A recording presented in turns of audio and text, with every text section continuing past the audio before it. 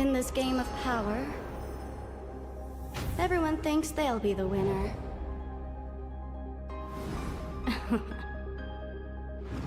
But in reality, there is no such thing as an infallible plan.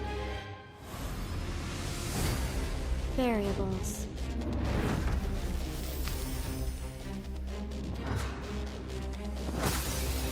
Like carefully nurtured nutrients. Master them.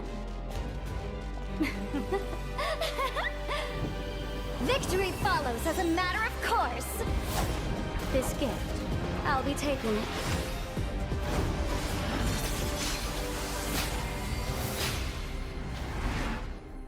Well then, it's about time.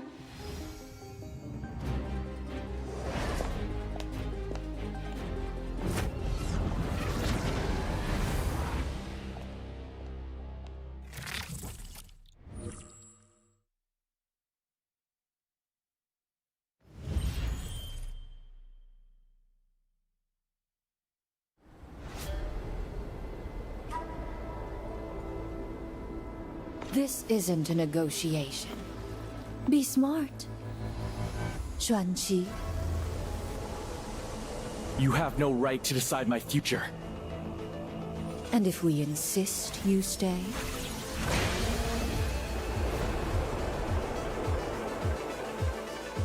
Then I'll smash this place with my own hands.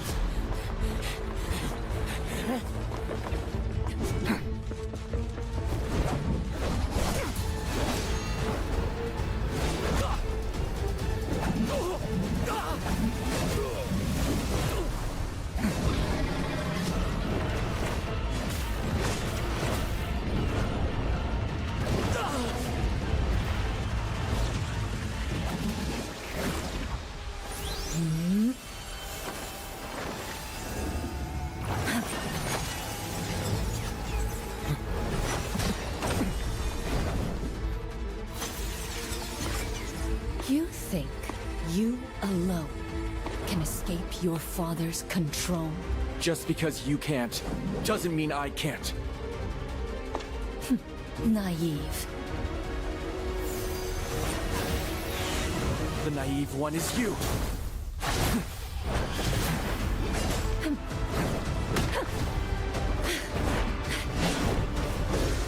Is that so?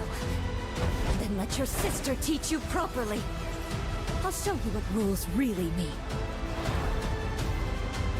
We'll see about that. Do you still have the skill for it?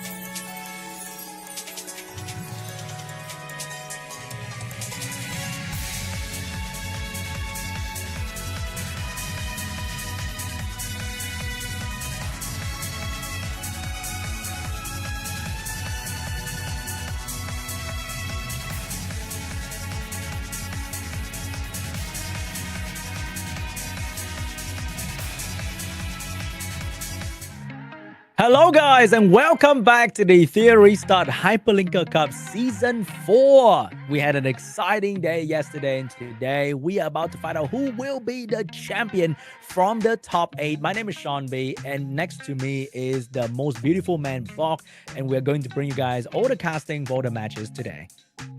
Thank you for that glowing introduction. And yeah, we had some fantastic games yesterday.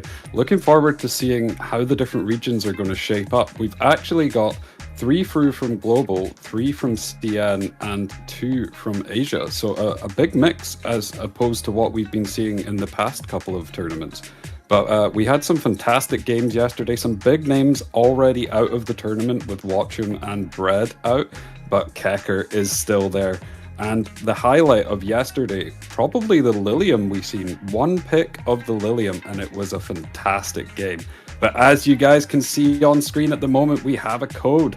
So make sure to jump in game and put that in. It is EWS 26SP Finals for some fantastic rewards.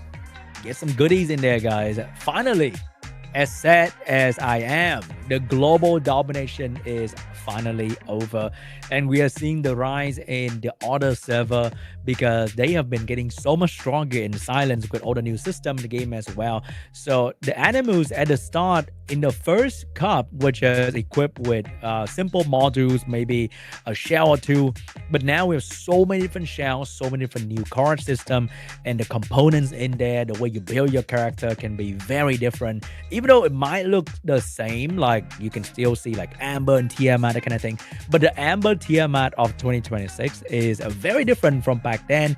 And with all the new builds, we are seeing new crazy players, and the top 8 that we have are looking really, really strong. Yeah, and we're actually seeing some different builds across the regions as well. That Zhongqi, as we have on screen, is currently being built on Amber by the vast majority of the global players, but the CN players, for example, seem to be favoring more towards that Artisan and cycling that shield and going for a very high damage build. We also have the Zhongli as one of the other highest picked units at the moment. And we have the Luvia, but the Luvia is not currently live in this patch for this tournament. This is from the live data server. So probably in place of that Luvia, you'll expect to see a Palin. We have been seeing a lot of Palin in this tournament so far. Indeed, and also other animals that are more bruiser, like Raymary, like Tiamat, super popular. And funny enough, ever since the first season, we saw a lot of Linglo and Sania. Linglo and Sania are still the most popular healer option that we see in the current competitive format, even with the rise and fall of Fuchu, and with the new addition of, let's say, Aya, Fia. Linglo and Sania are still some of the most popular healers that people use every single match. Yeah, especially since that buff to the Linglo, we're seeing so much more locked Linglo. It kind of fell off a little bit, but then after that buff, so much more relevance. And same with Sanya. Once she got that awakening, she came super popular all over the matches again. And it'd be really interesting to see if we see somebody trying to take something today to potentially counter that playstyle, because we've been seeing the more aggressive person tends to come out on top in these matches. Indeed, even though they might be locking healers, but they want to lock more healers and more passive healers like Fuchu and Valerian, and those who tend to go a bit more of a punching bag kind of draft. You stack on HP healing, you're trying to survive, usually lose because you don't get to do much the entire round, you don't get to dictate anything. And here is the overview of the tournament. You can see that we started off with 72 players, now down to only 8 players in the final day of the Hyperlinker Cup Season 4, and they are trying to fight for that champion title together with a $3,000 cash prize. The second place getting $1,500 and the third place getting $500. Total prize pool being $5,000, looking very juicy for all these players. Yeah, so a lot on the line, trying to make sure that you can be that one that is taking home the $3,000. It's going to be really interesting. So on screen now, we have everybody that is remaining in the tournament. We have L, No, You, Irohas, Jir, Kecker, Shushan, and Sheng Lang. Like I was saying before, we do have different people from different regions. We've got 3 from Global, 3 from CN, and 2 from Asia, so a very broad mix. It's going to be interesting to see Jir play today because we obviously seen him get that bye yesterday when his opponent wasn't able to play. So he's already going to have seen what Kecker has prepared, but Kecker doesn't have any knowledge about him. So it'll be really interesting to see if he's taken something away from that.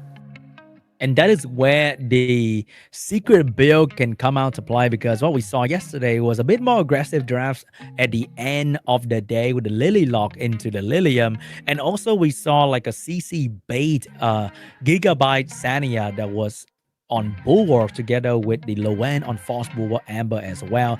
So those kind of hidden draft can be played by this particular player because he got a pretty much free win yesterday because his opponent did not make it to the tournament. So would be interesting to see if he's going to surprise Kecker. And once again, every single round before the grand final will still have the best of 3 format. So if you get 2 early wins early, you are done with your opponent.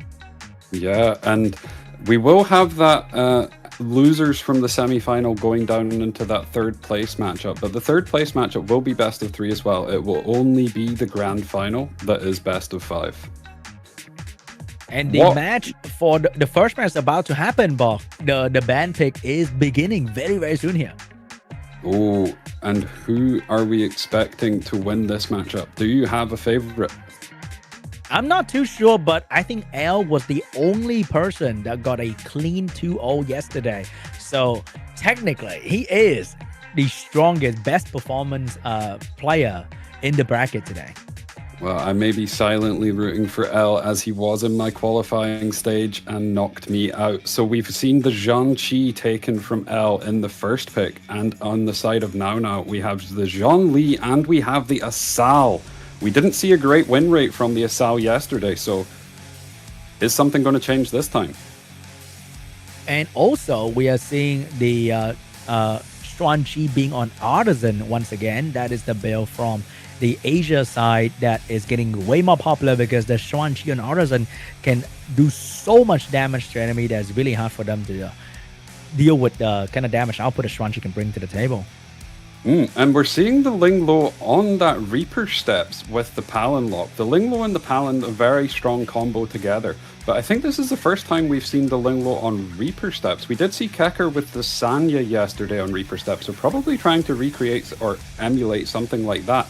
But then on the other side, we've got the Fialok with Fortissimo for that more healing-orientated build, and we have the Rahu.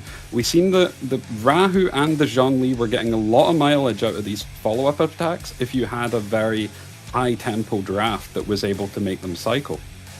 Oh, that is one of the things that we mentioned yesterday, but we haven't seen a whole lot, which is going to be the Holden with the Palin finally showing up. And this Holden is also on Artisan, the old school, very beginner-friendly shell right there. Not the Doomcrow, but the Artisan to provide more survivability and also more damage output with the defense buff from the Artisan. And we are seeing a Veronica getting picked up on the other side right there to potentially steal the buff from the Xuan Li.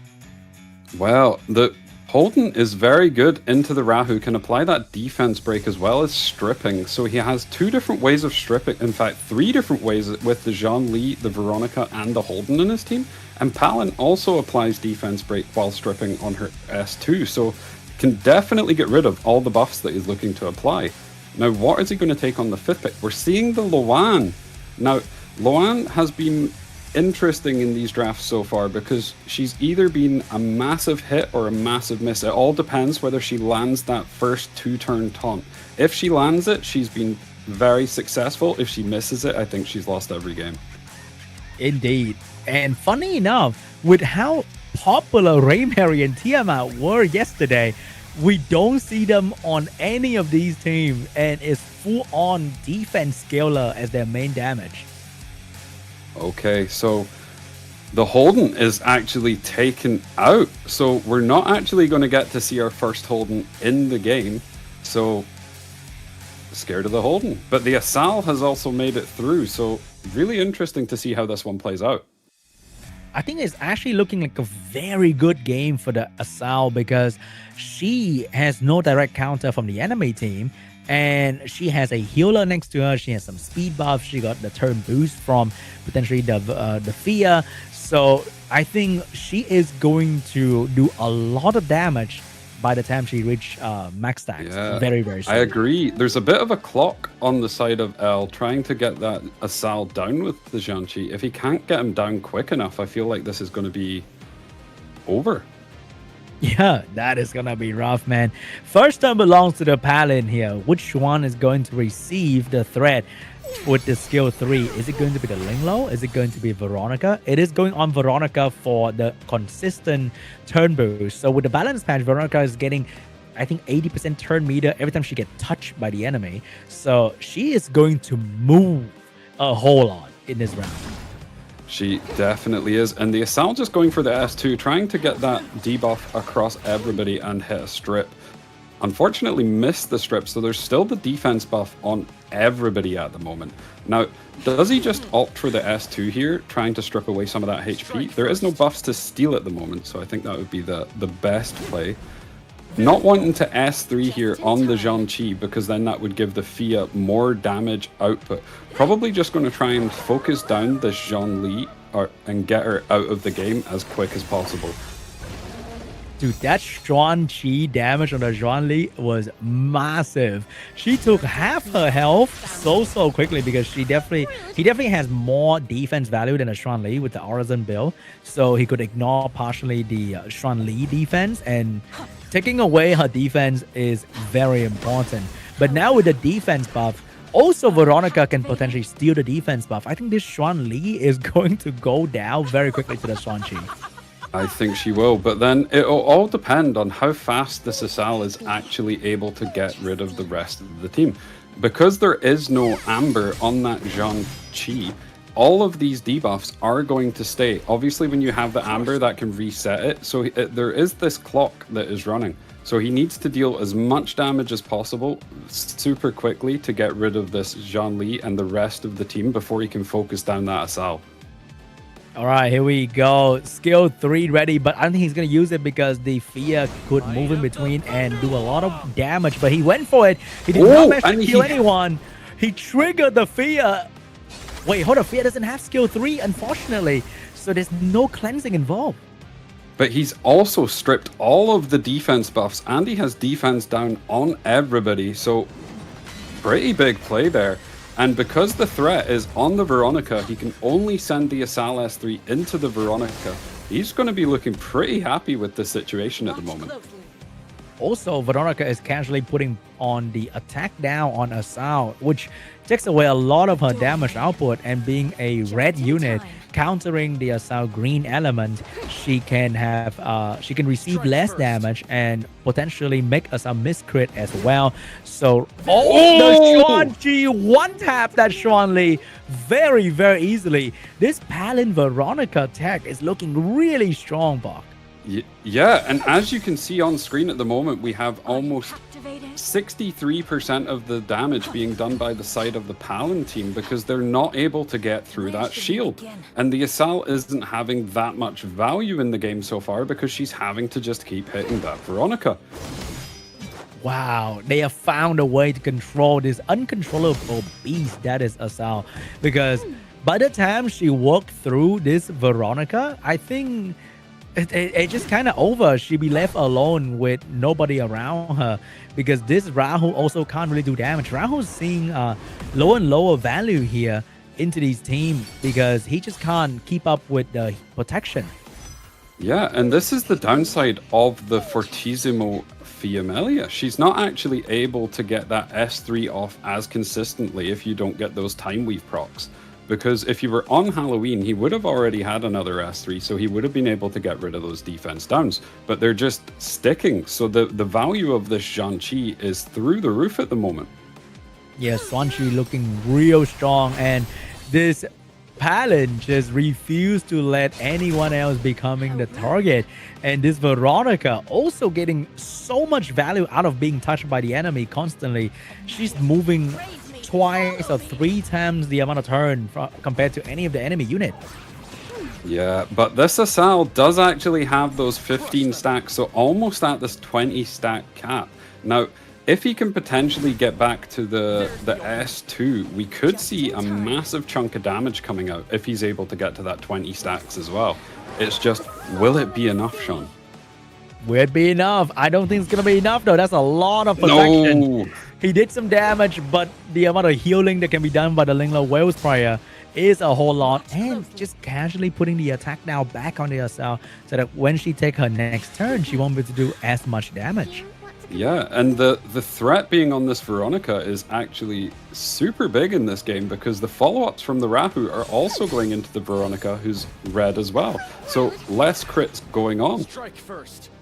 I feel like Super this clean entire thing was just done well with the Paladin. Paladin is just that unit for the Bruiser Mirror. She makes it so hard for the enemy to actually achieve the same effectiveness if she wasn't on the field. Like this Asal could have absolutely destroyed the Swan Chi if she was able to focus on the Swan Chi, but she had to hit this Veronica constantly and she could not do anything to the rest of the enemy team. Yeah, I feel like the enemy team needed a bit of a unit to cycle and try and get that Asal to move a bit quicker. They're just too slow, not able to actually cycle through that threat fast enough to get to a different target before the Palin's able to reapply the threat. And as you said, the attack down actually being applied on the Asal from the Brambles is paying dividends. Indeed, the attack down, the defense buff up, even with very high stacks, even taking the hit constantly from Asal, Veronica is surviving really, really well because she's still so tanky against this low amount of damage coming out from the Asal. And you would be scared in this draft of the Zhang Qi getting all of his stacks and defense taken away by the Asal, but he's only sitting at 6 stacks at the moment, so still pretty high in defense. It's almost as if she hasn't hit him. And the fear not being able to move constantly just can't take away all these debuff. Unfortunately, the cooldown is not going to be there as well. So even though Fortissimo is very good in the Bruiser matchup where people spam you with AoE, you can move a lot, you can heal a lot. Against this single target focus damage Shuan Chi, the fear value just drop off the cliff because she doesn't get to move at all. And oh my god, look at that Bramble! Was this a mistake though? He's put the threat onto the Zhang Qi, just trying to close out the game. So now the Asal's actually able to hit the Zhang Qi, and you've seen the damage.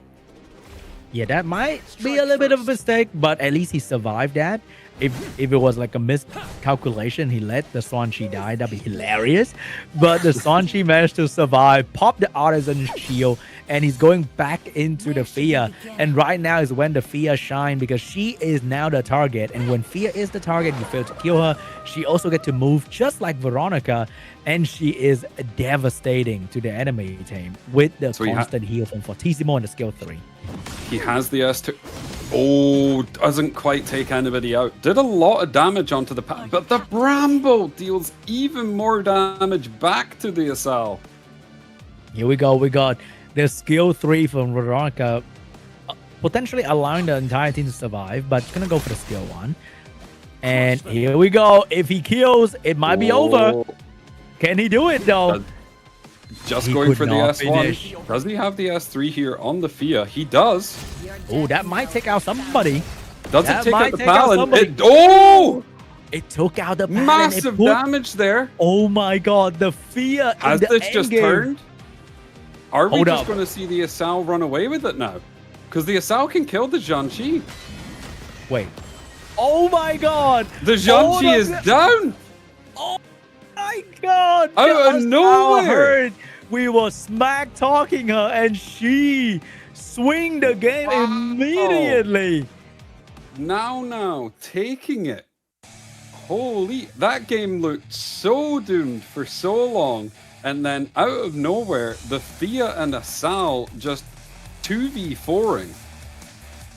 Man, the Asal is just still one of the craziest time bomb in this game.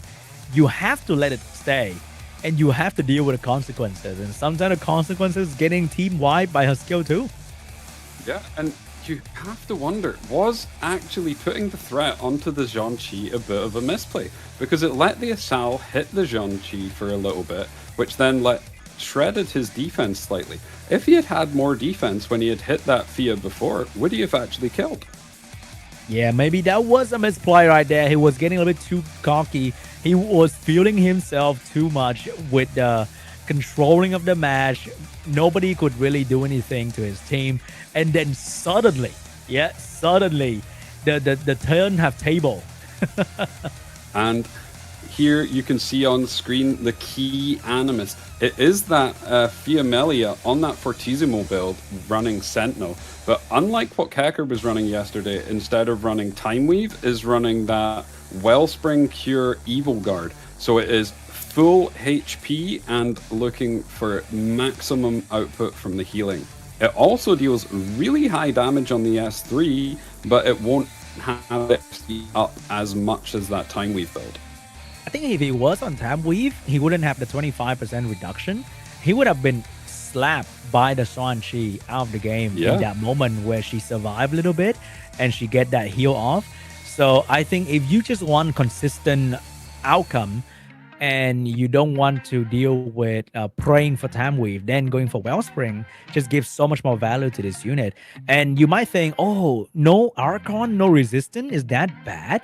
But with Fortissimo, she get turned, the healing is absurd.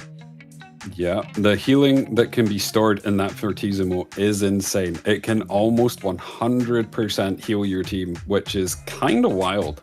Now, do you think L will change up something for the next game? Obviously, tournament life is on the line now, but that draft was actually looking pretty comfortable for the most of it, up until that kind of final turn with that Fiamelia just rocking them. Yeah, I think if he just found like the window to kill the Fia quickly, that would have been the W for him. But instead, he let the Fia stay a little bit too long. He let the South shred a bit more defense. He failed to kill right there. And maybe he also didn't expect the Fia to be that tanky. And he thought he could kill the Fia at the end game, but he still couldn't. That could have been a problem. And Zhongqi, I think, is going to get the double pre-ban with these two players. Yeah, and this time we're seeing a Kethos first pick from L. Now opting for that Palin, and is then what is he going to lock with the Palin? Taking the Asal alongside it. The Asal looked super strong in that last game. Yeah, and it's gonna show up once again. Over there, we got the Kethos and the Swan Lee. That is the premium unit from the previous season. And they're going together in this round. Swan Lee plus Kethos can be really, really scary because Swan Lee can reduce cooldown of Kethos. And we have a Hovering the Lily at the moment. Going more aggressive. Has been paying off for most of the people that we've seen in this tournament that are taking that priority in going in turn one. Now, does now answer and instead take turn one back. Still has the option for going for something more aggressive, but is instead hovering the Fia at the moment and locks it. Oh, that is going to be the Fortissimo Fia going for the turn two once again. And also scared away the CC player. You might think that if Fia get perma CC, then you don't have to care about her Fortissimo, but she will take turn. She will get that amount of overheal stored. And I've been in a situation where you just can't kill the Fia with your permanent CC. And she just needs to take one turn and your entire team fall apart. Oh, so and there's the Nahor! The Nahor's coming out from L. Tournament life on the line and is going to CC. Now, we talked about it before, Bob. Oh my god, this is crazy. Importantly to note, none of the team that now has drafted so far is on Archon. So, could be seeing a lot of value from this. And we see the Navette as well. So he's 100% getting a CC unit through this draft. Loving the CC gameplay. The very late Linglo drafted just to be false banned. Pretty much Aya or Linglo getting drafted last is going to be banned right there. It doesn't matter anymore. What matter is now choice, and he's going to be the Shuanli ban, taking away the damage, leaving L with a lot of CC. Can he survive the CC? Can the Fortissimo build be enough to deal with it? Can he do it? Now, will the Kethos a 2-turn cooldown increase? And if he has his Lily skill 3 maxed, he'll be able to fully reset one of his CC units and go again. And then he can also land another increased cooldown time with the Navet. So that could be the 3-turn CC on the entire enemy team, especially the healing coming out from that Fear. So this is going to be a CC match to witness here. Very exciting. First turn belongs to the Lily. Can he land all of them? Who is he actually going to link with the Lily? Does he go for the Kathos or does he go for one of the CC units? I feel like this is quite an important decision. CC unit, especially the vet for damage. Kathos is a very good turn cycler on his own, so maybe he doesn't really need that extra cycling. Going for the Navet, making sure that he has that CC unit linked with the Lily so that he can reset the skills. He's not going to be able to hit the Palin with the first one, and if this Palin's on Strive, might actually cut the Nahor, and does, but won't be able to apply any of the buffs. Will still be able to apply the threat, but won't get the defense or the Bramble buffs on anybody else.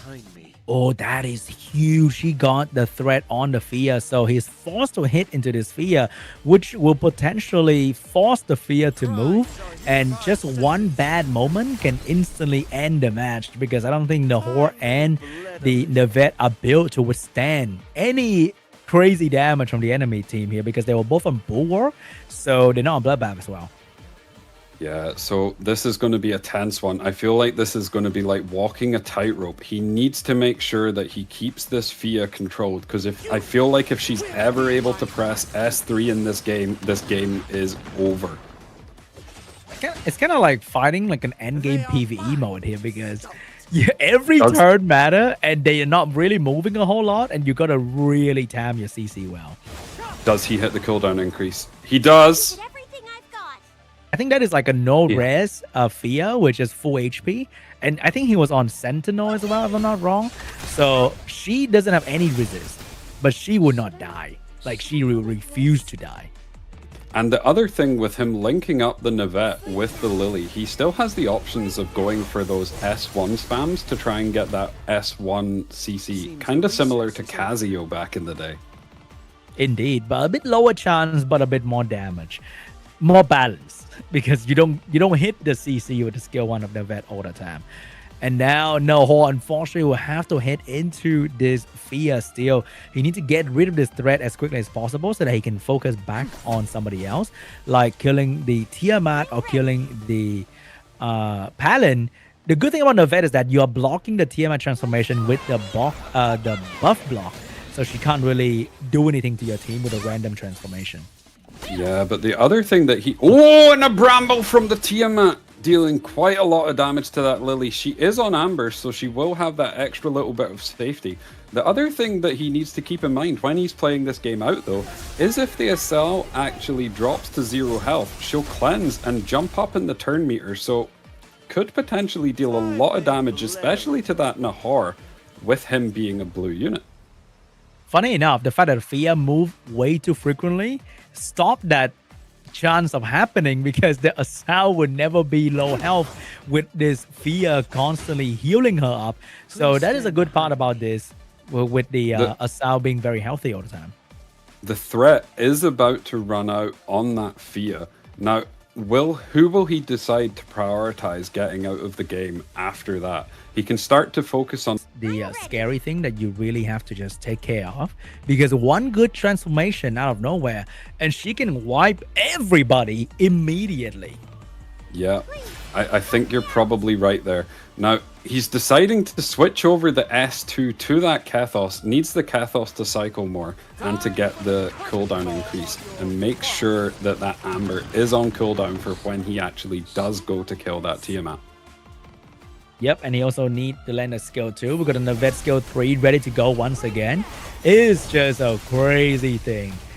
Funny, we don't have the webcam for these players so that we can witness, like how last time we watched Watchroom just fall asleep as Keka going crazy with the CC, because we are seeing a raw CC match here. It's a tight roll. And the enemy team, I think he get to play one active skill so far. We got a Bramble from Tiamat. That is always a scary thing. But we have another round of CC coming out of the Nahor. Imagine if we had a Mio, there wouldn't be any healing at this point. No, there wouldn't, because he would be able to apply that wound. And same with the Luvia on the live server at the moment, if you're able to apply that debuff. And he takes out the Tiamat with the S2 on the Navette. Massive damage coming in on that S2. Now, who do you focus down next? Does he just try and take the Asal out, or does he's instead going for the Palin? I think he probably will need to go for the Asal because the Palin is a little bit too volatile. Even though you can technically kill all of her stacks, but it is a risky thing. She moved one time and somebody might just die at this point because not only she's getting more damage from being the better element, she's also getting more damage from the actual environmental effect itself. Yeah, so he has the S3, S2 here again on the Kathos, so he will be able to cooldown increase even further. At this point, I don't think even if they were to come out, but the Fia's taking a turn. She's 2 turns away from an S3, so it could actually just be a case of even if he misses some of this CC, they just don't have any skills to do any damage. And that was the second active turn coming out from Now. You can see that the Kathos still hasn't stolen a real turn just yet because Kathos only steal turn if you take an active turn, not a turn when you're under control. But he missed the freeze on the Asal, and that is looking pretty bad. Maybe he's going to pull somebody up to push her back. Maybe he's going to pull the Kathos, but you don't have the skill 3 just yet. And he decided to pull the Navette. Navette was not fast enough to move in front. Will take the skill 1. Will and he gets the battle will. Oh, that wasn't the ace battle because it got reset by the Kathos. Big damage coming out from that Asal. If she had any skills available, that team would have been wiped and it would have been GG. But the cooldowns are all reset. Will he be able to deal with it from here though? Needs to focus down that Fia or try and get through 3 lives from the Asal. Oh, we got a little petrify here to shut down the enemy again. The fact that she does less damage now because her stat got reduced will allow her to not kill the Asal and let her stay petrified. Wait, he can actually go through if he wants to though. He can push her back and then trying to kill her through that, but it is still a very risky thing. This is the hardest part of this CC chain. This is like the final boss right here he has to deal with. Gotta play it real carefully. Oh, decides to just S1 the Asal. Was that a mistake? What's the point of that? Allowed the Navette to die. She did not lose a stack. She was able to move. He had skill 3 available. What is the plan here? But I don't know, man. You cannot just go through like 80 turns and just lose like that. But anyway, if he missed the pushback here because of the 10%, that would be hilarious. Will he miss it? I feel like playing CC is like walking on a tightrope. If you make one mistake, the whole tide can just turn. Now, does he hit it? He's just going for the Asal. I think he's just trying to focus down the Asal, get the Asal out of the way, and then assumes that the Kathos and the Sanya will probably be enough with the Nahor to just take out the Navette, to take out the Fia. Oh my god, he did not have any skill on the Nahor. He needed the cooldown. But no, he could not CC this Azor. Oh my damage! She doesn't get the battle will proc though. And she has 2 menace stacks now, so he needs to get through that life twice if he's wanting to just take her out of the match. And that is going to be impossible. He cannot steal turn. He's too far away from stealing another turn right there. He might get a quick cut. Oh no, that's going to be the Fia pushing the Asal up in front of the Nahor. Nahor has skill available, but he's behind on the bar. No, he is going to go down as well. It's not going to be enough. dangerous. This is looking really dangerous now. So back to that 1 life. He can S3 her here, send her back.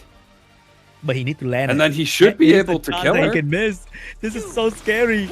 He's going to go for the skill 3 here, Bok. Does he hit it? He does. Oh no. Oh, but he steals the turn from Fia as well. That is massive. He should be able to take out the Asal here, and then he can just try and work down the Fia.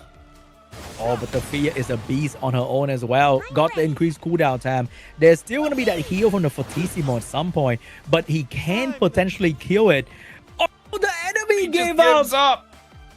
I feel like it had reached the point where the healing wasn't enough, and the Kethos, as this kind of lone threat, was going to be enough to just take out the Thea. Now that is a refreshing match, even though people might really hate it because the other guy didn't really get to play a whole lot, but having the balls to do it on a competitive stage, knowing that if you miss playing one move, you might lose, is something that I think is commendable. Yeah, I definitely wouldn't pull that out on the stage. So shout out to L there for that one. Now, it was touch and go for a second there, and that one Bramble from the Tiamat when she wasn't actually CC'd, dealing massive amounts of damage. So super scary draft to do, but he played it well. Indeed, indeed. And will he do it again though? And now we know that L is capable and is ready to pull off this kind of gameplay. I think the meta might be a little bit shaken up a little for the rest of the player as well. And we got the key animals being Kethos taking 15 turns with that Jackal build. Yeah, he was cycling super fast, especially once he got paired up with that Lily and she was pulling him around. And dealing most of the damage on his team as well. 42% of the damage, which, considering there was an Yvette in the game, is actually quite impressive. But instead of going for that Wellspring build, is going for that Bloodbath, just making sure he's that bit safer. And I know some people have also been moving over to a Swift build for Kethos, trying to make him faster and use him as more of that CC unit. So just wants him to be more flexible in the drafts that he's taking by running him on Bloodbath. Also, we are seeing exactly the stat a CC player want to see, which is the 0% damage taken. Yeah. You always are attempting a no-hit final boss ultra nightmare run with a CC team, because if you take hit, you don't like it. You saw how fast the Nevette and the Nahor got completely ran over by the Assault. Now, do you think in Game 3 anything is going to change? Because obviously L has now seen the cards that Now is running, and he's not running Archon on any of those units, so probably will look to go towards more of that CC playstyle if it is available. Do you think we maybe see a Lily pre-ban to stop that from happening? I feel like just having a CC match like this showed up in the first round between these two players, put an immense pressure on drafting for the rest of the day for everyone else as well. Because what if I get CC like that and people start drafting so differently potentially? So we got a Shranchi Kethos getting pre-banned, 2 unit that give so much control to the opposing team if they have it, and they are both being pre-banned. We got the Assault first pick now. Assault first pick.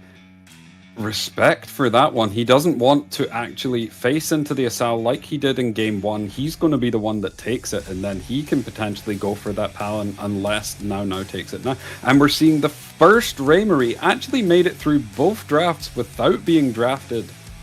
Kind of insane. Imagine there was a Gator Raymarie earlier, just absolutely get out CC and slap everybody. That was going to be funny.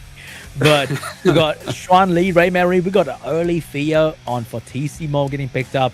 And for the lock position, are we going to see a Valerian or a Lily? Maybe. We might still see the We're seeing a Lily second pick. Wow, the Palin is still available as well, so he could go for something like the Palin here, and then look to take a Tiamat potentially on 4-5, so that he has that kind of double threat available. But what could be the third pick though? Because usually you pick Lily and then your team will surround Lily and you can sort of be very flexible what you go for. Because Lily can pull anyone and change what your team is made of. And he's going with a Sanya, just making sure that he can have some sort of a plan B right there. I think taking the Sanya is also quite a safe bet, because you're wanting to take it away from the side that has that Raymarie, not wanting them to start stacking up that S3 on her and get that additional health. So then on the other side, we're seeing the Ling Lo being hovered and locked. So Ling Lo on that Gigabyte build probably going to be able to cycle pretty quickly. The Palin is still available and is just making it all the way through the draft. I feel like Nana is drafting a little bit more passively here. He's once again in the punching bag position where his team is very good at taking hit, but L with the Lily early can now transit into something more aggressive, and we're seeing a Lowan getting picked up right there. And over there, because the Fia is actually not on Archon, I think Lowan will have a good chance controlling this Fia. Yeah, the Loan's probably going to have a good time of landing that taunt, but he does have the Ling Lo there to cleanse, and she is a lot more consistent of a cleanser now since her buffs. What does he go for on 5 to round out this draft? Because he has very good targets for his Lily. He's hovering the Aaron at the moment, so whoever makes it through this draft, be it the Loan or the Asal, is going to be cycling super quickly. You can also pair this up with the Sanya to get some extra healing and cycle the whole team. So we got the Lily and we got the defensive Lily. He got a lot of turn control, turn manipulation right there, so that he can allow either his healer to go very frequently or the Lowan to move very frequently. And over there, we have a Tiamat last pick rounding up that Ultra Bruiser draft here. Let's see what L is going to ban out. Is it going to be the I don't know. taking away the speed buff entirely? I feel like if the Asal is taken out from the side of L, I don't know if this Loan's going to be able to have enough damage on her own to get through all of those beefy units on the side of Now. Maybe with the defense break of the Iron, he's going to be able to do it because he now has 2 different units to pull this Lowan or to pull the Sania so that the Sania can pull everybody else. It's a lot of pulling in the team of L right there. It's very interesting to see. But it's a lot of pressure on this Loan. She is going to have to do massive work in this game. And there's 2 healers on the other side, as well as the damage share from the Tiamat. The Tiamat's also an Amber, but he could potentially use the Lily S3 to reset the Amber before he goes in for a kill. All right, guys, here we go. Final round between L and Now. The final game, because this is the best of 3. Whoever wins will move on to the semi-final. First turn belongs to the Lily. After that, it's going to be a very fast Lowan too. He's going to pull the Sania with the Lily. He wants as much turn as possible in the early game. I can feel that the Sania is going to have all her teammates on special buff. Yeah, I think he is. And it wouldn't surprise me if he actually links up the Aaron with someone else, and then he has 2 different pushers pushing the whole team around until he gets that Sanya S3 onto everyone to pull the rest of the team. And he does hit the taunt, but the Ling Lo is going next. So she, actually cut by the Aaron. I think L is going with some of the hardest team to manually play possible, because CC, you make one wrong move, you die. And this pooling team, just thinking of about what is the most optimal order for your Twin Trick, for your Iron, for your Sania. Like, what is the most optimal order for the most turn gain? Kind of blows my mind already. And we've seen a time weave proc now here, but remember that Zhongli S3 can give his whole team time weave. Now, didn't matter too much there right on the first turn because he already had his skills available, but that is something to keep in mind. This Ling Lo could have his S3 up all the time, and you're seeing the damage that's coming out from the Loan is barely touching the shield, and that's massive damage from the Tiamat on the Aaron. Indeed. L is doing a little bit of a dancing around, not doing any real damage, and his unit are under a lot of threat, but juicy buff for the Loan, defense buff on, so that's going to allow it to do even more damage onto the Fia. And it's scary though to go into any of these damage units when you're that low on these units, because remember, there is that 5 to 10% chance that they just bramble, and at that, and the Tiamat does so much damage onto the Lily. Wow, that is insane. I don't know how the Lily is actually still alive. That's crazy, because you see how the Iron did not take that hit easily. And Iron now fully boosted by the Sania. Sania can finally go and boost the Lily instead, so that his team can start moving like crazy. He needs the setup time for his final form, but will now align with that. I don't know. He's got the S3 here on the Fia, and he's no longer taunted. The Whale Prayer did cleanse it off. He's got the taunt back on. Oh. So this Loan is cycling pretty quick. Oh, Whale Player cleansed it again. But unlike Asal, Loan doesn't get stronger over time. So her damage is still very minimal onto this Fia, and she's not even doing that very good job of controlling her because the Whale's Prayer keep in her taunt. So that's gonna be a lot of problem. Maybe she's gonna start doing a little more damage. Still not looking that good at the moment. No, but the Whale Prayers are all gone now, so it should be sticking if the taunt, when the taunt has landed, and it has. So maybe goes for the S1 here. Oh, gets the defense break onto the Zhongli, which should lower her damage output. Really needs to try and get rid of this this Fia. So every time Lily move, Sania move, and when Sania move, Iron moves. And when Iron move, the Loan move. And when, it's a whole little chain. It's so cute. But they don't do a whole lot, though. That's the problem. They don't do a whole lot. They just move a lot. Now, is this going to be enough damage to get through any of this healing? There's just so much healing on the other side. Tries to steal all of the buffs off of the Tiamat, but misses. And back at it again, trying to control this Fia, receiving so much damage, and the Tiamat is going to get a turn. The Aaron's going to go down here. And all of those S3s from the Sanya had went onto the Aaron, so there's no more value from the S3 onto anybody. Now, does the Sanya next turn when she's back round look to revive the Aaron, or is she just going to put the S3 onto the one existing units?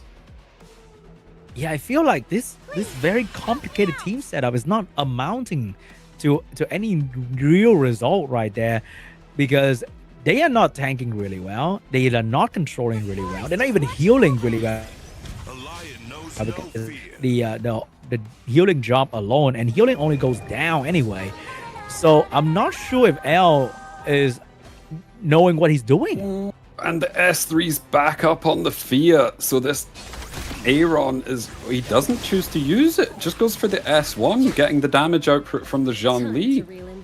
Now, the Zhongli's going to get more turn as well. So can potentially just kill the Aaron again, and then it's going to be a 6-turn cooldown on that S3 from the Sanya, unless he has the Lily to reset it. The Tiamat's transformed as well, so this is going to be big damage coming in. AoE number 1. AoE number 2. Oh my god, he is not surviving this. That is way too much damage. And the Tiamat send the Lily to Amber. Almost sending the Loan to the Amber as well.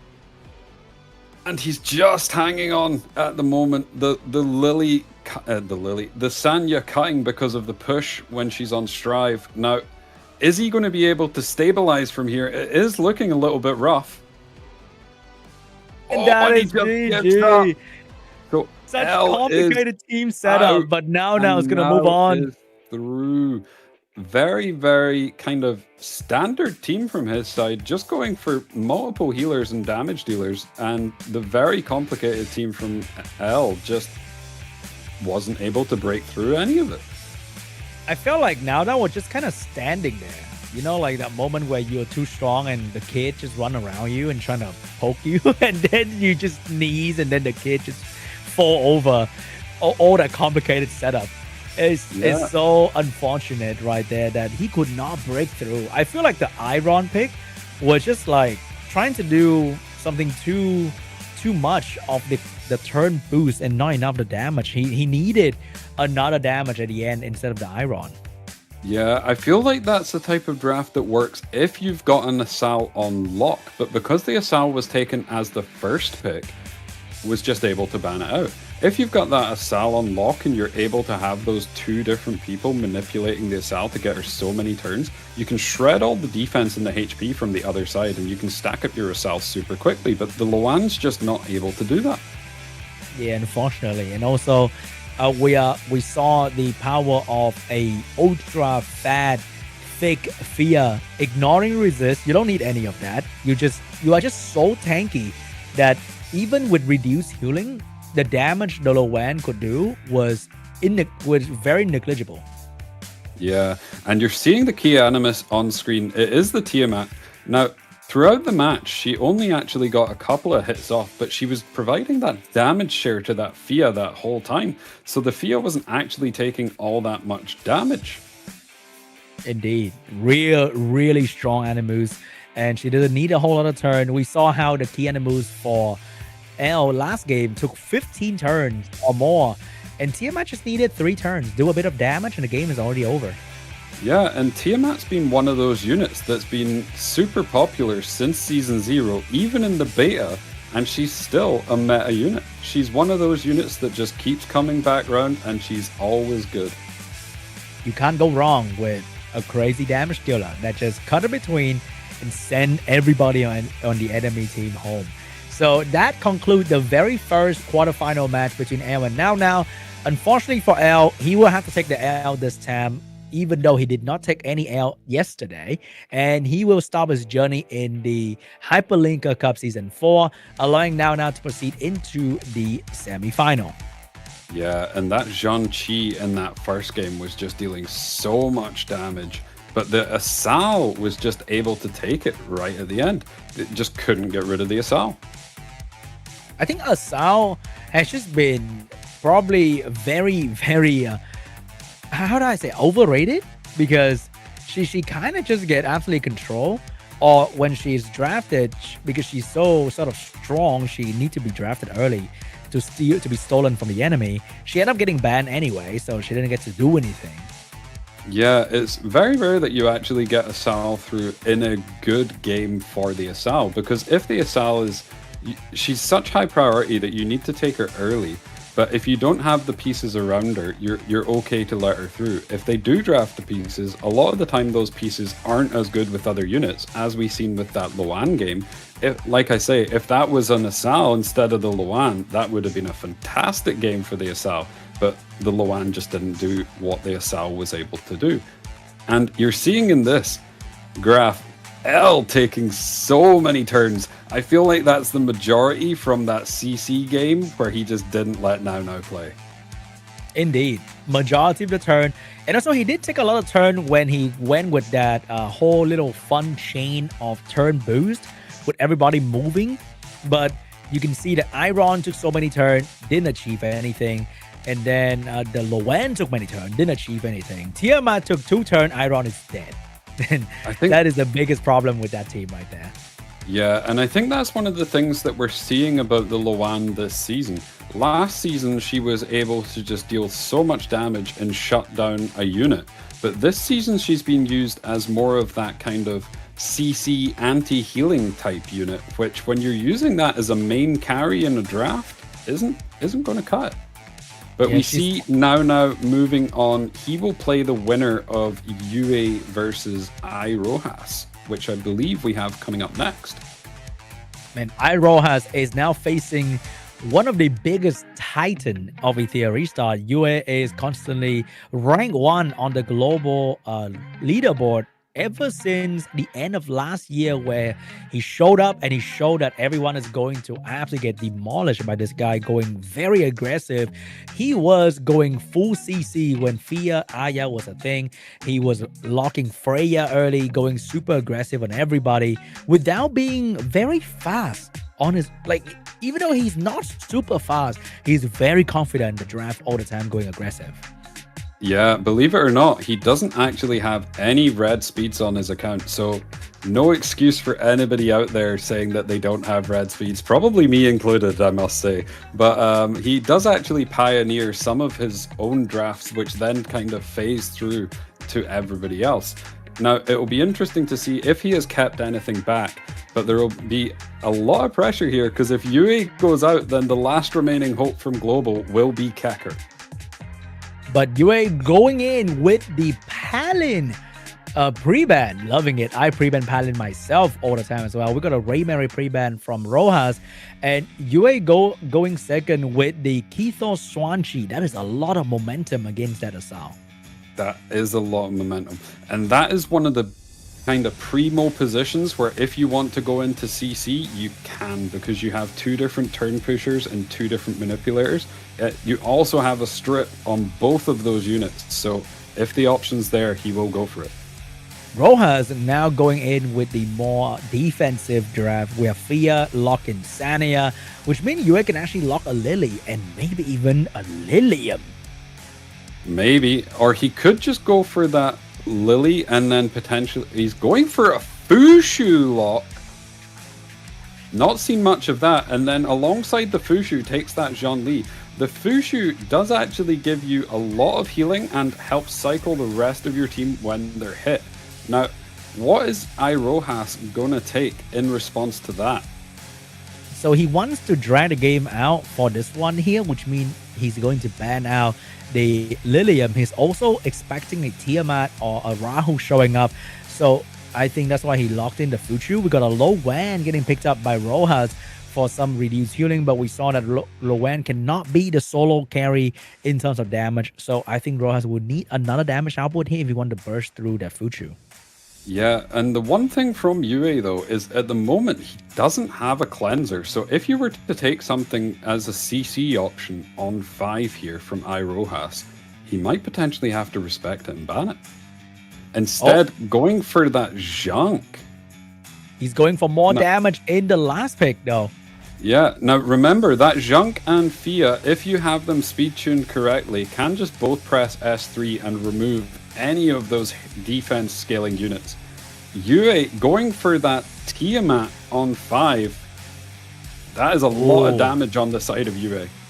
Fuchu lock into a Tiamat last pick. We are mixing new season and old season here with this kind of draft. We got Asao getting banned out. I'm not sure what Rojas can actually ban out here. He is going to ban out the Kethos, but with this amount of damage from Xuanli Tiamat, can Roja actually survive? So I feel like there is an option here on the side of Rojas to just fully remove this Zhongli, because he can go for that S3 unless Yue desyncs them by hitting that Fiamelia. Strike first. All right, we got the damage. Oh my god, look at that damage. So much Almost damage. Kill that Lo Wan immediately. Fuchu getting a turn for the quick little healing as well. And now Yue team is almost unkillable unless there's some crazy coordination coming out from the Jank and the Fia to double shot both the defense killer. Well, he might be able to just take out one of them. That 65% HP removal from the Zhang into the Fia S3 should actually be enough to take out that Zhongli, unless he's teched out the Zhongli with some extra health. And that is so much damage onto the Lo Wan. That's a very slow Fia though. I feel like it's gonna be on like a ether play kind of build. Let's see, is it going to be enough? So he gets this S3 here onto the Zhongli. Now, is the Fia going to be able to just kill? And this Tiamat keeps going though. So much damage already ambered the Lo Wan. There's the opening. That's crazy, the amount of turn he's getting. But unfortunately, he has to go out here. He needs this to kill. It just survives. You gotta be. No. How? That is brutal on the side of Rojas. You needed that to kill. He's going to get so much value out of that Zhongli now. Did he purposely draft it this way, knowing the enemy is going to try to one-shot him and somehow build his unit to have a bit more HP just to survive that? That is crazy. Because now maybe he just can't kill anymore. His exact combo worked once, and there's a long cooldown, and he's getting focused now. And Fia also has a cooldown on, and that might be GG. Oh my god, that is crazy. I feel like it is. Missing that kill on the Zhongli just gives him so much value, because all of these units going are getting the Zhongli to proc her follow-up, and there's just not enough damage on the other side to deal with any of this now.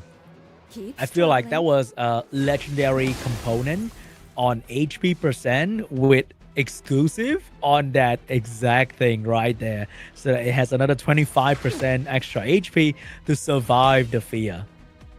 And now every time his team is getting hit, because he has that Fushu on lock, he's just actually healing him. We've seen this Zhongli on 1 health and she's almost back at half HP. Dude, this is crazy. I think it might be over-ish for Rojas losing the unit. Even though he is doing some good work, he needs to get rid of the Xuanli as quickly as possible. But Xuanli is still looking very healthy, and the Lowan is about to drop very, very soon here. We're going to see a lot of damage coming out from the Tiamat. That's kind of intriguing. Should no be cut in enough to take between. out this Lowan. The But Tiamat's he getting does so still much have the hurt. Sanya on his side, so he can go for a revive and try and play out the rest of the game. I'm just not even sure he it do it? would be enough. Can he do it? Can he do it? Here we go. Big AoE coming out. Is it going to be enough to finish off the Is it enough? Xuanli? She survives again! Oh my god, once again she survived with a little bit of HP and just enough to destroy Roja. But the S3 has actually ran out now on the Zhang Li, so didn't get those time weave procs to cycle back into it. That is And the crazy. Fushus wore off as well. So there is a little bit of a window here. He will have the S3 back up next turn, so he needs to try and bring someone back to deal the damage. Otherwise, everything's just going to come back. Strike first. I feel like he got kind of stat gap right there. Pretty much. The team choice was not too bad. He got the one-shot plan ready to go. But it just... the stat diff was too much. Yeah, it might actually be that if he's running Bloodbath on that Fiamelia instead of the Wellspring build for that extra HP, that could actually have been what made the difference. Indeed. If he managed to somehow has like a Wellspring Ether play combo, he would have killed. But because that is a Halloween, and I think we even saw the build being on Bulwark Bloodbath, so he was missing quite a fair bit of HP right there to finish off the Xuanli. Just so unfortunate. Had a game plan going into this game, but just didn't quite pay off. Now, I feel like the Tiamat, when she moves next, is probably going to be able to take out this Sanya, now that the Zhang Li is back up and online with that S3. Does he just revive someone else? He's going for instead to just put the S3 onto the Sanya to make sure she doesn't die. But I feel like this Zhang Qi now is just going to take her out. Man, this Fuchu Tiamat combo, since the moment Fuchu got released, still scare me until today, because no matter who you hit, you are going to give Tiamat more turn because you indirectly hit Tiamat, allowing Tiamat to get the turn from the Fuchu. And then we have the Xuanli new combo in. The Tiamat moved so much, it's crazy. He does, and that Zhang Qi was dealing so much damage there. You've seen at the end, that S1 from the Zhang Qi dealing 28,000 damage to the Sanya. Kind of crazy. The Xuanli was on Amber too. Yeah, he was on Amber. Funnily enough, Amber actually has higher defense than Artisan, so it is the highest defense shell in the game. But Artisan can give you the extra 700 defense, if I'm not wrong. Yeah. So that's where you can see like that those 25, 30k hit skill on a Xuanli. But this Xuanli is crazy. Insane. But again, from the side of Rojas, he had a plan. I feel like if he was able to take out that Zhang Li, potentially had a way to winning this game, because he would be able to out-sustain with that Sanya and the Fia on his side, as well as the Zhank just being able to heal up from the S1. Once the Fushu ran out of S3, there was a massive window for him to do something, but when he missed that kill on the Zhang Li, it all kind of fell apart. I wonder if Gray survived like on purpose, or was it lucky? Because he would have practiced this combo or against this combo with someone else, because it's not like some crazy hidden tech, right? Like 2 HP removal going one after another.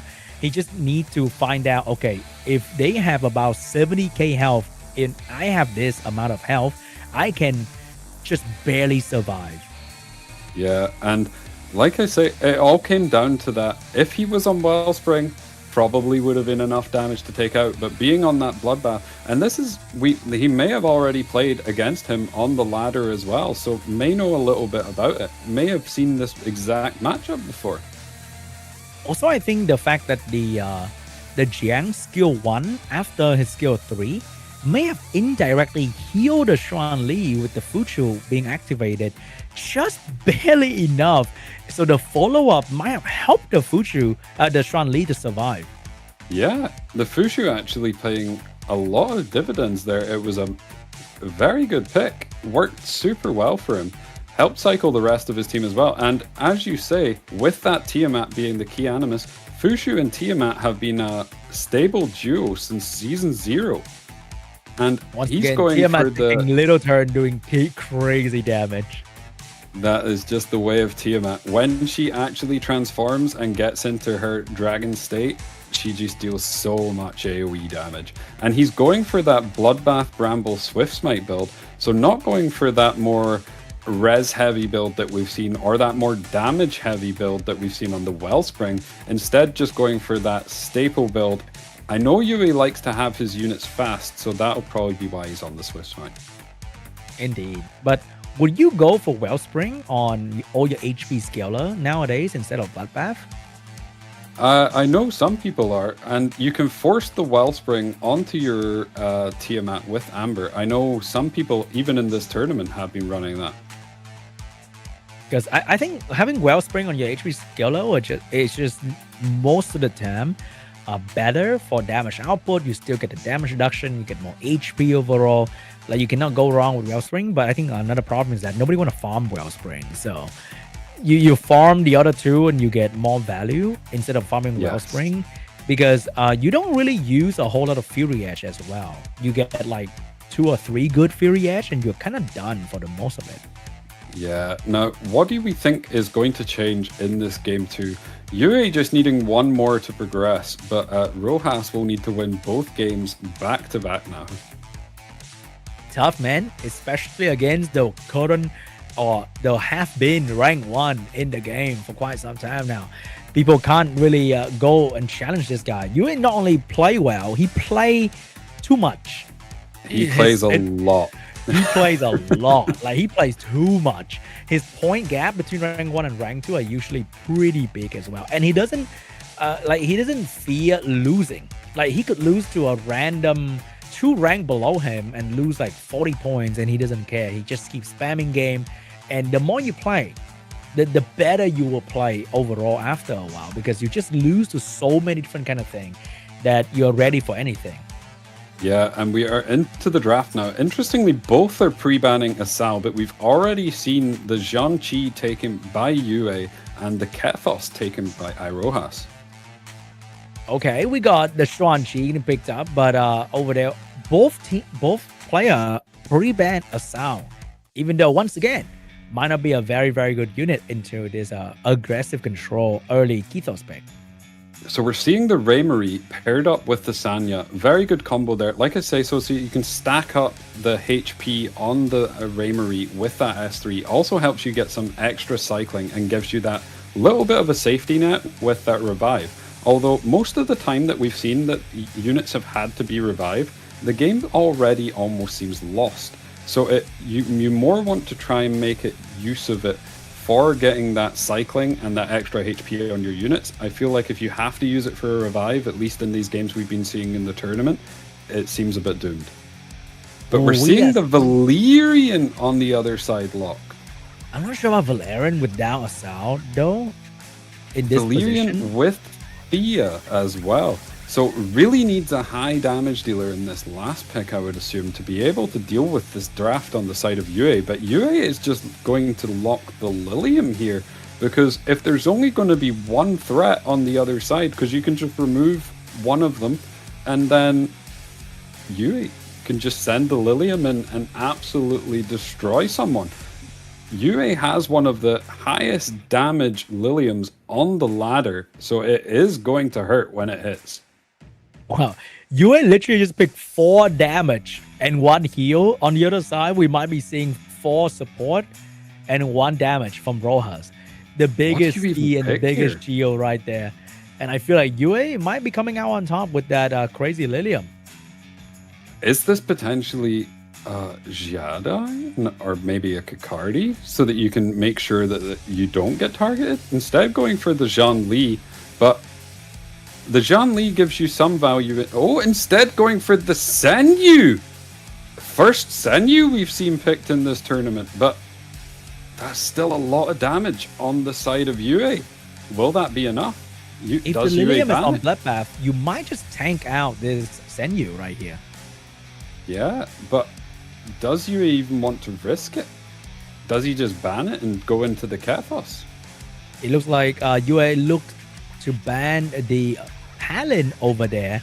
And on the other side, Tiamat is going to be banned out. We are seeing a Senyu for the first time in the Hyperlink Cup Season 4. And Lilium for the second time. Very exciting. So this Senyu has a lot of work to do. Will get the attack buff from that Valyrian, so should deal a lot of damage at the start of the match. But will it be enough, Sean? It would be enough. It will also push the Shuan-Chi, in turn push everybody else. So if she failed to kill, his team is going to take a lot of damage from the Lilium and the Shuan-Chi. Let's see. Going in now. Damn it. Oh, barely It's did not enough. And then she gets stunned. Oh my god. And now she's being focused by everybody else. Look at that damage coming out from the Shuan-Chi. Almost took out the Senyu. And Lilium is back to full health. And Lilium cannot be controlled by the Kethos skill 3. No, but he can go for the skill 3 here. Probably needs to go for the skill 3 on the Raymarie. Push her back. And Get he the hit skill. it. Rest now. But she brambles and procs. Solution. Oh my gosh, she took away the Senyu first life. Valerian forced to go into the skill 3 once again, which means the Lilium can potentially make her move immediately again. And Yue have instantly burst through both the protection of the Valerian in the first turn. So goes for the skill 2 here on the Kethos. Can't land on the Lilium, as you say, since she had that buff. He has the S3 here on the Fia. Should deal a big chunk, but the Lilium's just going to be able to go. And, oh, the Tiger Yin goes onto the Valyrian. How much damage is this going to deal? Big damage onto the Senyu, and another layer of protection coming out. Health. But it can be stripped. Oh, this turn got stolen by the Kethos right there. Kethos get another chance to move. And I think this Senyu can potentially kill the Raymarie. Potentially. I think you need to potentially try and go for the Sanya. I think you need to try and get her out of the match. I don't know if you're going to have enough damage, though. Because if the Sanya survives, then you're just going to be able to continue to heal up your team and cycle back around. Oh, the Valyrian is now out. No, he's going for the Raymarie. Can he do it? Can he kill the Raymarie? Will he get She is stacked down defense again? broken, so this is the best chance he's going to have. Oh, and she brambles and terminates! Bramble! Raymarie 3-on-3 Bramble sending the Senyu back home. And then he terminates by the Raymarie. Oh And that my is god! going to be game. The Fia's not going to be able to do it from here. I feel like you need to stay in. And oh, and he gives up. That was brutal. 3 from 3 brambles there from the Raymarie. That is unreal. I'm not sure the Senyu pick though, because technically you're only having a chance to kill Lilium. I think that's the whole point. But we've seen from Yue before that even his Navette was very tanky on Bloodbath. So I don't think there's a chance that his Lilium will be on something else but Bloodbath. So the Lilium survived easily. And there was nothing that Senyu could do. No, once the Senyu pressed that S3 was kind of just done, out of gas. And Yue's side looked relatively healthy, all things considered, after the S3. So we're seeing the Raymarie as the key animus, running that Gator Shell with Sentinel, and Wellspring, Bramble, and Ether Plague, going for that max HP, max damage build. Indeed. Every time she Bramble, 72% of the overall damage on his side, which is kind of insane to see when there was a Zhang-Chi and a Lilium on his team. dude, that's crazy. And he killed through the invincibility of Valerian, and then he destroyed the Kethos as well. Pretty much Raymarie hard carried that match. And that was a very, very quick match. He tried to cleave. He could not do it. I don't think you would try to cleave Yue, the guy who's on top of the leaderboards and has probably the best stats on every single unit all around. Yeah, and the other thing to keep in mind, as we said before, UA has played so many games. I think last season was up at around 4,000 games at the end of the season. So it's probably played against a bit of everything. So probably not surprised by the Senyu pick at last. Has probably Yeah, I think the seen it Senyu pick before. would be really good if he's trying to fight against a CC player like Sean B. Like, he would demolish that guy.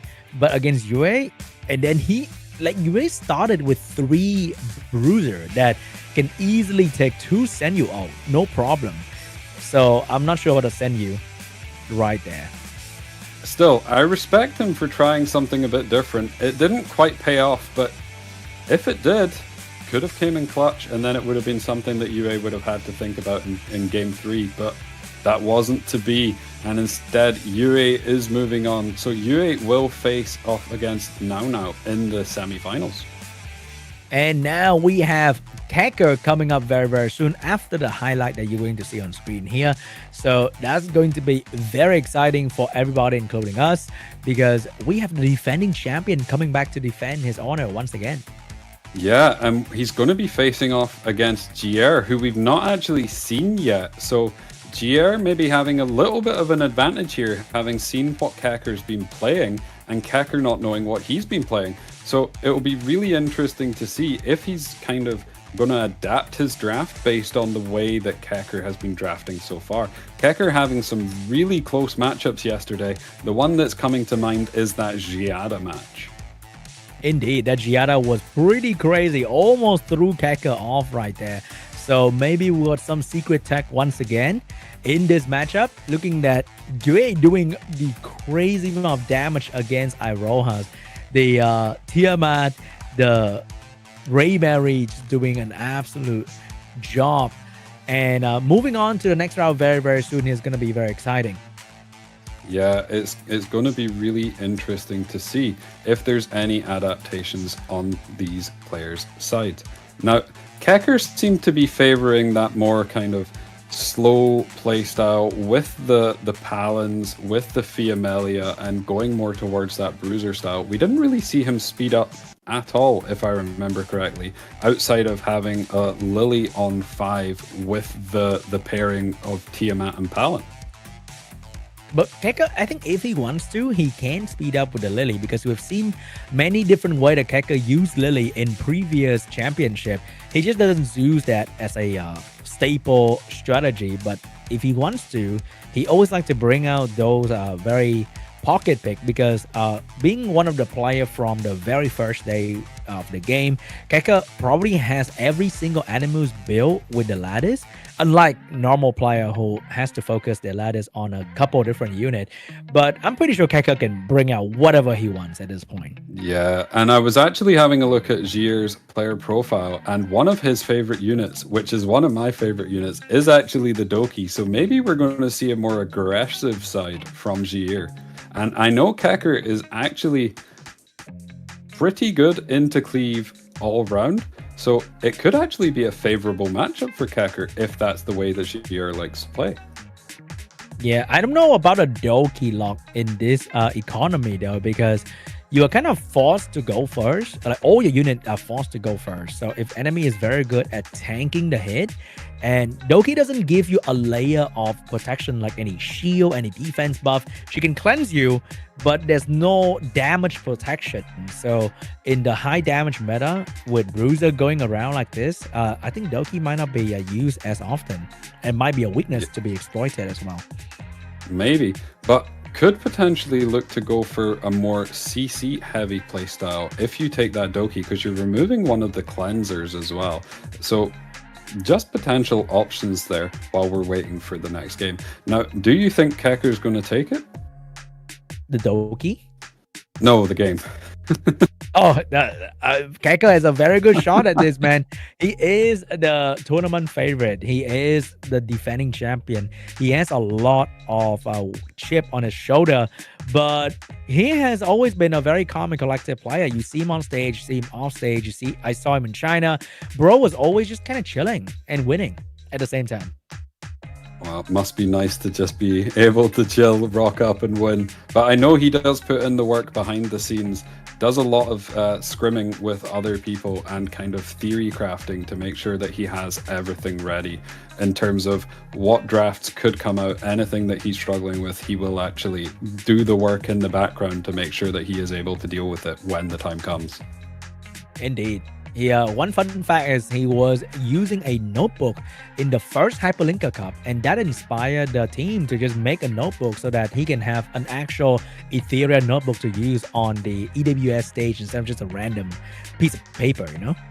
Ooh, that is pretty cool. And we're seeing the Palin ban from Kecker, but the Fia ban from GR. Fia ban normally means that you're looking to play more aggressive. I like the Palin ban though. I personally ban Palin just out of hatred for the unit. And we have Shang-Chi getting picked up. We have Kitos getting picked up. Without Palin and Fia on the field, we might see a faster paced game. We very well may. Or they may just decide to go into multiple healers. Maybe looking to take the Sanya and the Linglo on one side. We're seeing the Raymarie hovered at the moment from Kecker and locked. So what are we going to see in response to that? What is going to be these 2 and 3 picks? And he's going for the Doki, as we discussed in that pre-game matchup. Now, Kecker knows he's going to be playing that more aggressive style since he's locked the Doki. So what does he do in response? Oh, Kecker got the Linglo getting picked up right there. He's about to tank the hit coming out from both these defense killer. He does not have the Fia Jiang combo anymore, but he can still go for something like a Tiamat right there, trying to tank the damage and try to return the favor. But we got a late Assault pick coming out from Kecker. And the Assault's actually surprisingly good into these aggressive comps because you can't just kill her outright. You need to get through multiple lives before she actually dies.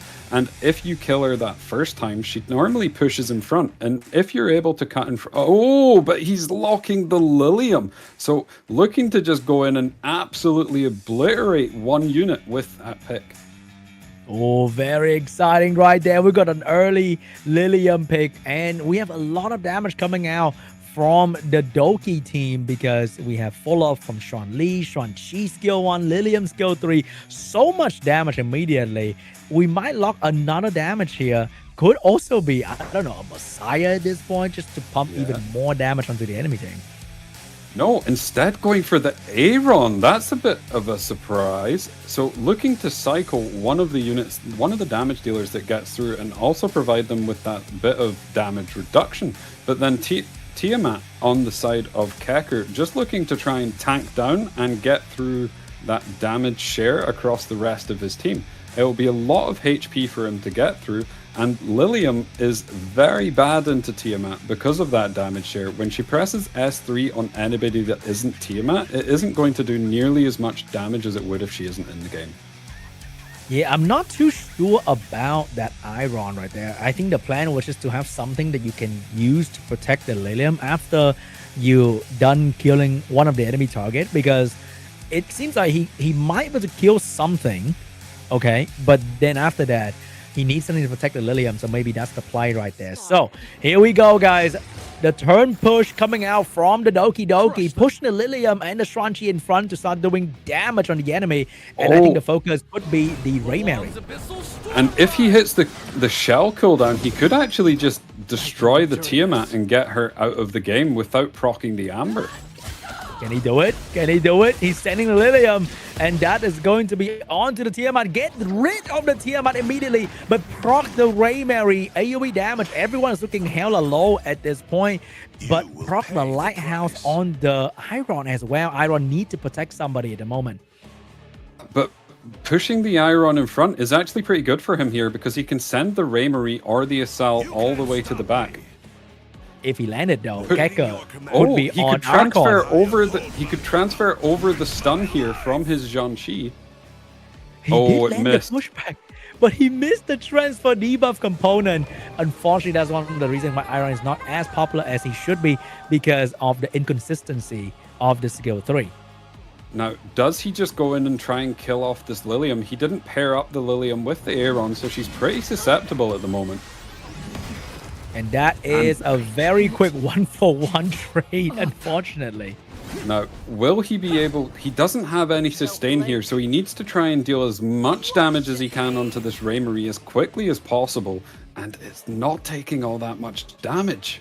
Yeah, this is a very tanky Raymarie from the look of it. Usually you would expect Shuan-Chi to hurt a bit more, but this Raymarie just took that hit and laughed at it. Yeah, and the other thing with this draft that he has, he doesn't actually have a defense buff for his Shuan-Chi, so lacking that little bit of extra oomph. Now, he's landed the defense down onto the Raymarie here, but the Ling Lo's already coming back round, able to put up that extra layer of healing, get some whale prayers on, and make it even more difficult to get through. Yeah, even with the defense break, the Shuan-Chi damage was not as impressive as other Shuan-Chi. I think if you're going for some sort of a damage comp like this, the Shuan-Chi could have been on Artisan to maybe do a bit more damage against Kaka. Yeah, it would also give you with that little bit of shielding for the rest of your team to try and keep them healthy, because there's no way of healing for them outside of the lighthouse, and this Doki is probably going to go down pretty quickly. He does have the S2 and the S3 here on the Aaron, so he can send someone back. He puts the S2 onto the Doki to try and keep her alive. But I think he's just trying to buy time here, because I don't see a way that this Shuan-Chi can break through the Tiamat. And the Tiamat, just like Azo, is also a ticking time bomb, because you are going to trigger the skill 3 sooner or later. And because there's no healing at all coming out from the Doki team, he cannot deal with this amount of damage coming out randomly. Yeah, and it's just going to be a bit of time now until once this Raymarie procs, she can probably just look to execute this Shuan-Chi, especially since he's moved the damage share off of him, because he's going to take so much damage. The Assault here getting the S2 will probably put him into terminate range. The skill 1 right there, no battle will, but he is so low at the moment. The Doki can push the Shuan-Chi up a little bit, but the Shuan-Chi doesn't have any real way. The Aaron cuts in front, so he has a bit of a lifeline here. He can send him back. But does it hit? Does that do enough though? Because you will trigger the Raymarie sooner or later, and that is gonna be a lot of turn for the Raymarie and also a lot of damage. I actually think moving the damage share back onto the Shuan-Chi was a bit of a mistake here. You wanted that Raymarie to proc and amber him so that he doesn't just get fully deleted, but now the S3 is not going to deal enough damage, and the Raymarie will just be able to terminate. And that is GG. Keka takes it once again in the first game. Wow. I mean, I liked the draft up until the 5th pick from the side of GR. I feel like he lost a lot of tempo locking that Aaron alongside the rest of his damage dealers, just losing out on some of the potential threat that he could have had. Yeah, I feel this kind of single target is good if enemy locks less than 3 bruiser like that. But Keka was able to have 3 different bruiser on the field, and his enemy was only able to kill 1 of them at a time. And the moment you kill 1, it takes so long to be able to kill the other one, and he just ran out of gas. So I think Iron, which is not it. I think all these Iron pick are not doing what they are supposed to do, or what they expect the Iron to do. I think he needed another damage dealer there over the Aaron, but we're seeing the key animus from this game. It was again the Raymarie. 81% of the damage from Kecker's side coming out from that Raymarie. Even though he had the Assault. The Assault didn't really get to stack up in that game, but the Raymarie just coming in clutch. Now, the Assault is really tricky to get rid of when you're playing those cleave style-ish matchups, because she has those extra lives, and you don't have the Raymarie on your side, so you're not able to terminate her, so she has a lot of staying power. Indeed. Very, very tough game for the opponent right there. Keka, I think, took that one pretty easily because the draft was just so favorable for him. He can afford to lose one of his bruiser, but the other one will just win the match after that. Yeah, I feel like he needed a slightly different pick on 5 so that he could have got that Zhongli through the draft. because if you get that Zhongli through the draft, then you have the pairing of Zhongqi with the Zhongli. So you'll have that defense buff, you'll be cycling more, and you'll get that extra damage going through. I feel like that could have made a bit of a difference, but because they had that Aaron instead, it just kind of lost a bit of value. Now, I wonder if going into this next game, if we're going to see a very similar style draft, or if he decides to pivot more towards a turn 2 versus turn 2 bruiser style. Indeed. And I thought he picked Aaron to protect the Lilium, but then Lilium was not protected. He tried to pass the stun, and I think that was probably not worth it, instead of just protecting the Lilium like how he planned to be, because Lilium was very vulnerable pretty much immediately after the first turn. So I think that is where having like a Tiger Yin Bloodbath Lilium like Yue was probably going to be better. Yeah, but we're into the game 2 now, and we're seeing the same pre-bans. Going for the Zhongqi on 1, and then Kecker answering with the Kethos and Raymarie. We're seeing super fast picks, already seeing the Zhongli and the Doki Doki locked on 3. Just the exact same draft as we had last time. The exact same draft. I'm not sure if the opponent is ready to go against Kecker like that, because he might be going back into the same loss as well. Maybe, but maybe he just thinks that if that stun had transferred across, he potentially wins. Keep in mind that the Bramble stun also pretty RNG heavy, so maybe he just thinks he had a winning draft and the RNG wasn't on his side. But even if you stun, I felt like the Linglo was about to move anyway, so the stun may not. He's going for the Navette this time. Oh, so does he lock the Navette and take the Lilium, or does he go for double CC? Kecker does already have the Linglo on lock, so he is going for the Lilium, trying to get that force ban of the Navette, I feel, so that he can get the rest of his draft through. So instead of the Iron, he's going more aggressive, which is very, very cool to see. And we're finally, seeing the Hoyan on 5 from Kecker. Oh, this is something me and you cool. were talking about offline. Hoyan is good into some of these bruisers that aren't running Amber. She can just go in and one-shot them. Indeed, and you can't really one-shot a Hoyan with this team setup right here, and the 2 defense killer are vulnerable to the Hoyan one-shot. So the ban is going to be on Kethos, because the Kethos cut in between is too strong, and Navette is getting banned out. So Kecker will have to survive this. He has a revive mechanic on his team, though. That is really, really strong. This is going to be a super explosive match. I feel like this is going to be decided in the first couple of turns. Now, who's going to go first? He really needs that Zhongli to go first in terms of speed tuning. The speed tuning is perfect for him. So he could go for this S3 here, try and shut off the rest of the shells so that the potential... He could go for the S3 into S2 with Lilium and stun off the whole team. Here we go, big skill 3. He's going into the Raymarie. Can he get it done though? Oh, the Linglo. Oh, he can go for the S2 here. He can go for the S2 here to stun off the Linglo so that she doesn't actually get to heal anybody, but he doesn't go for it. He goes for the skill 3. He's defeated the Raymarie, but he's allowing both the Aza and the Hoyan to move. If they can actually kill the Lilium, then he can revive the Raymarie, right? He can. Now, is the Acel just going to be able to kill the Lilium here? I would assume she gets him low enough that the Hoyan can just delete her, and then the Raymarie is going to come back. If the Raymarie come back, can the Raymarie deal with the Xuan Qi and the Xuan Li combo? He's but going the damage into the Zhong Li instead. So he's going to try and remove the Zhong Li, like I feel here.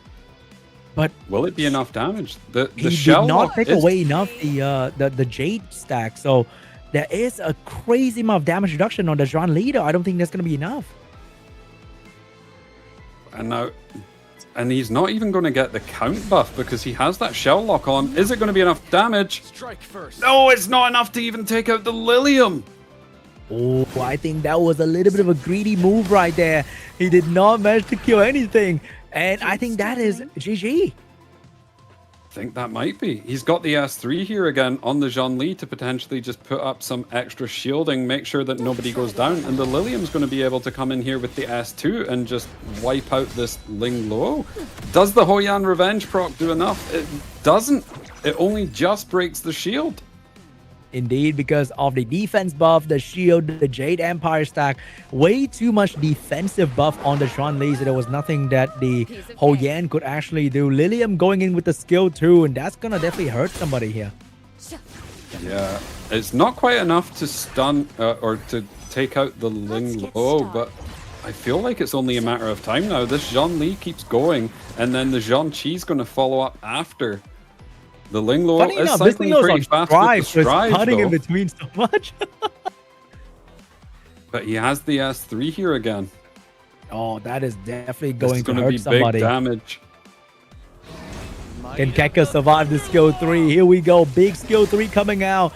Could not finish the Ling Lo. This the is Ling Lo is so crazy low, fat but Ling Lo, she's man. cycling super quickly because of this Strive and because of the Doom Crow procs coming off of the Zhong Li. Now, does he go for the S1 or go for the S3 here? He goes for the S3, puts up that extra shielding. Now, Kekker can maybe actually stabilize from here if he goes for the S2 and manages to kill off the Lilium. Here we go. Can he do it though? He is. He able does! to deal off He gets the Lilium. barrel will proc! Now, is this enough to take out the Ling Lo? It is. Now, Oh, no. I feel like Oh, that might just no. be game. It wasn't quite enough from Kekker. And wow, we're actually going to go to a game 3. The, changing up from picking that Aaron worked wonders for him. Yeah, I think Aaron is just the weakness of these people. Player trying to, they just try to get the cake and eat it too at the same time. But I feel like you just have to commit and pick something that counters the enemy instead of trying to protect one of your weaker unit. And they're forcing the ban onto the Navet, allowing you to have the optimal damage setup, destroy this tank down setup from Kekker. Yeah, so now the pressure is actually on Kekker, I feel like. Needs to come up with an answer to that draft. And it wasn't the Ho Yan. Yeah, it definitely wasn't a Ho Yan. So for me personally, when I see this kind of thing, I might go for a Plume to get turned in between more frequently, and also to potentially reduce the damage output of unit like Sean Lee, because the moment you land a defense break, even if she has the defense buff, that take away a lot of her damage. Yeah, and he should also now know the speed tuning of all of those units. So he should know if his Plume would be enough to cut in front and at potentially what point. So we're seeing the Zhong Li as the key Animus in that game. She dealt 34% of the team's overall damage, but I feel like the damage was actually fairly spread between the whole team. She just provided a lot of utility with that shield, almost working as like a pseudo healer for his team. And also with the Lilium going for the skill 3 into the Raymary, I think if that was against anybody else, he could have gone for the skill 2 onto the Raymary and get a stun. But because he respected the gear coming out from Kekker, if he failed to kill, the game would end immediately. So he did not risk it. He went for the safe play so that the game would play out a little bit more, but at least he makes sure that he killed the Raymary. Yeah, and the game actually dragged out for quite a little while, considering how quickly he got rid of that Raymary. That Ling Lo was able to stick in there for quite a while, cycling super quickly because of all the hits she was taking, and was super tanky. I wonder if he'll potentially go and now look to speed up and maybe contest now that he knows the speed of the Doki and all the other units. So pressure kind of on for Kekker here. We are into the draft for game 3, and is anything going to change? He pre-bans the Doki Doki this time, so respecting that Doki Doki pick. And we also got a Swan Chi getting pre-banned. He thought was getting picked up by Kekker first once again. So over there without Doki Doki, does he have like a secondary plan when there's no Doki Doki, there's no more Swan Chi? He can still go for like Xuan Li, Azo, Raymary type, but we got a Palin first. Goes for the Palin. Now, you could still potentially look to take a Lily alongside that Palin. Not this early in the draft, but if you're taking something like a Tiamat, Lily always pairs up well alongside those types of things. But probably looking to go for a more standard style draft this time, I would assume. But Tiamat is available if he wants to lock that alongside. Goes for the Raymary instead. Another good pairing up with the Palin, because you always have those chance of those Bramble stuns. Oh, we got an early Ray Mary, and over there we got Azo getting picked up as well. I wonder if he's gonna take like the Ling Low, but he's gonna go for the Fear in the lock slot here for the healing, which means there could be a Ling Low on the side of the opponent so that he can potentially Palin Ling Low into the Kethos for the counter. Yeah, and I think we seen yesterday that Kecker was running his Fia on Time Weave, even though it's on Fortissimo, so still gets that extra amount of S3s coming through when it procs. Takes the Ling Low and the Tiamat, so has a lot of health scalers on his side at the moment. Both are great targets for that Palin. Indeed. What is Kecker going to answer with? This is looking kind of scary. So Kecker is going to go for more damage coming out of Xuan Li. Not too bad right there, but into these heavy tank unit, that could be a problem. He might need more damage after the Xuan Li, but he's going for a option for the instead. Fushu. I thought he would go for the Sanya here. He is now hovering the Sanya. The Sanya just provides him that little bit of extra safety and also helps to cycle his team. But then the Sanya being answered with the Veronica. So the Veronica being able to steal away some of the buffs that the Zhang Li is going to put on. I would assume the Zhang Li is getting through draft, but it will probably be either the Asal or the Kethos that is taken out. Now, what do you take out on the other side? Normally we're seeing the Palin removed, because the Palin just gives you so much value being able to choose who. And it is the Asal and the Palin that are actually removed from the draft. All right, we got the Kethos Xuan Li combo. Very deadly. A lot of momentum. So I'm not sure if the opponent can actually deal with that. So Kethos going to go first after the Xuan Li, setting up the defense break. This is going to be a lot of work. But Kecker, I think, might have the upper hand here. I think he does, and Time Weave is actually better into Raymarie if you have it on your Fiamelia, because then whenever she S3 procs, it deals enough damage to that Fia to just heal. Whereas if you're on a Bloodbath, we're already taking so much damage on the Kethos from the Brambles. The Kethos just almost died right there. He could have died right there. Oh my goodness, that is so much damage coming out from these Bramble. And here comes the big healing to protect the team. But he does have that Fortissimo on the Fia, and the Sanya is about to move. Puts the S3 probably onto the Kethos, stacking up his HP and getting him basically back to full health.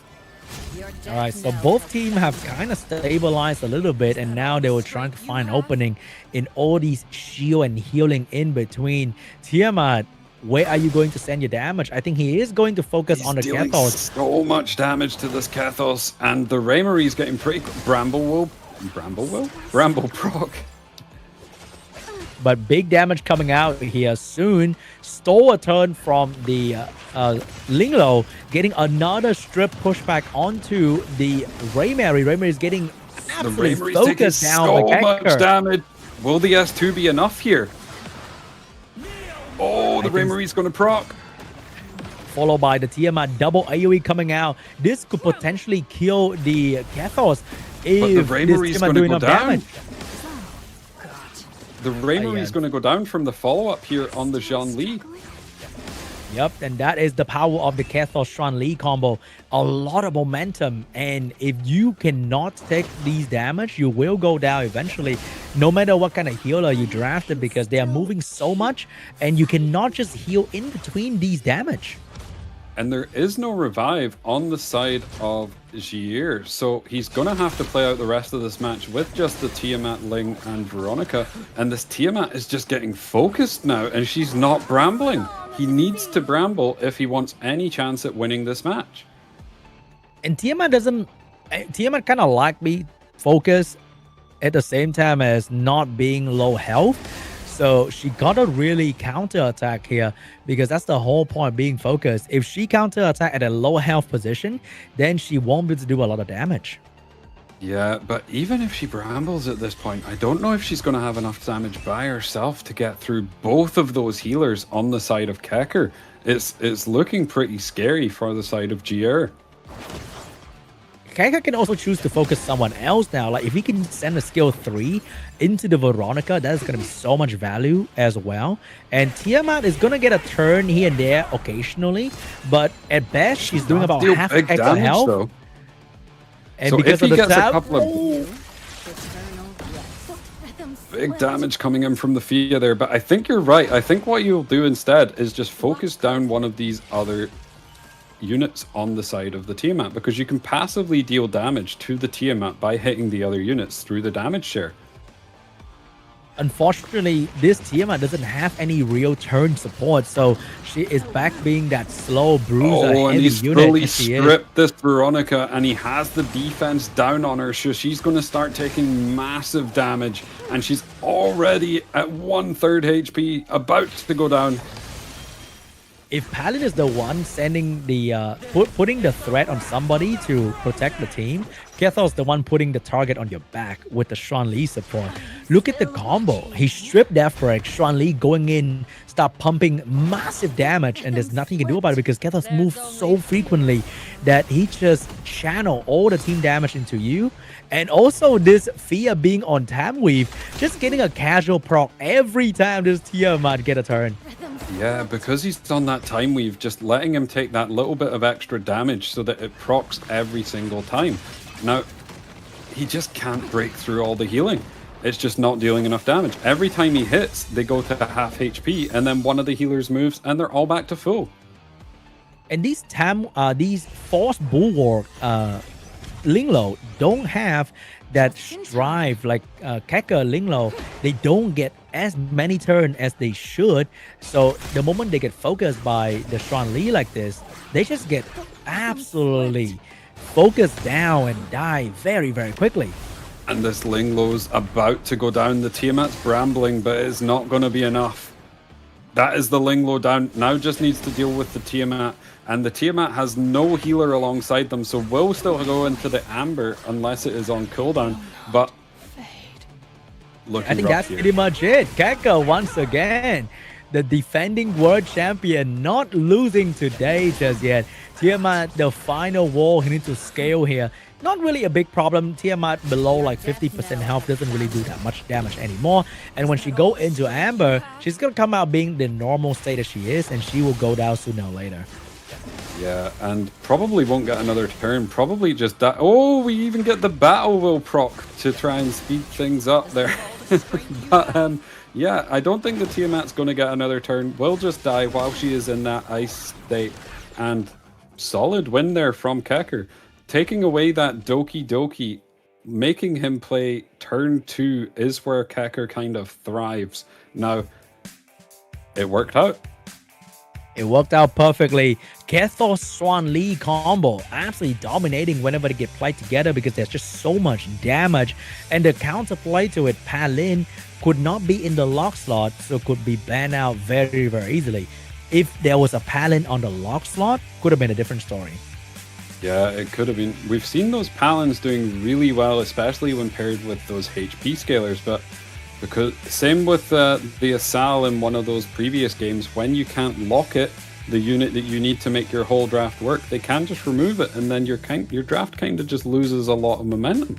And he needed the Palin in that draft to make it work.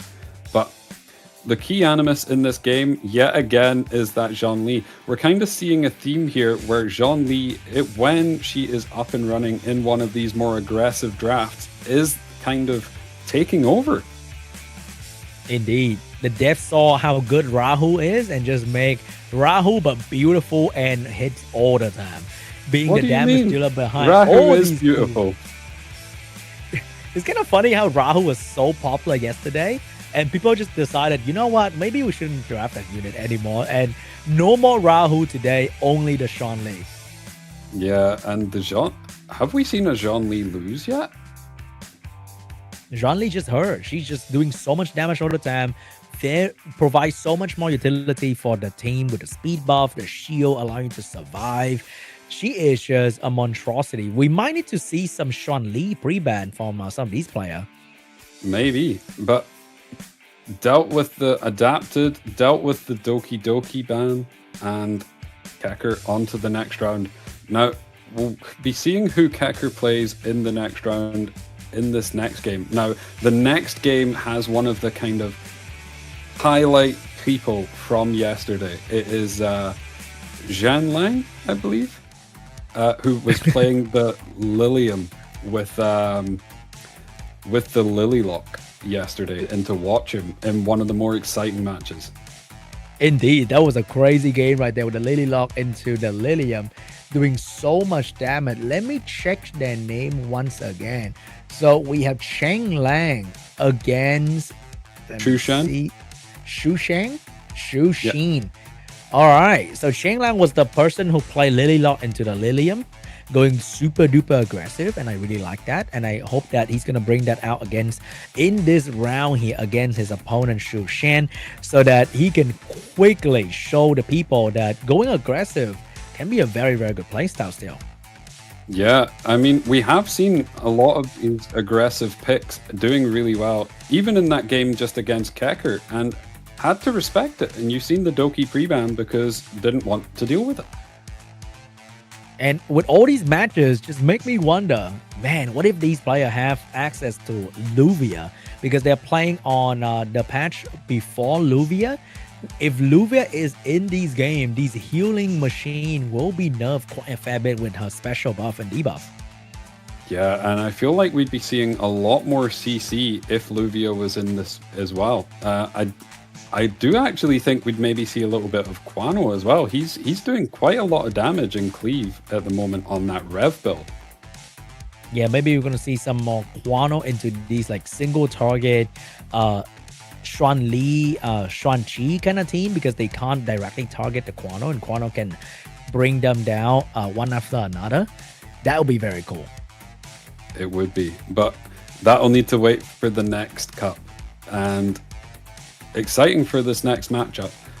Who do you think is going to win it? As you can see in this one, we've already got most of the brackets done now, just waiting to see who is going to be the last person going into the semifinals. I think I'm definitely rooting for Cheng Lang with the very aggressive playstyle, because Shu Shin, on the other hand, was, I think, the one that beat Watchum, and he was drafting crazy of healing in that as well. Yeah, so a lot to play for here, and all of the games seem to be going to game 3, I believe, so far. Have we had a 2-0 yet? I don't think so. There hasn't been a clean 2-0 even for Yue or Keka. They had to struggle in one match. That was pretty rough for them. So can't wait to see if we have a first 2-0 today. Yeah, maybe. But it just goes to show you the gap between Global and CN and all the other regions is closing. With all of these matches being super close, it is very competitive and great to watch.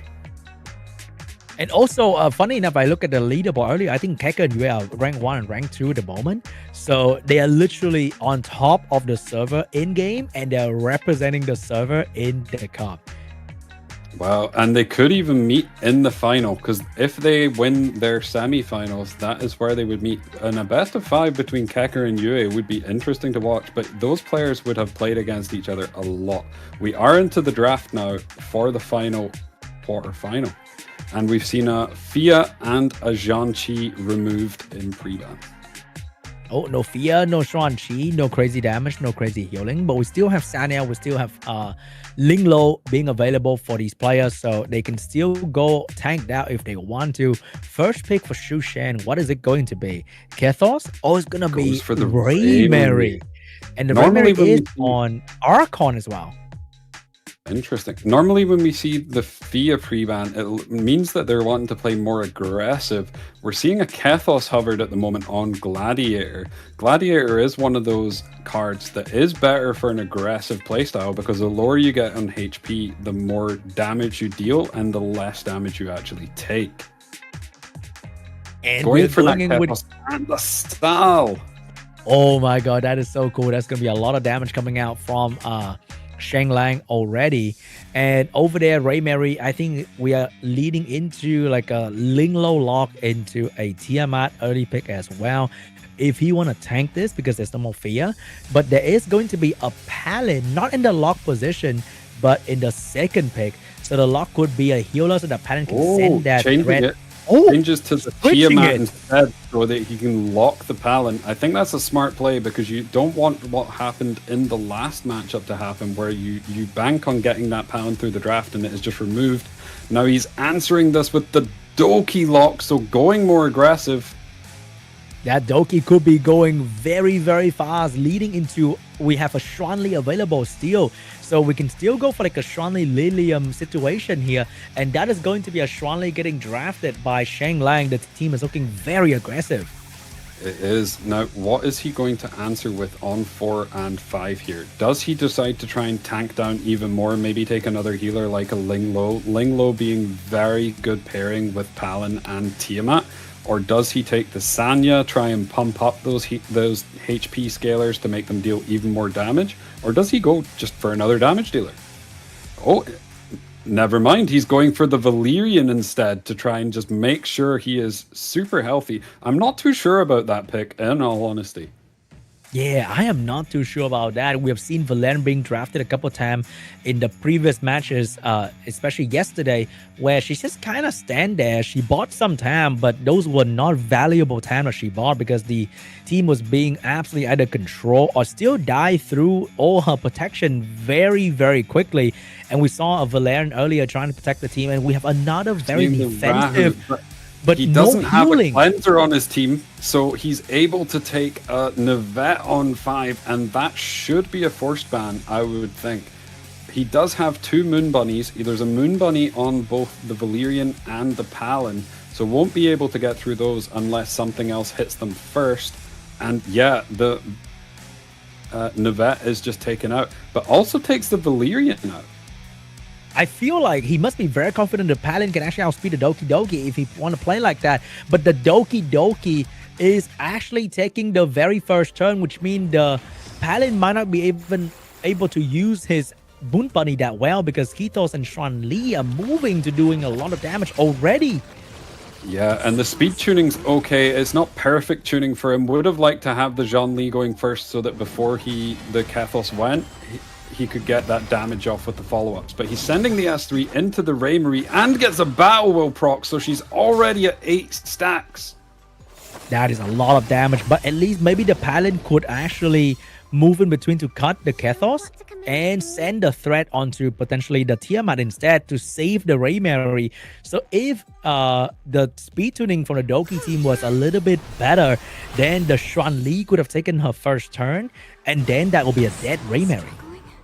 Yeah, but the thing is, he has the Zhang Li S3 on, so he has massive shielding, and then he's going to be able to reset that with the Doki. So he basically has like 2 massive shields that he needs to get through before he's actually able to start killing any of the units on his side. And also Tiamat's going to lose a lot of stat to this Azon because there's no active healer on the side of Shu Shan. He won't be able to bring back these units on high health, especially Tiamat. She needs that Tiamat to be on high health to do more damage. Yeah, but the good thing about forcing him to hit the Tiamat is the Tiamat is on Amber, so once he goes into that ambered state, all of the stacks that are on her are going to fall off and they will need to be re-upped. But it's dealing so much damage with this AoE, the Raymarie almost dying. The Raymarie finally get a turn, but that doesn't really mean much when enemy has crazy amount of shield and there's no defense break on them. Tiamat getting a turn, stolen the turn. Oh my god! This and Kethos, the threat's away, so this Raymarie could just go down here. No mercy for the Sleeping Beauty right there. Got her turn stolen in the Amber, in the dragon form. That is ridiculous. And Raymarie is gone. Out, and this Asal is just going to run wild now. And this Tiamat being very slow is going to take a lot of time before she can move out of the Amber state. And meanwhile, the Azo is only getting strong and stronger. We are seeing the power of the Azo with proper support, with proper turn boost. She gains stack so fast, and she now do massive damage to everybody else. Yeah, and she's dealing so much damage to the Tiamat as well just by hitting the other units because of the damage sharing. The Tiamat might actually die without getting hit because he's just dealing so much damage, and GG. Beautiful display, very aggressive play style, going in and just start killing immediately. But that can only be done with a very confident Doki Doki being able to outspeed enemy Palin, because if Palin gets to move first, that could have been a bit more complicated. It definitely could have been, but must be very confident in his speed, and he might know the speed of his opponent because they are both from the CN server, so they may have played each other quite a bit, so they may be very comfortable with how each other plays. Now, are we going to see potentially a Doki Doki ban in this one? Because we do know that he plays the Lily as well, so if he knows his Lily's just faster as well, maybe not worth banning the Doki and instead just trying to change to something else, because without an extra healer there, I feel if he had maybe had a healer alongside that Palin instead of a Rahu, maybe it could have been a different story. Yeah, I think the Rahu was definitely a bad move, just like the Iron pick from the other player, because the Rahu was not able to do damage, was not able to protect his teammate in any capacity whatsoever, did not have the ability like a Gigabyte Sania to cut in between to provide a little bit of healing. So Rahu just kind of stood there and watched his teammate die while providing nothing. Yeah, and we're seeing the key animist once again is this Zhongli. Slightly different build, going for that Bloodbath with Swift and Colossal Guard, whereas most people are running with the Fury Edge build, but she just provided so much value in that match. She dealt so much damage in terms of the follow-ups, and she also provided just so much utility in terms of that shield and safety. Indeed. Like, she is sort of a counterable unit. She's not super crazy OP. Like, you can strip, you can control, you can defense break her. But when she is properly supported by the right teammates, then she become unbreakable, pretty much. Yeah. So much damage, super shield, super defense buff, and one-shotting her is impossible when she has a J Sigil, when she has like a teammate that use some sort of support skill like Doki Doki, where she gets one more of that blue stack so that she doesn't die to any one-shot damage. Yeah, and I think she is one of the premier units when you're wanting to go for a Doki Doki lock, because you can use her to deal so much damage and also work as your kind of pseudo healer by giving you that shielding. It just gives you so much extra safety, and also the time weave procs can come in very handy in some of the situations. Indeed, indeed. A random cool reduction for Kethos and Doki Doki can easily change the game, because Doki Doki can further reduce cooldown on everybody else as well. And also the Azo being able to reduce the stat of all these crazy bruiser tank unit, allowing for more damage output to come out of that Xuan Li is very, very important.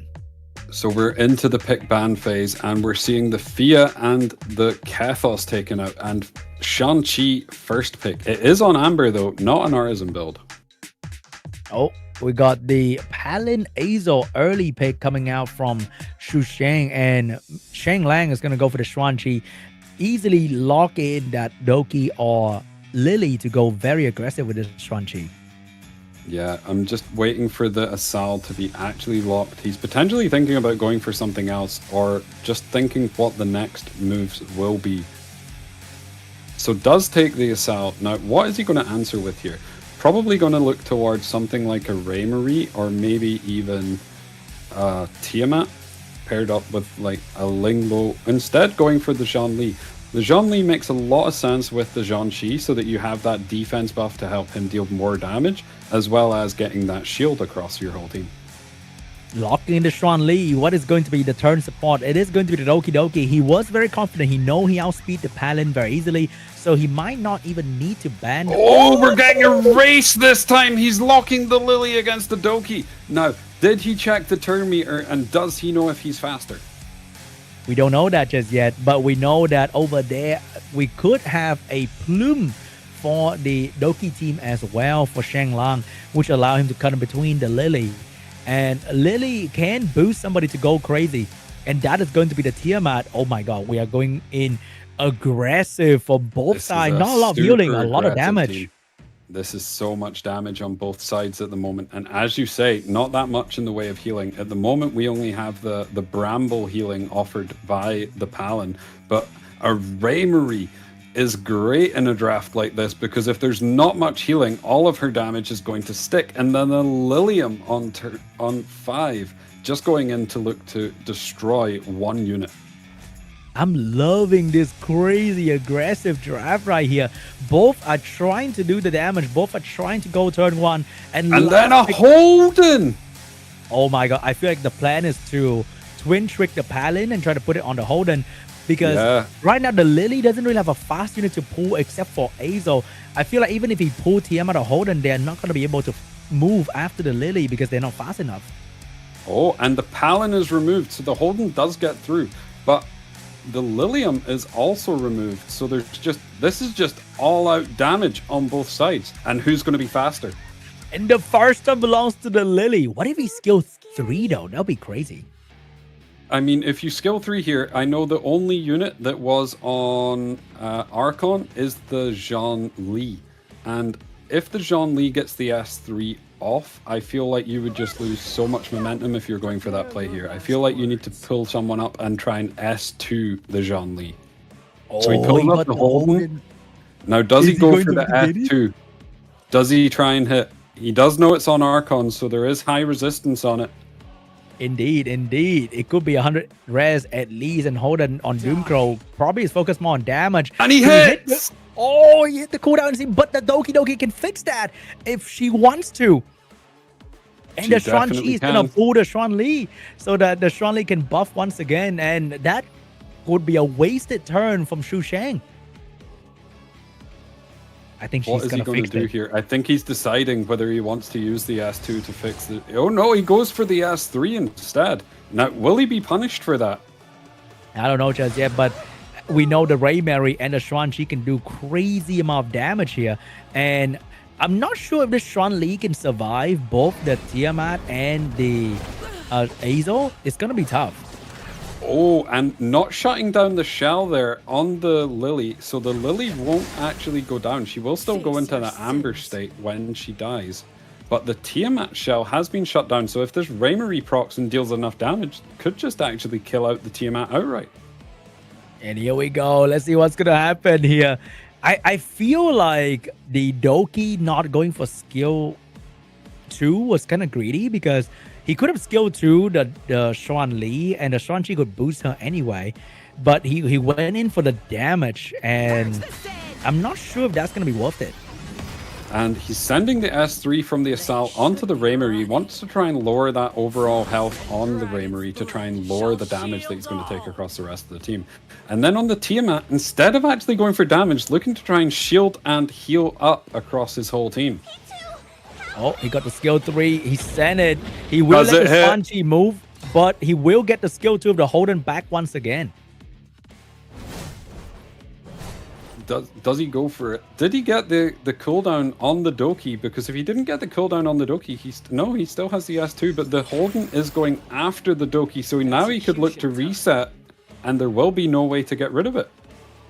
Oh, that is going to be another coin flip here from the Holden onto... Oh, he sent it onto the Raymarie instead. Oh, he did not have the skill 3 ready to go just yet. He can get some defense break going, and that's going to be enough for the Raymarie to kill the entire enemy team, probably. Oh, this is... Oh, no. The Tiamat's going to transform here, because she's going to go into the ambered state, and then she'll come back out in her transformed state, and he's taking so much damage in these brambles. Oh my god, look at this amount of damage. Oh, she did not transform. She didn't transform. She did not get enough healing coming out from that. So she will stay there for a little bit, but Azo is going to get a turn right here. The double amber is a lot of health. Oh, so much damage coming out of the Assault, and she battle wills as well, almost killing off the Raymarie. Not bad. She did not do enough damage. The Raymarie might get enough to kill the Azo here with the Swansea help. Just beautifully enough for the execute to happen. Oh my god, and we got another layer of heal coming out. He gets the S3 to stabilize. Now, how is he going to come back from here? The Holden will need this opportunity to kill the Raymarie, but the stack came back to the Raymarie after the Assault died. Oh, so the Raymarie is still looking the Raymarie really here. Does he go for the S3? He's going for the S3. There is a defense break on the Raymarie. Is it enough? It's not enough to kill the Raymarie. It's so low. Oh, and then the Raymarie's going to proc. And this Tiamat's not going to get out of amber. Oh my god. And a free heal from that Lily Death for the Ray Mary. That might be GG. The Tiamat is too low. Tiamat's gonna go down. And that is game. Beautifully executed by Shang Lang. Wow, that was super close. That felt like one little bit of damage on either side. Could have swung it either way, but came out on top with the Doki lock. Doki's OP. Doki Ray Mary. So much damage. And the fact that he was able to reset the Strong Lee was very crucial as well, stopping the Strong Lee from doing anything turn 1. The Holden tried his best, but it was not enough, unfortunately. It definitely wasn't. And we've seen the Assault also.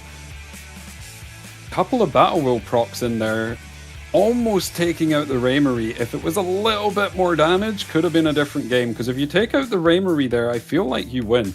But once the Raymery procs and 3 units go into Amber at the same time, scary. And I think this is the first 2-0 from Shang Lang. For the last match of the quarterfinal, key elements being Ray Mary took 3 turns and took everyone together with her. Yeah, and importantly though, was on that Gladiator, so even though she was really low health, had that increased damage reduction from being low health, so probably why the Assault couldn't actually finish her off. Yeah, the Assault got the Battle Wheel with the shell to hit her as well, but that was not enough for the Ray Mary to go down. And I think Gladiator car is going to be very popular after the tournament here. I think it will be, and it's proving to be one of the stronger cards, especially if you're looking to play one of these more aggressive playstyles.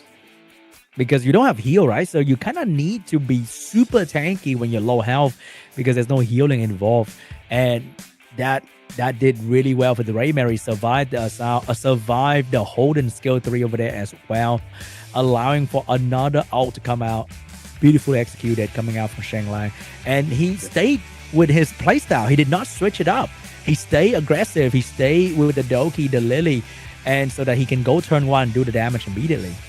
Yeah, and he will be facing off against Kecker in the semifinals. Do you think he'll continue to play with that same playstyle, or do you think Kecker doesn't even let him, just removes that Doki from the draft like he did in the previous match? Maybe he's going to go with a Lily instead against Kecker. It's going to be exciting. Kecker faced against an aggressive draft. He lost trying to use the whole Yan, but maybe he will be... maybe Shang Lang will be able to break through Kecker this time around. Maybe. It will be really exciting to see, but the top 4 has been decided now. The UA versus Now, I believe, is the first semi-final we are going to see. So, and then we will see Kecker facing off against Shang Lang. Yeah, that's going to be absolutely beautiful. We got a top 4 ready to go. And here is going to be the highlight. And before, I think we're probably going to go for a break before the next couple of matches. And we have the final being best of 5, while the rest of the semi-final and the 3rd place match will still be best of 3. Yeah, so is that actually 2 from Global and 2 from CN that have both made it to the semi-finals? Balance, as everything else should be. I know. So we could either see we could see Global versus CN in the final, or we could see 2 Global or 2 CN. Still all up for grabs. I wonder who's going to come out on top. Man, UA is going to be a very, very tough opponent for now. That is for sure. So very exciting. And let's see if... oh, that's going to be the stat for the previous match right there between Shang Lang and Shun Shang. And I think Shang Lang just drafted well. We got the Rahu draft that was kind of sus. And then he went with the Holden. He kind of go with the old school Death Scaler. And they didn't really do too well, unfortunately. I mean, the Holden, he had it teched out to be paired with that Palin. He had it on Doomcrow so that if the Palin got paired up with it, every time it was brambling, that Doomcrow would be proccing and he would be dealing significant damage. But like we said in the previous matches, if you can't get the Palin on lock and you have something that you really want to pair up with it, it's pretty easy to just remove that from the draft. And here's the bracket for the semi-final once again.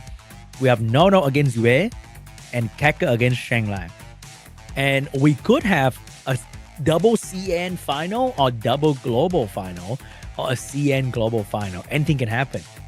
It definitely could. Who is your favorite to win from the final 4 remaining?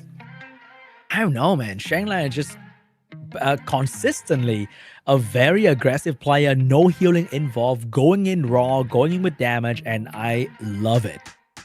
I feel like he's been playing to the limits of his characters in both the matches we've seen so far. In the match against Watchum yesterday, you've seen some of his characters were super low and it was super close matches, but always came out on top. Always came out on top. That Gladiator allowing him to be very close but very safe at the same time, because at that moment where he was really low on health, he could also dish out the most damage. I wonder if we're going to see anybody go for a more CC heavy playstyle like we seen from L in that first matchup, where he went for that Kethos, Navette, and Nahor. I mean, he did win with the CC and he win. He so did. Maybe that's the way. Maybe people should lean into their CC side a little bit more. And I think if anyone can actually do that, that will probably be Yue. And I can't wait to see that if he throws some CC down. It definitely could be. And it'll be really interesting to see if Kekker actually decides to potentially race. Maybe goes to lock that Lily so that he can take turn 1 instead of the Doki. Indeed. And we also saw that Yue had that Bloodbath Navette that could tank a Swan Chi hit and survive just fine. So if you go for that Navette once again, I think that's going to be very exciting to see. Okay. All right, guys. And on you go. Oh, anyway, guys, we are going for a short break here before the semifinal. So stay tuned and we'll see you guys back here very soon.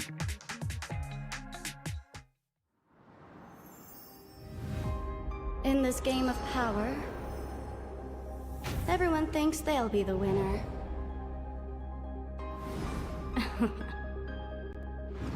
But in reality, there is no such thing as an infallible plan.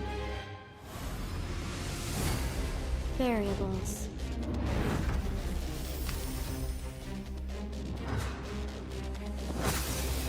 Like carefully nurtured nutrients. Master them.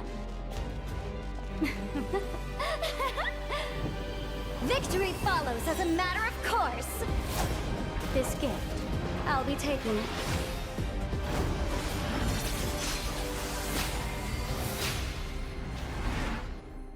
Well then, it's about time.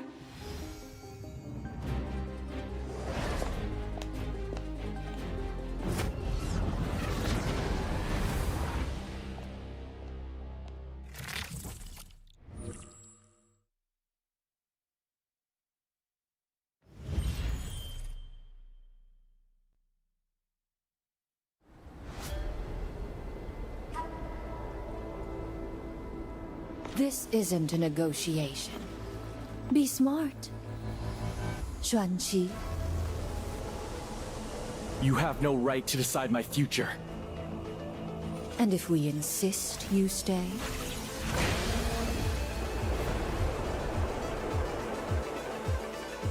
Then I'll smash this place with my own hands.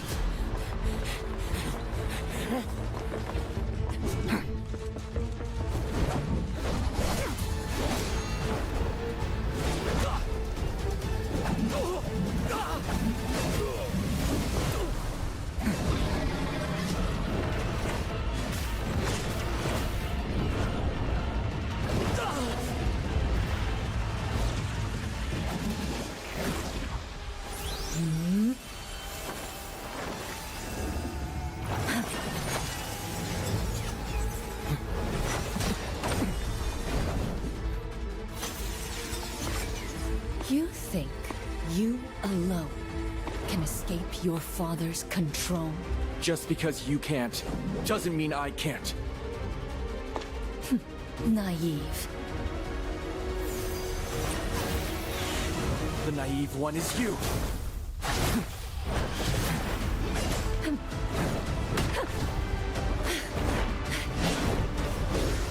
Is that so? Then let your sister teach you properly. I'll show you what rules really mean.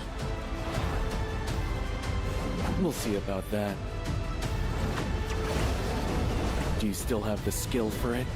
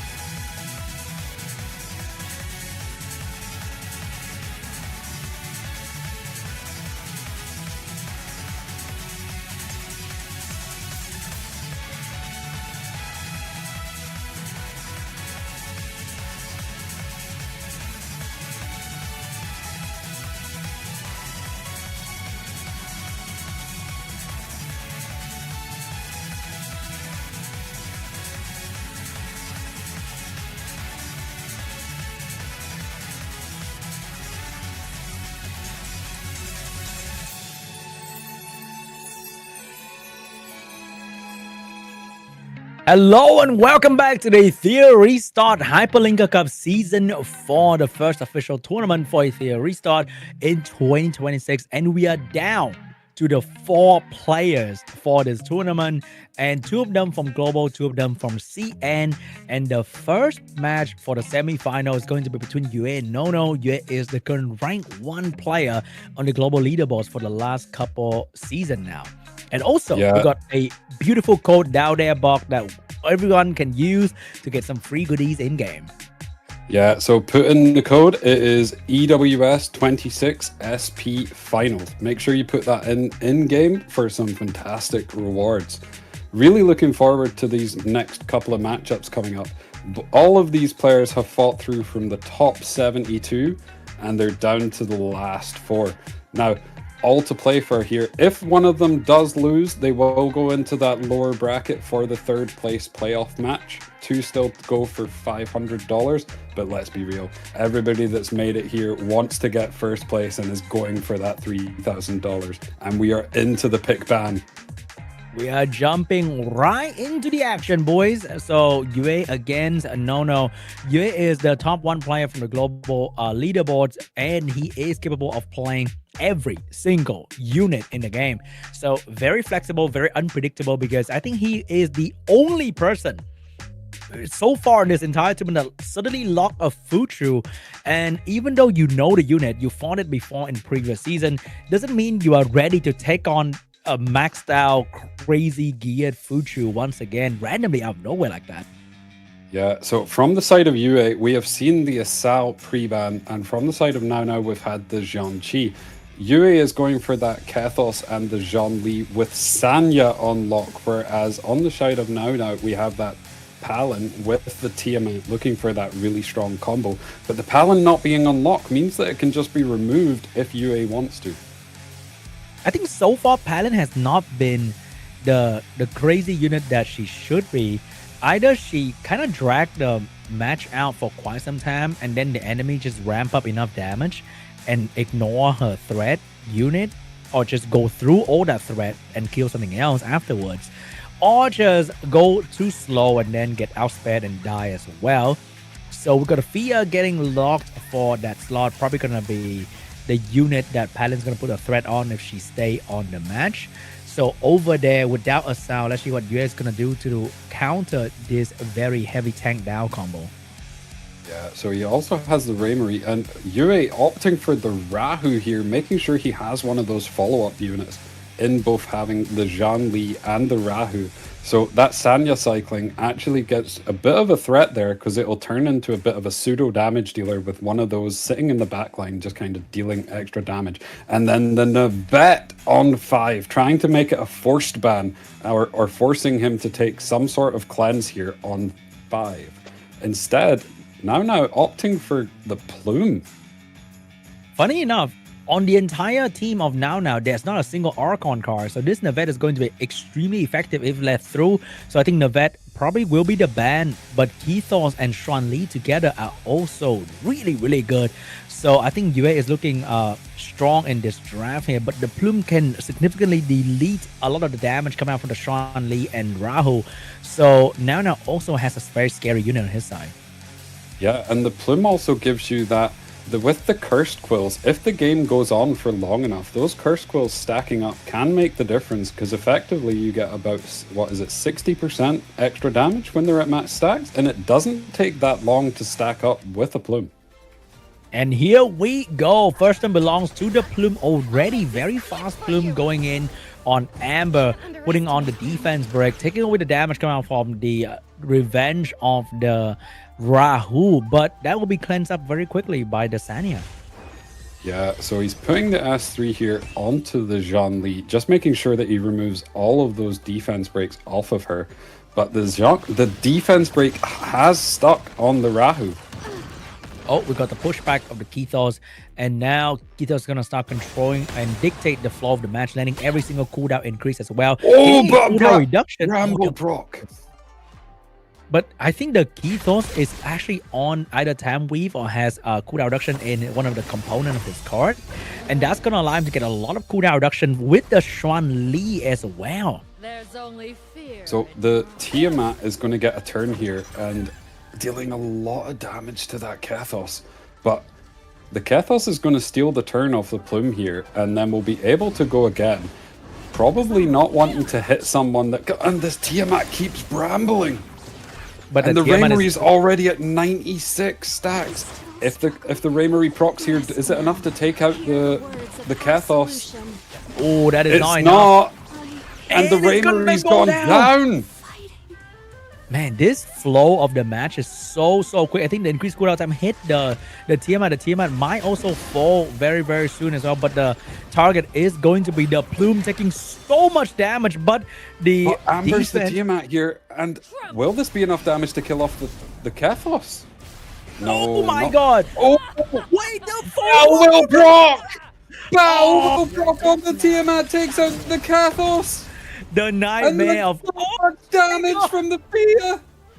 Dude, that is so much damage from this Tiamat alone. Took away 2 units, put the other 2 on very low health immediately. Oh my god, Battle Will Tiamat, the nightmare of every player in this game. But he does have the Sanya still, and he does have the res available, so he can go for that now if he opts to do it. Or he might just decide to put the S3 on himself and try and stack up. But the issue is, there is still a Plume in the game, and this Plume Curse Quills are gonna start to stack up and hurt. And the Tiamat is going to start dealing even more damage. This is crazy. He's gonna bring back the Kethos. He wants the Kethos. Oh my god, the full heal from the Full Fortissimo. heal. onto the already kind of There's tanky only Plume as fear. well. Oh my god. And Kathos about to say goodbye Kathos once is again. almost down again. Here comes Sania trying to bring back the Kathos. A little bit of healing, a little bit of boosting as well. He needs this Kathos to start moving once again with the skill 3, skill 2 combo. And if the Tiamat Brambles here, doesn't Bramble. does not Bramble. But the Fia's going to proc, and the Tiamat's pretty close to transforming again. Oh, got to increase cooldown time on the Plume though. He might go for Does the he kill go on the for Plume the- right here if he wants Just to. going for the S1. So the Plume Oh, no. is back to her Amber. She can still get back into the Amber. Yep, but there is a pushback. He might send it onto the Tiamat, but the Tiamat will transform and get the full turn immediately, so that is not really that good. So I think he might have to send it on the Plume, maybe? He's going to send it onto Sends the it on the Fia. Fia. And it's not enough damage to kill off the Kathos here. Maybe Not he can enough to stabilize from transform here. as well. Oh, hold up. The But steals transformation. the The turn. turn steal. Oh my god, that was so beautiful. Kathos just doesn't care who you are, what you do. Oh, the Plume resist. resisted. that is so unfortunate. But he can try to kill the Tiamat now if he wants to.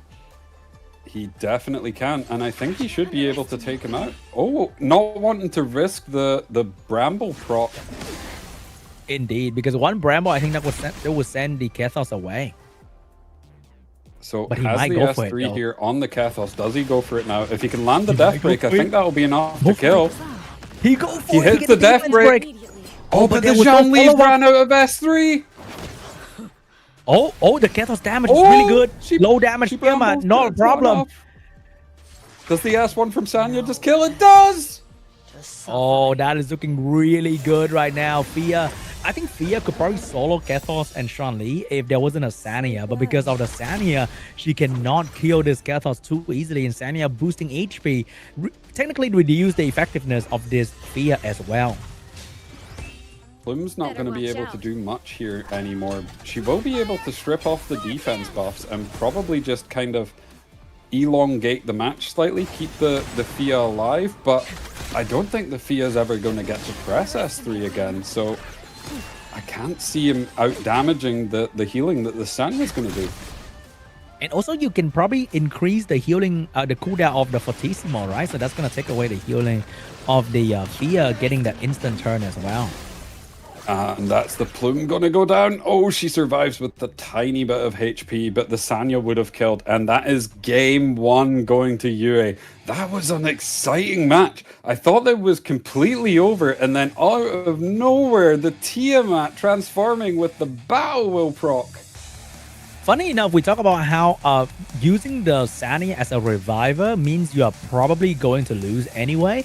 But this time, the revive on the Kathos actually bring the game back for Yue at a point where I thought he was about to lose anyway. But bringing back the Kathos stealing turn after that was able to bring the team back altogether. Yeah, making sure that he could steal that Tiamat's turn as soon as she transformed worked out perfectly for Yue there, was very well played, but super scary. Could have went either way really in that match. Indeed. And now we're moving on to game 2 between Yue and Nono very soon. Key enemies for this round is going to be the Kathos doing a lot of damage himself and also gaining a whole lot of turn in between. Yeah, and one of the interesting things is we've seen quite a few different builds for the Kathos. Yue opting to run that Jackal build with Wellspring and Swift Smite. So going for that extra HP, bit of damage reduction, but wanting to try and maximize the amount of HP he has to make sure that S2 lands.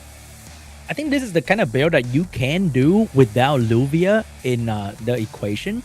But if there's a Luvia in the equation, I think he probably have to switch to either a Moon Bunny or go for the Bulwark build. Yeah, unless you're super confident in your speed, but I feel like most people aren't outspeeding Illuvia at the moment. Tend Yeah, to because just go Ghetto's for base speed is full just too speed. slow, probably. Yeah. That 10 So- speed difference.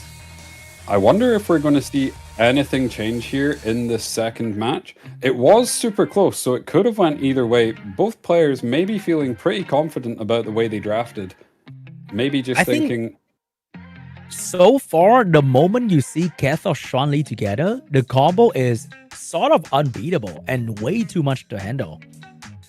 Yeah, it is a super strong combo, especially if you're able to pair up a good healer alongside them, like that Sanya, giving you that little bit of extra security. But we are into the draft now for the next game.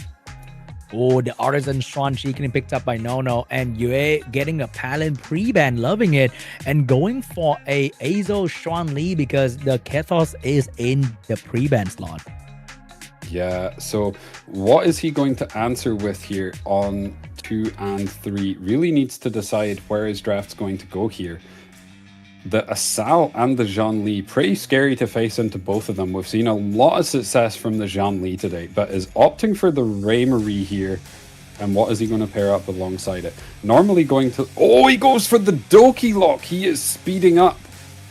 Taking a page out of Shang Lang with the Doki into the Xuanqi Raymarie, and we got the Plume Lock answer coming out from Yue. This is looking like a ladder game, Red. Looking very exciting here. I think this is a very smart pick here from Yue. Locking that Plume, just make sure that you're able to cut in front of one of the people going after on the Doki. But then he's locking a Navette. He's took the Navette.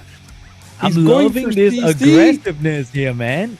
This Beautiful. Is all in. And then a Santic.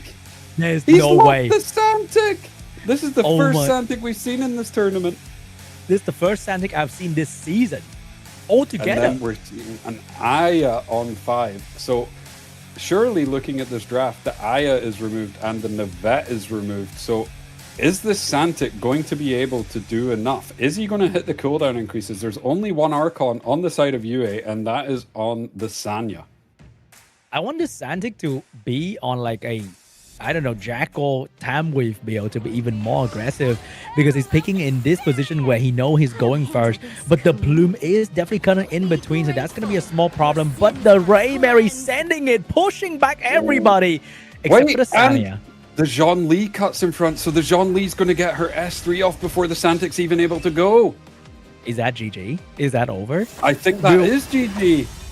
Because there's no way he's going to be able to deal damage after this. And Azo plus Plume and Xuan Li, you don't want to be the receiving end of this. I think Santic is already a dead unit at this point. Yeah, he's basically just here to ramp the damage of your other 2 units now. He can remove the defense buff, the defense breaks off of your units, but Doki was going to do that anyway. Indeed. So the cleanse doesn't really matter. His skill 2 doesn't do a whole lot as well. So I think that is pretty much it, because he doesn't have a lot of healing on the team. With Santic on the field, your DPS unit can heal a little bit. Granted, they get a turn. But this Raymarie is coming, and Yue opts to send the S3 from the Asal into the Raymarie, trying to limit the damage that she can do. He will be able to use the Doki Doki here to reset the Raymarie, just to make sure she has another S3.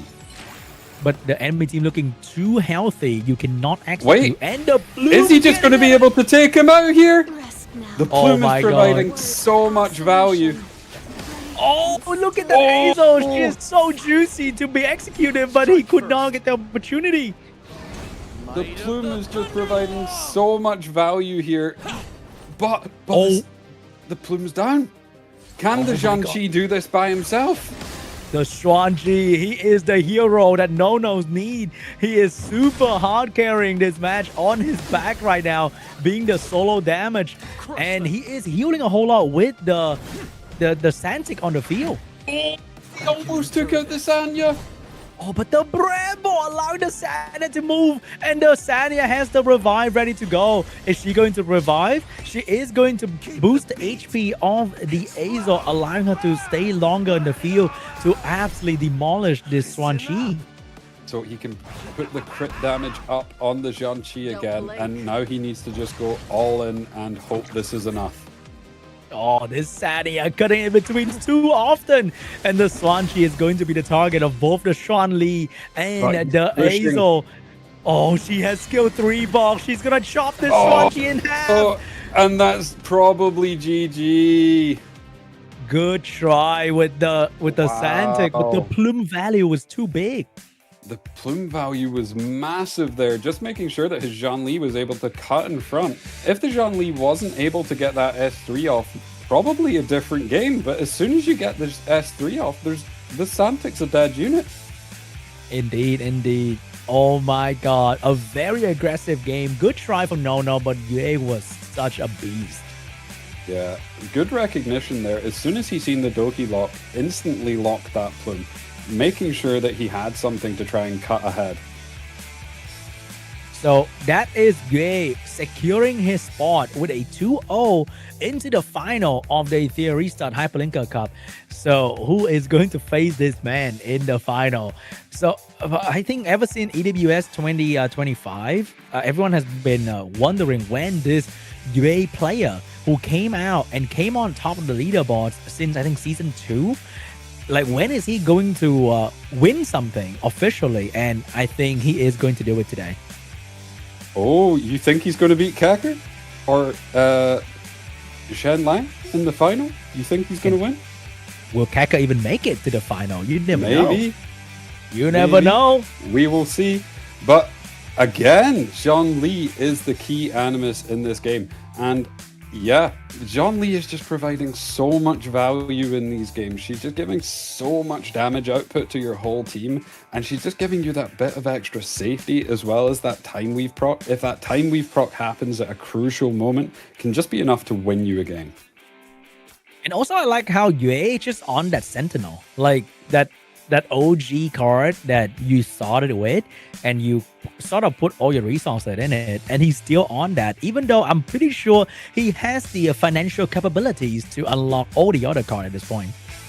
Maybe, but that Sentinel card, if you've played against Yue on ladder, you know it makes his units super tanky. So even if you're able to deal enough damage to other people, probably not to Yue.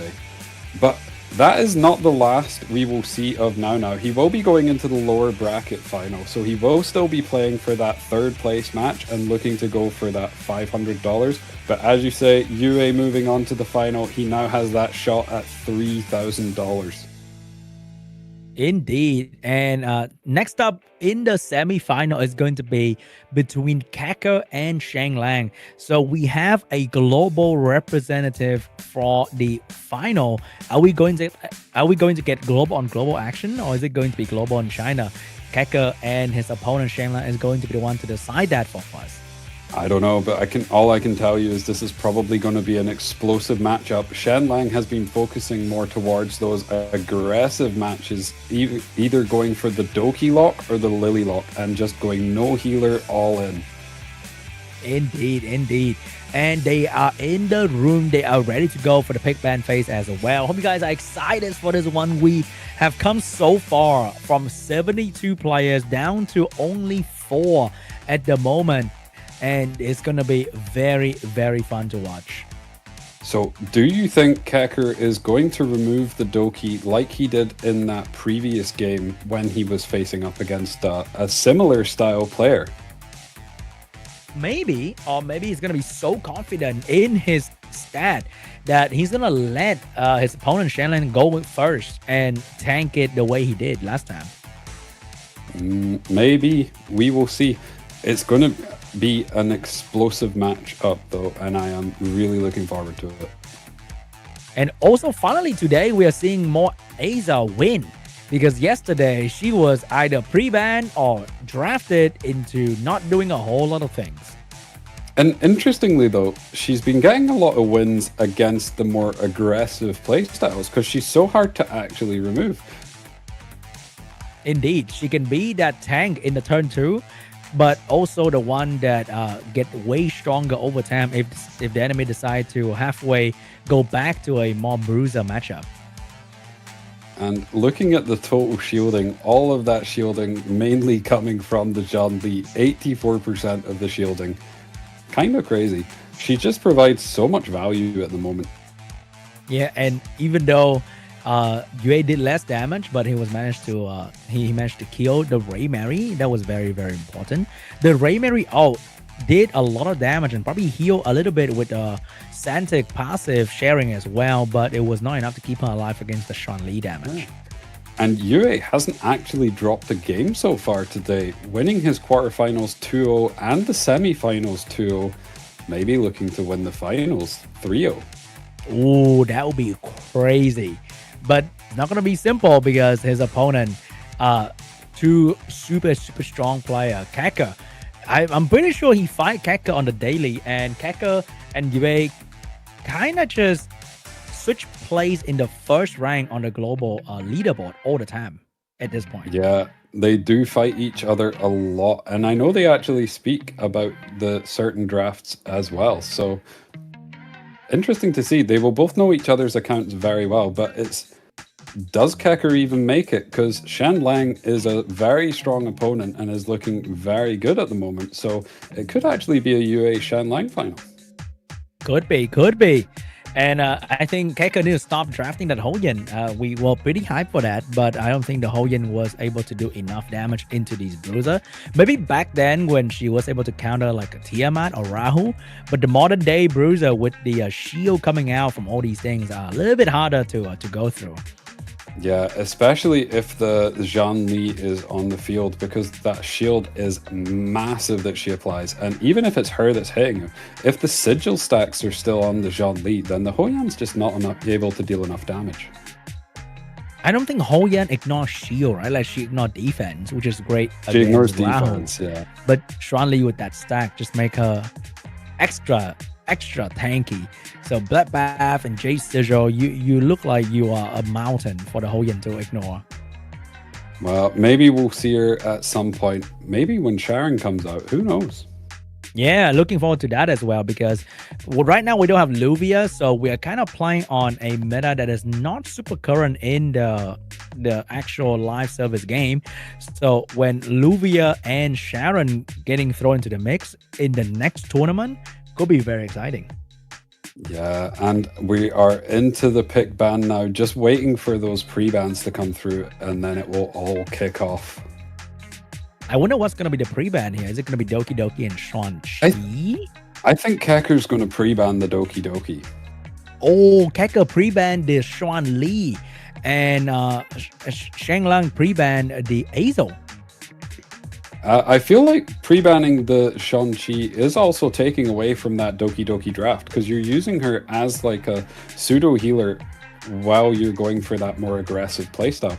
And we're seeing the Shang-Chi taken on the side of Shan Lang, and Kecker has opted for the Kethos and the Palin.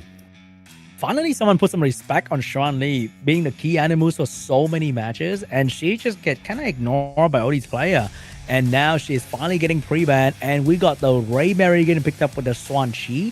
Are we all there? Is that Lily? He isn't going for the Doki Doki this time. He's going for the Lily. I feel like you prefer the Doki Doki when you have that Zhang Li, but if you don't have her, you'd probably rather go for the Lily and go more aggressive.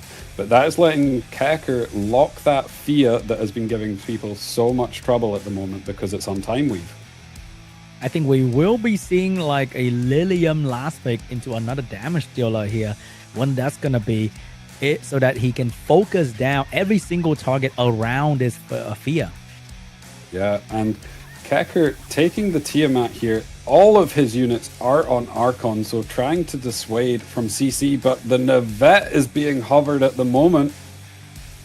Oh, what is it going to be? I'm assuming this is going to be a Navette and maybe a Nahor or a Lilium on 5. Oh, that's going to be so exciting. What is it going to be? Lilium, he's hovering at the moment, and it's locked. Oh, locked in the Lilium Navette. This is the combo that a lot of people are going for their last two pick in these tournament here. And the Lilium is going to be able to do a lot of damage. It is built on full damage as well, not on a bloodbath. So her job is to just send somebody out of the match immediately. But that plume from Kecker is going to allow his team to cut in between maybe. So the plume and the Navette are taken out on both sides. So full damage on the side of Shan Lang. Will it be enough? If you're able to just one-shot someone with this Lilium, then the Raymarie will proc. But who's it going to be? Onto the Palin. Oh my god, isn't that perfect? Because the Palin's on Amber though. But at least you won't have to deal with any of that nonsense that could potentially come out. This is true. And the Tiamat's already down to half health because of the damage share. Oh, we got a pushback coming out. Miss! And misses! Oh my god! He missed the pushback on the Xuanqi. So he Xuanqi's can about to kill go off in the and Palin finish here. off the Palin. Which will Wow. drop the Rainery. He's going for the S3 as well. Why would you do that? You did see one for the follow. Oh, the Tiamat's Oh my down! god! Oh my The god! Tiamat The game Rainery! instantly deleted because of the shell lock by the Zhang-Chi. Wow! That damage was crazy. He went for the AoE because Actually- he wanted that Tiamat dead.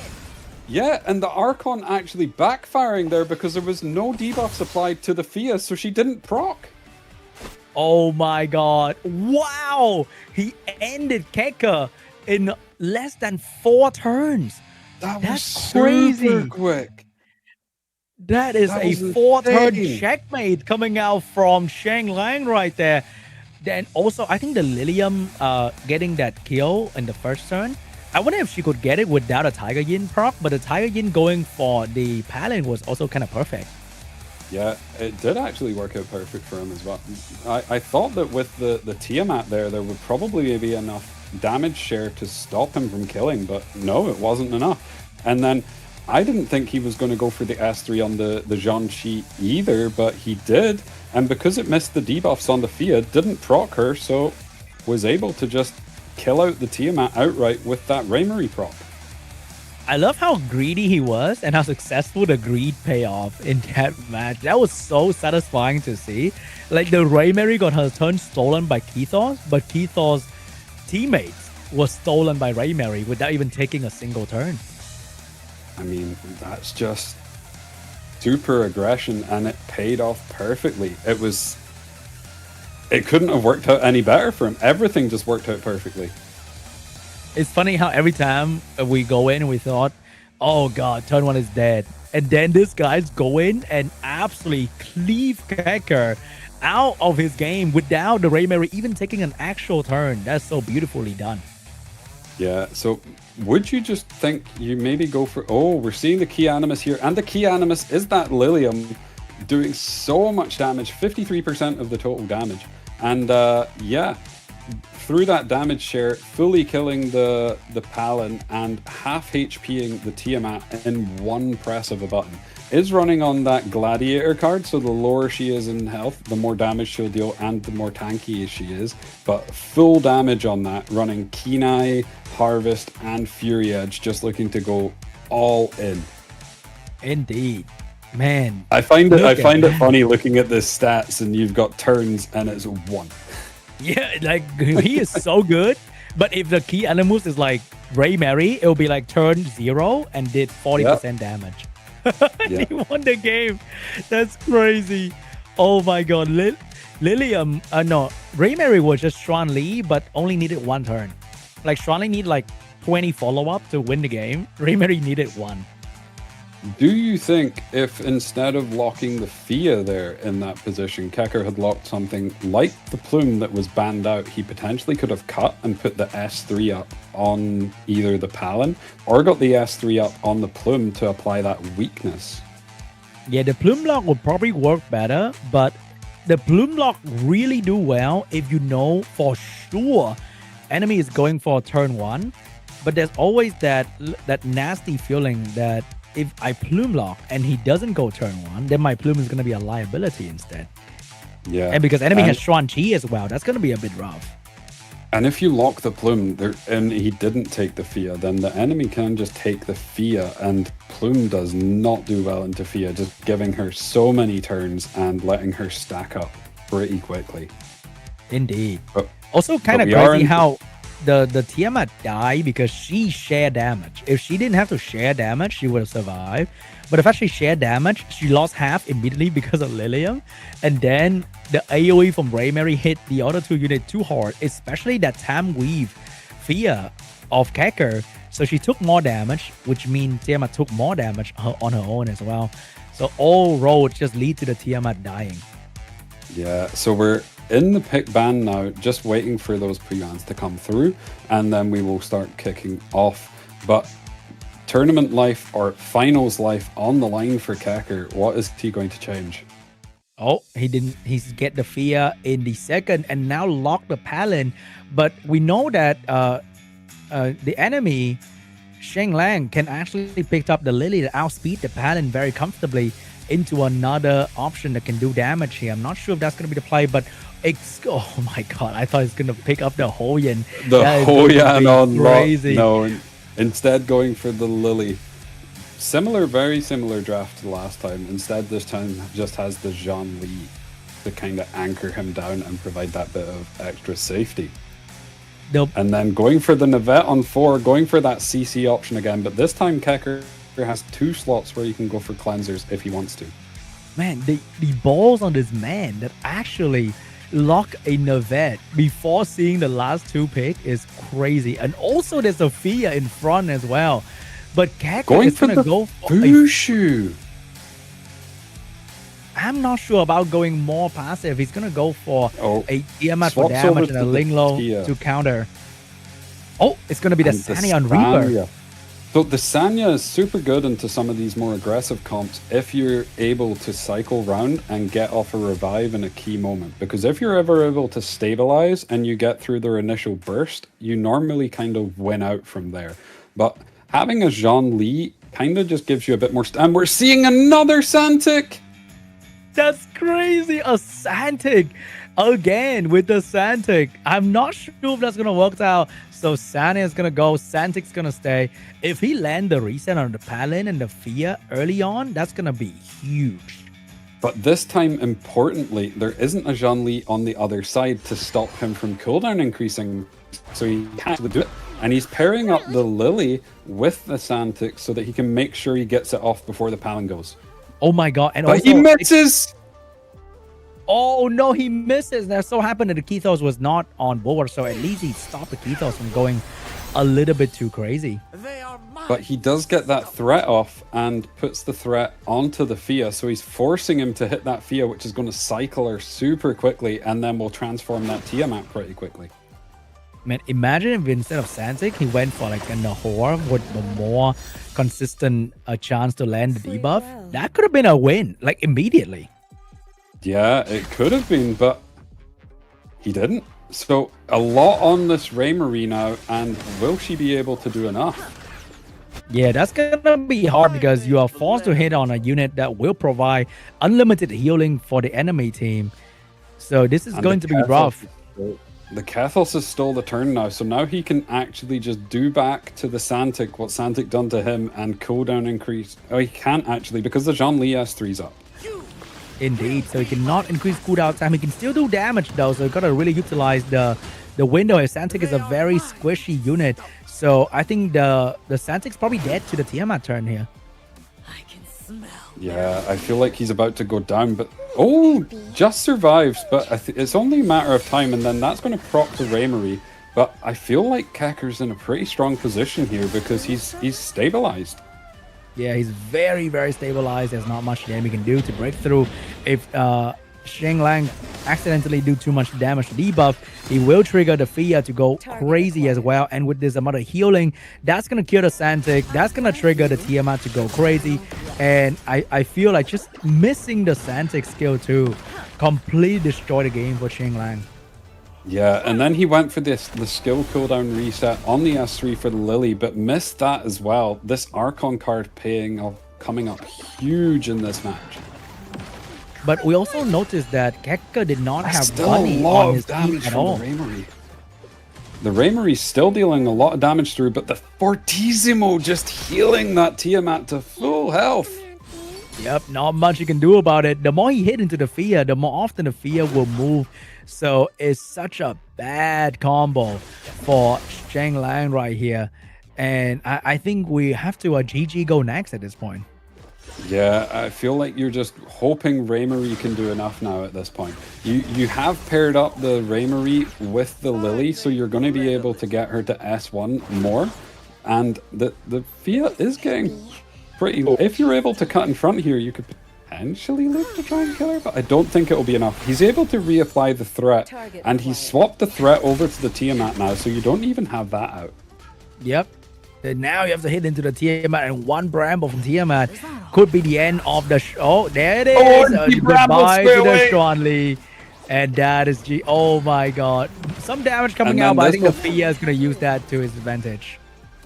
Fia getting pretty low, but also Proctor. And then the Fortissimo again, almost full healing her. Yep, and that is the Lily going out. Raymary being alone against 4 enemies that are super duper tanky and can do very good damage as well.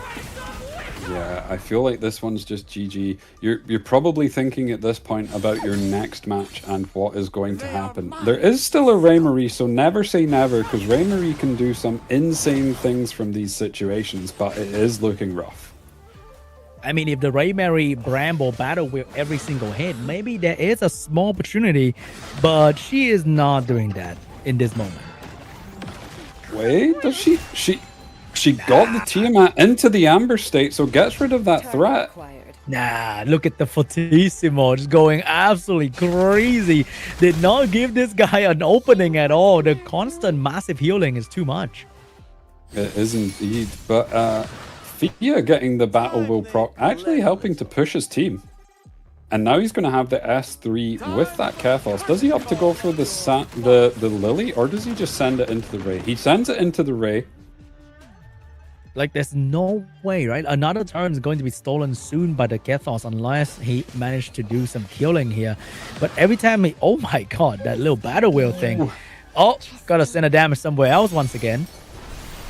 So where is he making him go this time? Probably back to the Fiamelia. Yeah, sends him back to the Fiamelia, because then he can just make sure that the rest of his team stays safe. The Raymary is trying, though. If she Brambles here, there's a chance she procs, and she might actually kill something. So, rightfully so, Kecker recognizes it and hits the Lily instead, just making sure that that doesn't happen. Wow. I think if the Santic land increased cooldown time, that could have been a very fast loss for Kecker immediately. So, saved by the bell right there. We need to recognize that. I agree, but then what if that Santic, as you said, was a Nahor instead? Would that have just given him that little bit of extra? Because you're more confident in landing the S3 with the Nahor than you are normally with a Santic cooldown increase.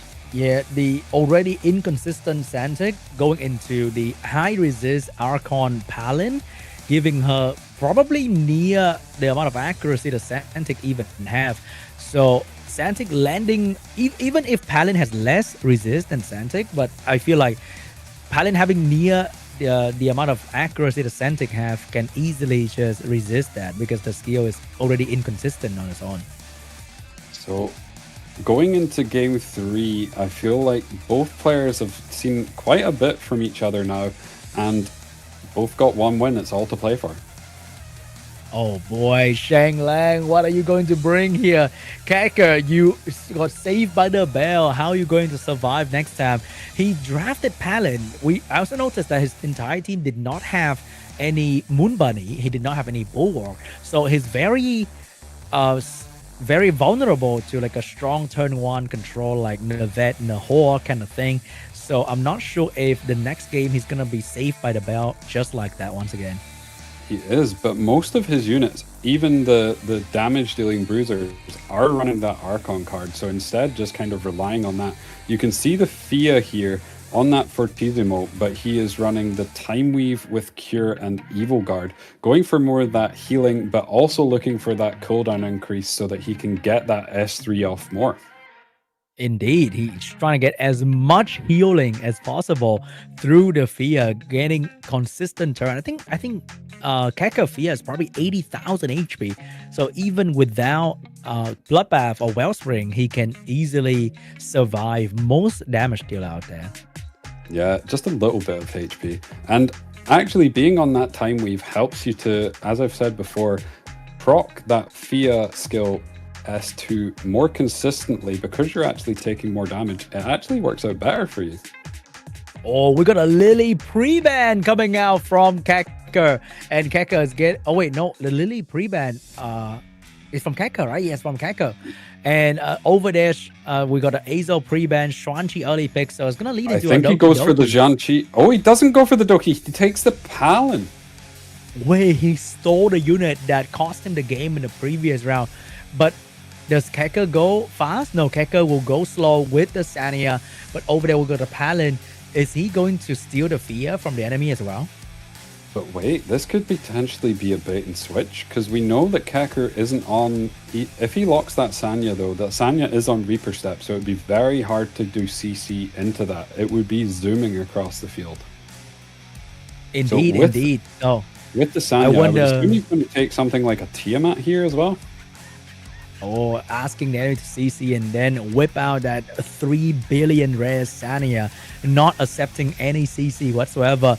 But he's gonna go for an early heal Linglo right there, probably taking away the potential Linglo Tiamat combo from the enemy. Yeah, because you really know that you want to have that pairing. The Linglo with the Palin is very strong, and the Zhongli, just being able to extend those buffs is massive. But then he goes for the Fia and the Tiamat. The Tiamat is on Gator, so it doesn't have that extra Amber life. So if it ever goes down, it is gone.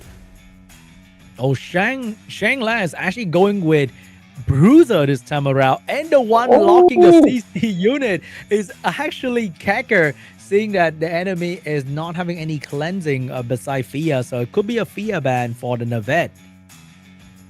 Oh, even the Navette is on Archon. Everything is on Archon. But really good pick here, because there's no consistent cleanse if you take that Fia out. And even if you know the Fia is probably not on Bulwark, so should just be able to hit it straight off. Trying to get a force ban in here. Man, a good CC force ban is so good, because look at Keka. He's allowed to keep Keaton's Raymary, which are also extremely strong, just because he last picked a very good CC unit into a right situation. So we got a Xuanli ban, we got the Navette ban, going in the final game between Keka and Shanglan. Let's see who's gonna go and face the final boss Yue in the champion match. Yeah, and importantly for him, the Palin is faster, so the Palin gets the S3 off, so can dictate where that is going. Sends it into the Tiamat, and the Tiamat actually gets stripped through the extra resistance. But at least he didn't lose the turn, I think. So he didn't get like a crazy amount of cycle for the Kethos. So Fia took away the defense break, healed back the Tiamat, and now it's going to be a slower game because both have a decent amount of healing and protection right there. So let's see which one is going to get that first opening. I think the goal for both players is to kill the Tiamat and the Raymary. Yeah, and this will be kind of scary because there is no Amber on that Tiamat. So if it ever gets quite low, that Raymary might just be able to execute. The Kethos stealing the turn here as well from that Tiamat. Can go for the S2. Doesn't go for it, just goes for the S1. Oh, takes a lot of damage from that Bramble though. That classic Tiamat Bramble right there, looking real scary whenever you have to touch that monstrosity. Hey. Oh my god! And the Kethos is already out! That is so that fast. was so much damage. And the Tiamat's going to transform because of the gear. Oh no, that is absolutely crazy. That is so much damage coming out from the Swan Chi and the Tiamat combined. I mean, the Sanya will be able to bring back the Keka if she wants to, but the Keka might just be one shot again. Yeah, but he's already used the S3 onto the Raymary, so he'll need to cycle round for a couple of times to get back to the S3 if he wants to bring that Kethos back. But honestly, it's looking pretty scary because that Kethos took so much damage from that Zhongqi. I feel like if you bring it back, it just goes straight down again. Indeed. But this Raymary, on the other hand, did not take a lot of damage on the Swanchi. She is tanking just fine, but let's see which one is going to crack first. Is it going to be the Raymary or is it going to be the Tiamat? This is scary though, because he's going to start needing to hit into this Tiamat, and the Tiamat could potentially Bramble. Importantly though, the Kethos did strip that Bramble buff, so it's not the... we're getting the first... but that procs the Raymary. Is the Tiamat Raymary dance, the classic that we have seen so many times before. Both units just spam AoE against one another. But here we go. S3 here removes some of the whale prayers, but not massive damage. But the Tiamat going straight after. That is much. It's so much so damage close. right there coming from the Tiamat. And they have to hit into the Tiamat. And he If the has Tiamat to hit Bramble the right Tiamat. here. Oh, that is so Oh. crazy. Every time you touch a Tiamat, it is a butt clenching moment. And this is getting super close. The threat is now off, but he can reapply it. Here we go. Huge. And Oh, now we she got has the that protection. bramble buff, so there's a very high chance she's going to bramble here. And she does! Oh my god, and she healed back. Oh, another dance between Tiamat and Mary. Big damage from both sides, but the fear. Oh, that Strange is starting to hurt now. And the Fortissimo basically full healing his team. He has the Fia S3. Is it enough? Not quite. He's going to have the S3 here on Sanya, but he's still a couple of turns off Oh, no. before anything else. Oh And my does God. the bramble enough? Is the Oh, it's so... Oh my god, it's so close. I feel like Keka is just trying to stay alive instead of actually finding an opening here. I'm not Going sure if for the- Keka has this one anymore. It's so No, close. it's, Tiamat's about it's to move. looking It's rough. I think the GG. Raymarie's about to go down. Oh my god, And and, it's that's GG. GG. And Kecker is out. Finally, Wow. someone could bring down Keka, and that is Shang Lang from the China server, and he will move on to the final to face Yue. And he's been going with that more aggressive style for the most part, but is showing that he can play that bruiser versus bruiser when he needs to. Opting for the Palin in this game and playing that more standard playstyle. Man, Palin Tiamat just got so dominating and so scary. You touch, you die. The Bramble coming out from Tiamat is extremely scary. Yeah, and it was just so much damage from that Zhongqi as well onto that Kethos. He was dealing like 25,000 damage with just the S1. Yeah, I think having to build Kethos with more accuracy exposed his survivability quite a fair bit, because he's so much easier to kill compared to before, where he could have been built on like double HP crit rate and be a very, very tanky unit. Yeah, and this is where we're seeing the key animus. It is obviously Tiamat in that game. Tiamat dealing so much damage and tanking through everything. Running that Gator on Archon with the Wellspring, Bramble, and Ether Plague, dealing 64% of the overall damage in only 3 turns. And that was Archon. That was not like a damage boosting card. Imagine that with a Butcher. That'd be Oh, with crazy. the Butcher, that would deal insane damage. That would be... I don't want to see that. Don't give people ideas. I don't Sean. think that Tiamat was in any range, any dangerous range at all. So imagine if that Tiamat was on a Butcher card, she would be doing like 15% more damage. That'd be pretty Stop crazy. giving people ideas. I don't want to see that on ladder. I mean, she was already stripped by Kethos, so I don't think that Archon was gonna working. You know what I'm saying? That is very true. And she was brambling quite a bit, even though she had that bramble buff removed. Just showing the power of Tiamat. She's been one of those staple picks since the very first season, and she probably will continue to remain to be, because she's just so good into so many things. And she's probably one of the best bruisers into that more aggressive playstyle as well, because just being able to transform and AoE down the team, a lot of the time she can just wipe them by herself. Indeed, like so scary. And Tiamat Bramble ran free in every Etheria Star player had since the very first season, because back then you miss a stun from your Oboe and Tiamat Bramble, you're done. You just kind of done immediately. Yeah, she is a menace. So we are going to see Kecker going down to the lower brackets now into the 3rd place playoff against Now. So we're going to have a global versus CN final and a global versus CN 3rd place match. Can Global remain the stronger server, or will CN finally take place and dominate the game at this point? I wonder. Well, all we can say for sure is that the gap is basically gone now. It is essentially whoever is the better player on the day can win. But I feel like there is so many close matchups that it could go either way.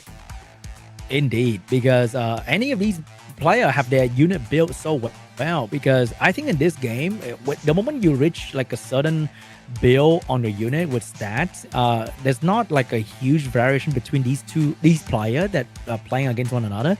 There might be a very big gap between, let's say, me and Yue. Like his stat look insane to me, but then when you compare Keka and Yue's stat, maybe it's not that far off. No, I feel like at the top end of the game, most of the players have very similar stats. I feel like the only thing that kind of is different is just relating to speed, and that's just depending how lucky you are when you're rolling speed rolls.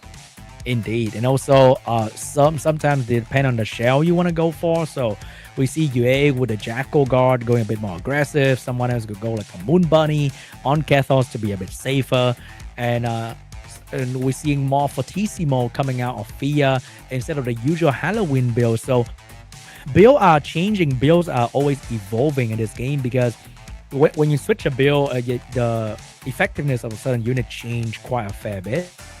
And even on ladder, we see a lot of different kind of Xuan Li build, not on the Doom Crow build. So that's where the interesting things of Etheria start show, with the different kind of build that player can make on all these different units. Yeah, and then even when you see some of the kind of funky builds come out, the one we seen yesterday from, I believe it was G149, where he forced that bulwark on Amber. Doesn't even have those matrices, but he forces it. And it won him the game. Hey, got a quick little win right there. Can be good on ladder if you're like, trying to cheese your way through. You don't have to fight the same guy over and over again. Then you can bait people to pick their Nevet Nahor, and then you suddenly whip out Force Bulwark on pretty much everything. That'll be interesting. Yeah, it's one of those that can get you a win, but then if you play against that same player again, they know exactly what you've done. Indeed. So can't do that on the best of 5, best of 3 situation here. So I think we are now waiting for Keka and Shushan to join the room to fight for the 3rd place prize. That is going to be $500, and the 1st place is going to be $3,000. That's going to be after this, and the grand final is going to be best of 5, but for the 3rd place, it's still going to be best of 3. Yeah, so who are you expecting to come out on top of the whole thing? Do you think it will be Yue, or do you think it will be Shenlang? They both have very different playstyles at the moment. Shenlang tending to go for that more aggressive playstyle, but has shown he can play that standard. So who do you think is kind of favored in that matchup? I think coming from a global player, definitely going to be Yue, because Yue is just so strong, right? He's rank 1 all the time, and he's showing that he is dominating the tournament at the moment as well. So he looks like he's going to win the whole thing. It could be close. Okay. Oh, sorry. We're going for a and quick we break are going before for we go. a quick break. Yep, we're going for a quick break before we go to the final. And thank you so much for you guys for sticking around, and we'll see you guys back here after the break.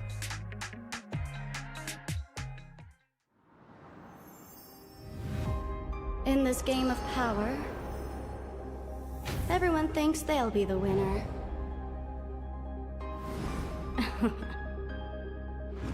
But in reality, there is no such thing as an infallible plan.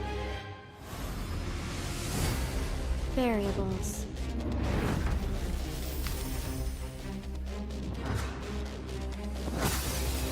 Like carefully nurtured nutrients. Master them. Victory follows as a matter of course. This gift, I'll be taking it.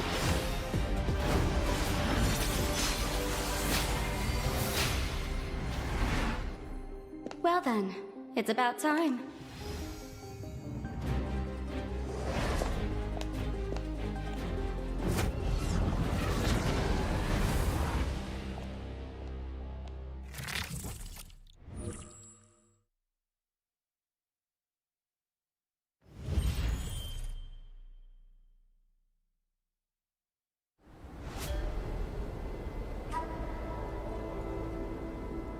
This isn't a negotiation.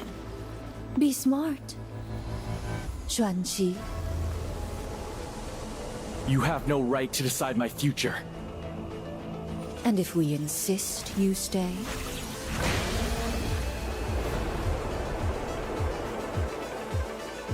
Then I'll smash this place with my own hands.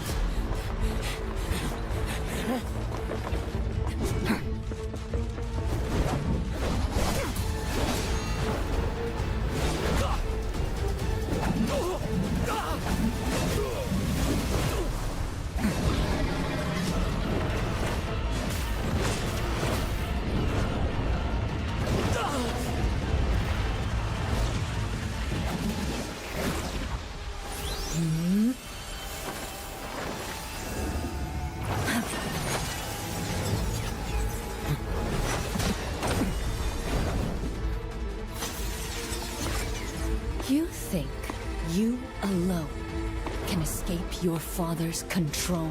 Just because you can't, doesn't mean I can't. Naive. The naive one is you.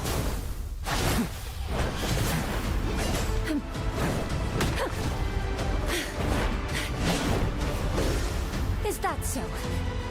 Then let your sister teach you properly. I'll show you what rules really mean.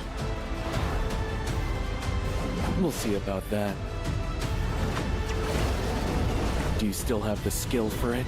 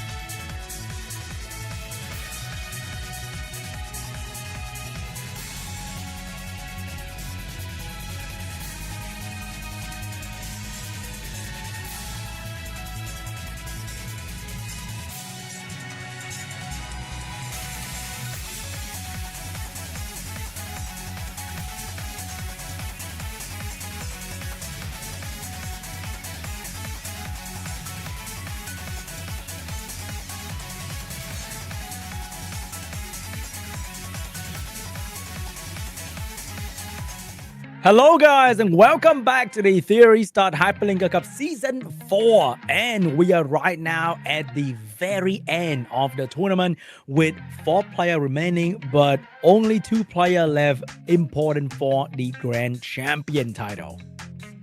Yeah, and first off we're going to be seeing is Kecker versus Now in the 3rd place match.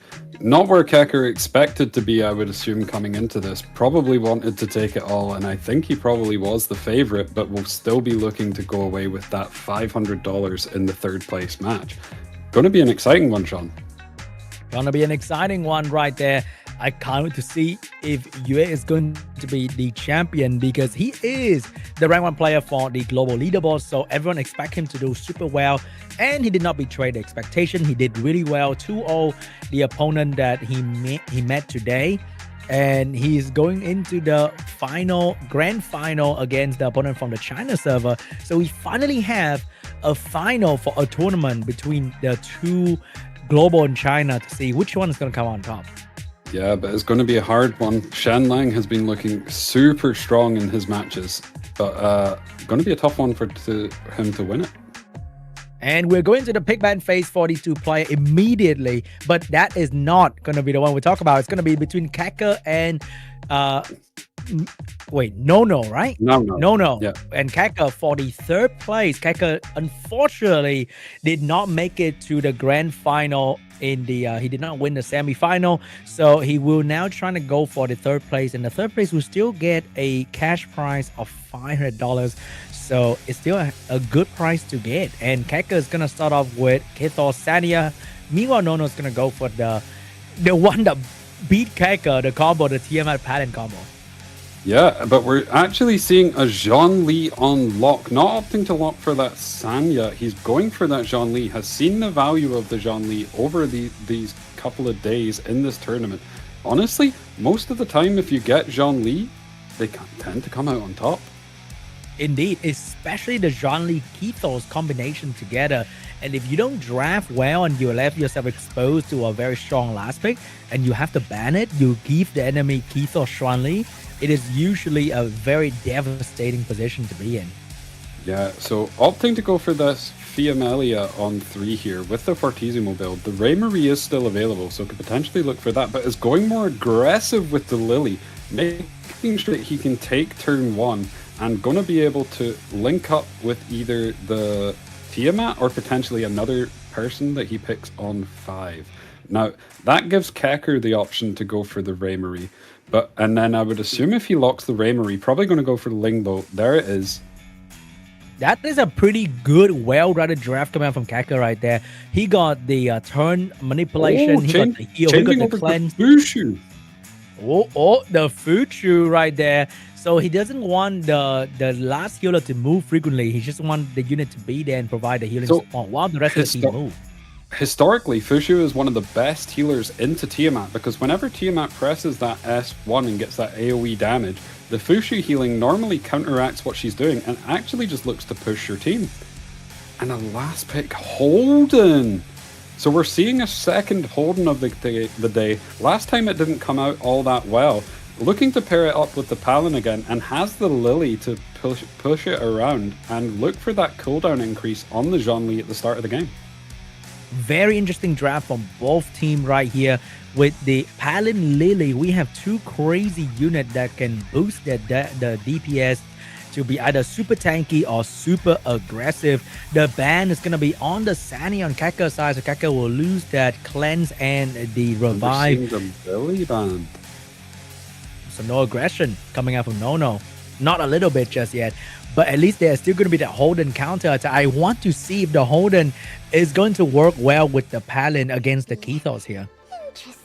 I think it will be interesting because if he puts that threat onto the Holden and the Kethos actually manages to land the strip and get the defense down, that Holden isn't going to be doing all that much damage. The Holden is on Gladiator. The special buff will go into the Tiamat instead. I think that's smart. The team to transform, and you don't want to risk the Holden actually getting defense broken. Alright, so Tiamat still ate the full strip reset pushback coming out from the enemy because Tiamat is on a Gladiator build, not on the Archon.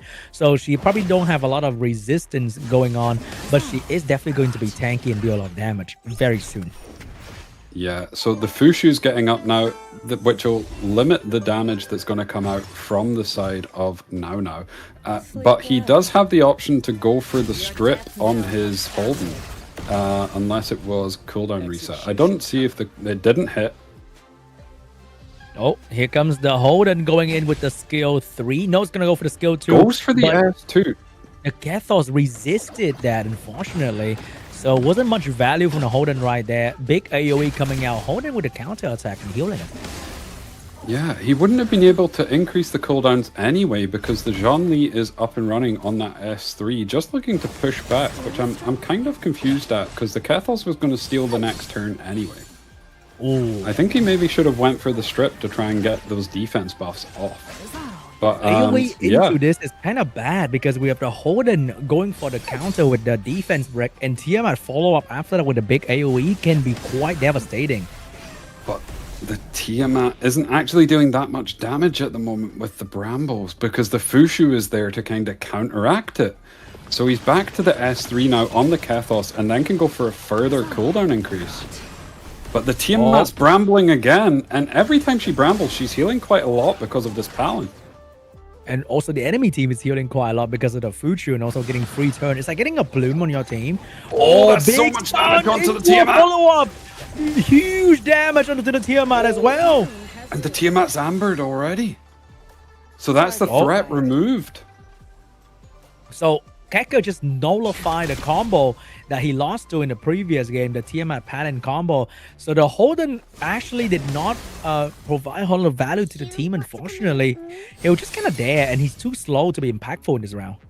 Yeah, I feel like the Lily ban, it was actually the perfect ban because you know you're going to be faster than the rest of the team. So as soon as you don't have that turn 1 and are able to pull the Holden up, the Holden's value just goes way down. Oh, but that Holden cheeky skill 1 into the Kathos doing very, very good damage right there. Maybe he can snipe a kill when people are not noticing. Oh, it definitely is. But this damage on the other side is going well. The Kathos is about to steal the turn away from the Palin, and the Palin is going to remain stunned.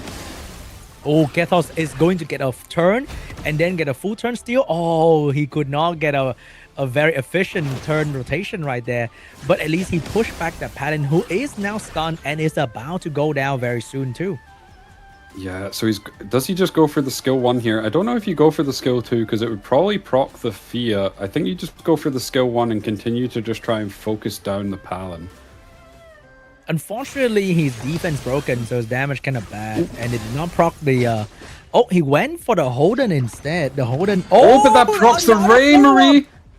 Wow, that is huge damage, but boosting the Fia though. Sleep well. So much damage from the Rainery, but she doesn't have her skill 3 available, so isn't actually able to cleanse the defense break off of the Holden. So the Holden's damage now is pretty limited. He has the S3, but opting to go for the S1, just trying to get the stun onto that Holden. Oh, maybe the Tiamat's gonna do Tiamat's something back, here. but is it going to be able to do anything? The Fushu just keeping his whole team pretty healthy. Gets the S3. Unfortunately.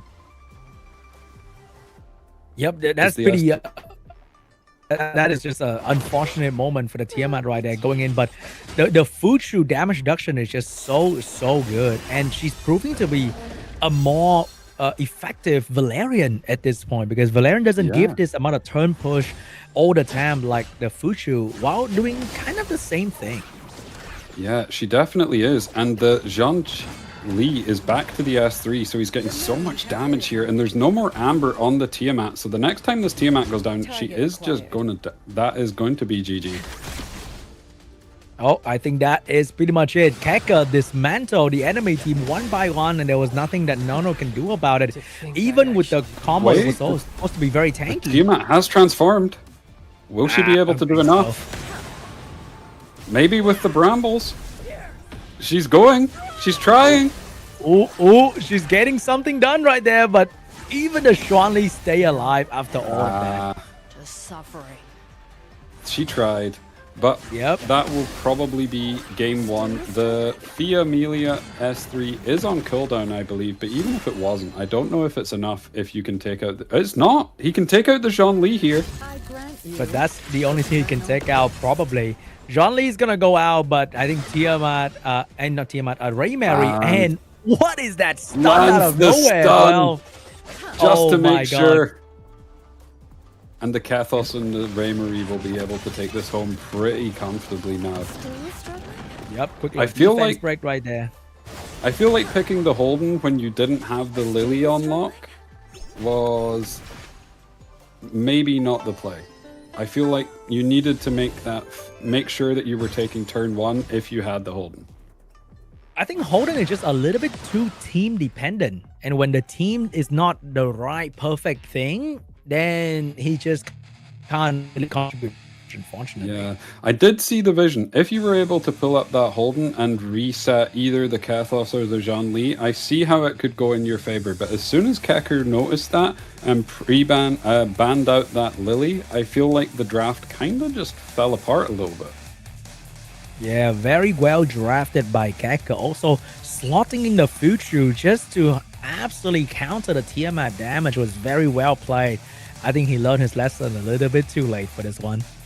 Yeah, and that's one of the things that Fushu is actually giving a lot of value to, because the thing with the other healers that are being drafted, like the Ling Lo and the Sanya, you need to wait for their turn to actually get that healing online, whereas with the Fushu, as soon as she's pressed S3, as soon as a unit gets hit, they heal. So once she's pressed S3, she's basically done her job. Kind of crazy how the meta just slowly, slightly changed a little bit in some of the units throughout the tournament, throughout the days. And that is just the thing with Etheria Restart RTA meta, is that it's quite fluid in a way. Yeah, and the Fushu is an interesting one, because we've seen the Fushu come out recently, and it's actually on a very old build. It's changed over to an old GVG build, where people are running Cure on the Fushu to make sure that she has even more healing than she already had. Indeed. But I think sometimes when you draft Fuchu, right, in this environment where there might not be a lot of CC and there's not going to be a lot of Holden as well, you can just go like Hero and either Wellspring or Bloodbath, and you can ditch the Bulwark altogether. Yeah, and especially with the Archon card now, you can still run some effect res on her, and you just get so much value out of that. It's so hard to CC a Fushu, and like gets the S3 off, she doesn't even care if you CC her because she's still going to do her job. You can't, once she presses S3, you can't stop the healing from coming through without actually using either Luvia or, in this current meta, using something like a Heinrich or a Mio. And I can't remember the last time I seen those units picked. Indeed. So Fuchu, another unit that you might want to build for your niche counter pick right there. It's one of those units where you might still have built from the previous days, because it's one of those units that you don't need to max out all the skill unnecessarily. But I think with the sort of improved lattice economy in the game, you can afford to potentially build a Fuchu next season if she's still relevant. Yeah, you never know. Maybe she'll see a buff as well. She was nerfed before, but people have found a way around that by switching over to the Cure build. So far, all the niche picks are like Holden, Celine showed up a little bit, Hoyen showed up a little bit, Fuchu showed up a little bit. I feel like Fuchu might be the one that wins the niche pick contest here, where she actually wins her matches. Would we say Lilim's a niche pick? She's only been in a couple of matches. Ooh, Lilium as well is one of those like not very popular draft, but when you do it right, it's very, very scary. Yeah, and it is probably some of the most exciting matches to watch. They are over super quickly and they're so explosive. All right, we're moving on to game 2 between Kecker and Now. We got the Palin getting pre-ban, and we got the Azo getting pre-ban as well. So we have seen Now lock the Doki and go more aggressive in some of his other matches. Is he going to change something up, or is he going to stick to that turn 2 versus turn 2 playstyle? We don't know that just yet, but we know that Keka first picked the Kethos immediately. Over there, we got a Shang-Chi and Raymary getting picked up by Now as well. Pretty standard start from both player, and I wonder what is Keka going to do. Is he going to lock the Sanya? Oh, he swapped over to the Thea. Interesting. So opting to take away that HP strip into the defense scalers actually kind of dissuades from picking a Zhongli, because you know your opponent's going to be able to just eat through that shield. Indeed. So what does Kecker answer with here? Kecker is going to go for a Xuan Li with his Kethos, but not locking the Xuan Li, maybe locking the Sanya instead. And that's going to round a pretty standard draft for Kecker here. Is it going to be a Sanya? Is it going to be a Linglo? Many options for him to lock in there. Could be quirky like Yue and lock in a Fuchu. I mean, this is also a good spot for either a Lily or a Doki if you wanted to play that. But I feel like Tiamat. So no healer at the moment. Just going all in on those damage dealers. Maybe he's waiting to pick a Fuchu last together with a Linglo or something like that. Or a Fuchu into a Lily as well. So we got a Sanya lock over there, pretty standard as well, with the double healers, and he can go for more damage after that.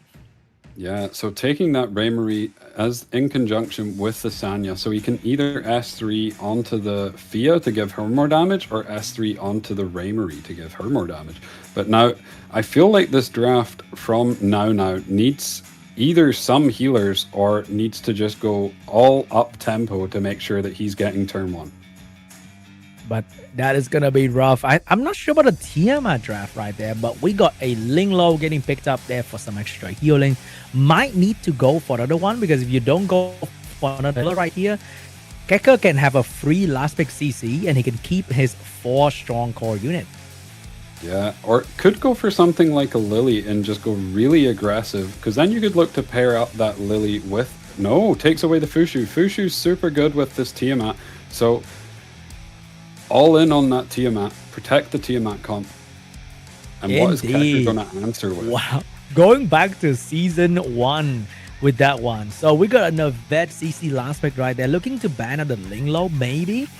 And with that Nervet, I think if you don't ban out the Nervet, you also have a very strong unit to have to deal with, because Tiamat is sort of countered by Nervet as well. Yeah. Oh, switching over at last second to the Rahu, because the Tiamat is unlocked. Rahu is super good historically into this Tiamat, so looking to just delete the Tiamat is also good into Fushu, because Fushu is a stationary target in these games once she's got the S3 on. If you land a defense break on the Fushu, although it's quite hard to do, that defense break is just going to stick and you can just deal so much damage. Oh no, we got both the Death Scaler Tempo unit getting banned out right there. So it's going to be a slower-ish game here unless the Keto start going crazy on the enemy. I mean, it could also come down to how many times this Rahu actually wants to follow up. The Sanya is going to be cycling pretty quickly, so is the Raymarie at the Fiamelia. So if the Rahu is awake and follows up consistently, it could be pretty quick. But if he just sits there and sleeps, we could be in for a long one, Sean. This Kathos landed everything though, at least, I think. So, oh, never mind, did not land on a Sanya, but you would never land on a Sanya on a Reaper step. He is ready to go for the resist right there. So, I think it's going to be depending on the Tiamat, whether she want to Bramble and whether Rahu want to follow up, pretty much. Yeah, so both waiting on one unit, to be honest. So I think it doesn't send the S3 here on the Fia, just going for the S1. Gets the Battle Will proc, which helps to push his team quite a bit, actually. That'll be 30% push, I believe, across his whole team because he gets the 2 S1s. Alright, the stage is set with the Fuchu, and now the Rahu is going into the Fuchu, as you mentioned right there. You want to get that defense break on, maybe get a... Oh my god! Decent amount of damage onto that Rahu. Already taking him below half HP. And the Kathos is set to steal the turn of the Sanya, so we could potentially see the... No, the Fia is going to be coming around after. Does he send the Fia back so that he can just try and get something else up to deal enough damage? Does he go for it? No, opts to send back the Raymarie instead. And oh, we got the cooldown increase. Oh, low. Did he get the cooldown increase on Fia? He did. He did. He did. So the Sanya cuts because of the Fia push. Oh, and then the Tiamat comes back. Oh my god, the Tiamat Fuchu interaction is so scary because Tiamat usually is a very slow unit, but with Fuchu in the field, Tiamat becomes like a super agile, seems like on double swift kind of unit because of how often she moves. She just, anytime you hit something with the Fuchu in the field, she's just going to move 10% every single time. And now this Tiamat is online, she's transformed already, and she's Battle Will proc again on the Tiamat! Oh my god, that is so scary, but so at least there's damage. Tissimo to save the day right there.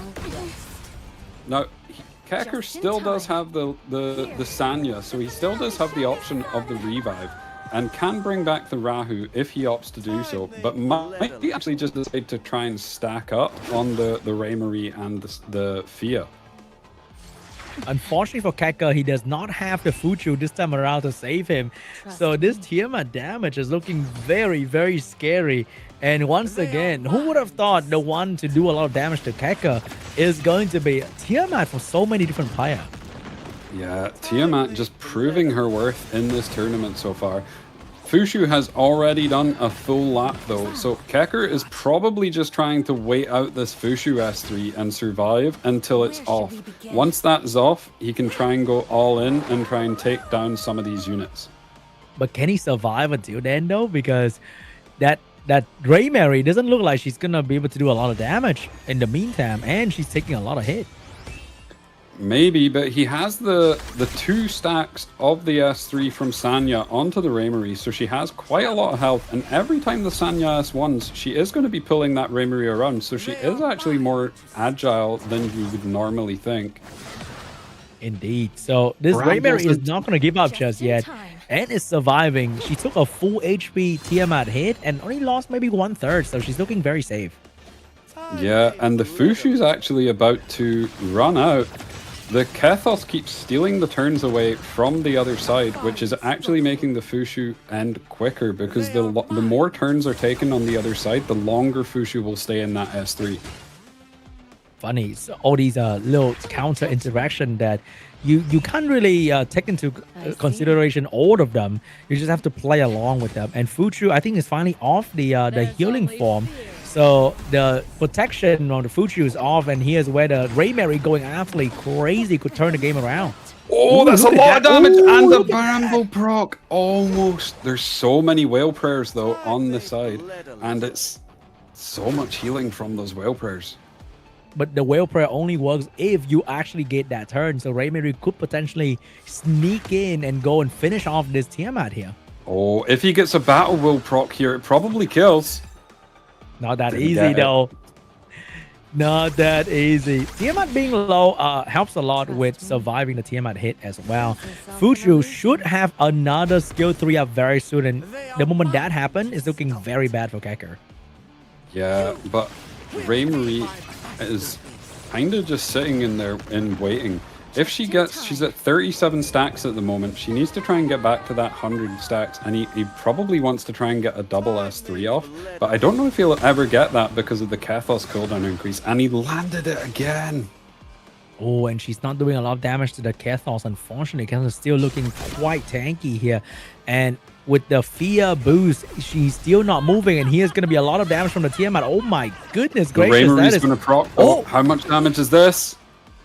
Oh, back to that half HP.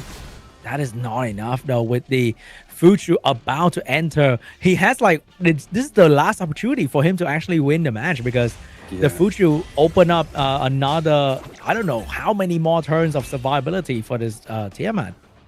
Needs to go for just pray for the battle will proc here. I think you just go for the double S1 and hope you kill. All right, here we go. Big skill 1 from the Raymary. Can he do it though? Big skill There's a 1. chance. There's a Who's it going chance. beyond? Oh, Gets one. No. too far away still. And then the Fushu's back into the S3, so that is a big window gone for Kecker. The Fushu is going to be able to stabilize this team quite a bit now. And the Linglo also getting that S2 off. There is so many whale prayers across Now's team. Yep, looking really rough. Even the Fortissimo, the healing just can't keep up with the Tiamat damage, unfortunately. So Oh, wait, Tiamat's the S3.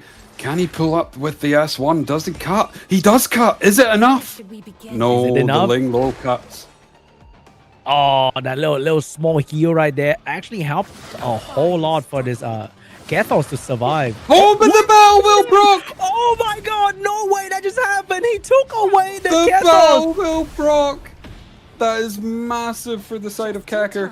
That might just help him stabilize. He's going to be able to get back to these S3s on the Raymary now, and he'll be able to go, and he's keeping getting more battle will procs, which pushes the Raymary. I don't He lie. got a double S3 here. That's kind of exciting. That we kind of waited for that thing for the last That's many so days much now. damage. Oh my god. Wait, hold up. He just turned the game around. He actually just turned the Massively. game around with that. Unless this battle will Tiamat go crazy. Oh, And then the Bramble. But I think Kecker just found a very good opening here. He might get a kill on the Fuchu as well. He has the Unless- S3 on the Linglo though, so I think he can heal up enough to get out this execute range. Actually, the healing's not all that much. I think he can terminate. He does. Oh, Kecker beating up the enemy with a quick little battle wheel right there. Oh my god. I can't and then believe the it. Raymary can probably cut in front and he can execute the Tiamat here. That might be GG. Raymary taking that turn. And he Finish off the does! Tiamat. Oh And my GG, god. Kecker Kecker. takes it. Kecker with the 2-0. It was looking so cursed, but then that battle will proc. Man, we waited so many matches for one of these moments to happen where that battle will decide a match. And you know what? It happened. It decided It one did. match out of all the different matches we've seen so far, where the battle will completely flip the flow, turn the table. Yeah, he was going for it as well, though. tried in a couple of different opportunities. You need to play to those, when you're in a bad position, you need to try and play to those small outs, and he did that, and it paid off for him. Opting not to revive the Rahu as well, just stacking up his HP scalers instead, I think perfectly played. That is crazy. Kaka will be the official third place of the Etheria Hyperlinker Cup Season 4. The key animals will be the Ray Mary, doing 80% of the damage for Kaka, with the skill 1 terminating the enemy. Because I think at some point the healing and the shielding get reduced so much that the Ray Mary damage is absolutely crazy. Yeah, and do you know what I think is the most insane thing about that whole game? She dealt that much damage and she only took 6 turns. Yeah, there was so much Bramble, and the Kethos kept pushing her back as well. So she couldn't really get a lot of natural turns. She also couldn't really get a lot of skill 3 out, beside the natural ult. And I think that is where these mechanics and dev trying to put into these characters so that they can perform while being controlled. Is the scary thing about Etheria is that you are controlling the enemy, but once in a while you have to deal with the consequences. Yeah, and that Raymarie was just sitting there stacking, and the Sanya putting those S3s on her, beefing her up and getting her extra damaged from the HP. And she just dealt so much damage once that Kethos was off the field, and she was actually able to press S3 and get the double proc. It dealt so much damage. Yeah, I can't believe that the Tiamat couldn't actually kill the team of Kaka.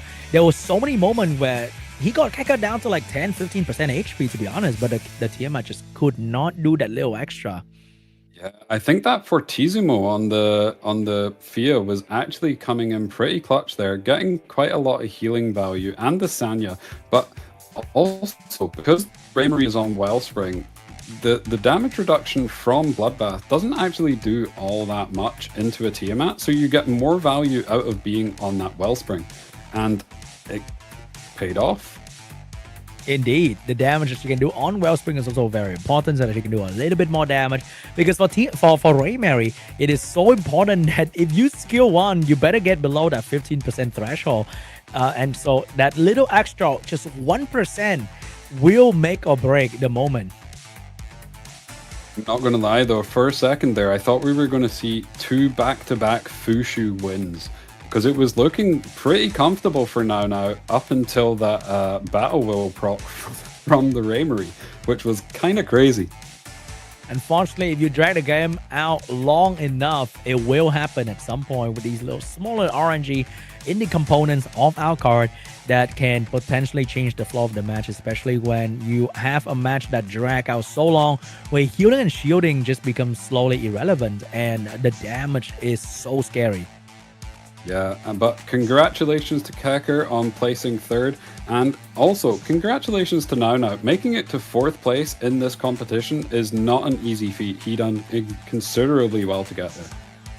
Yeah, the last time on EDUS, we did not have a single CN representation in the top 4, so we have 4 global players, but this time we have 2 CN players, one being the 4th place, and the other one is facing Yue, the global rank 1, so it's going to be very exciting to see if CN take over global as the champion of Etheria. Yeah, and we're going to see a best of 5 for the final between Yue and Shen Lang.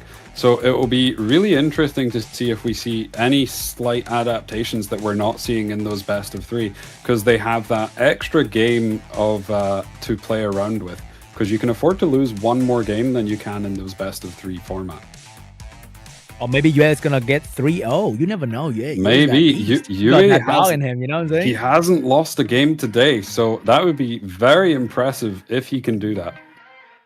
That will be a perfect victory, and they are setting up in the room at the moment the pick band phase for the grand final. The grand final of Etheria Hyperlinker Cup Season 4 is about to happen.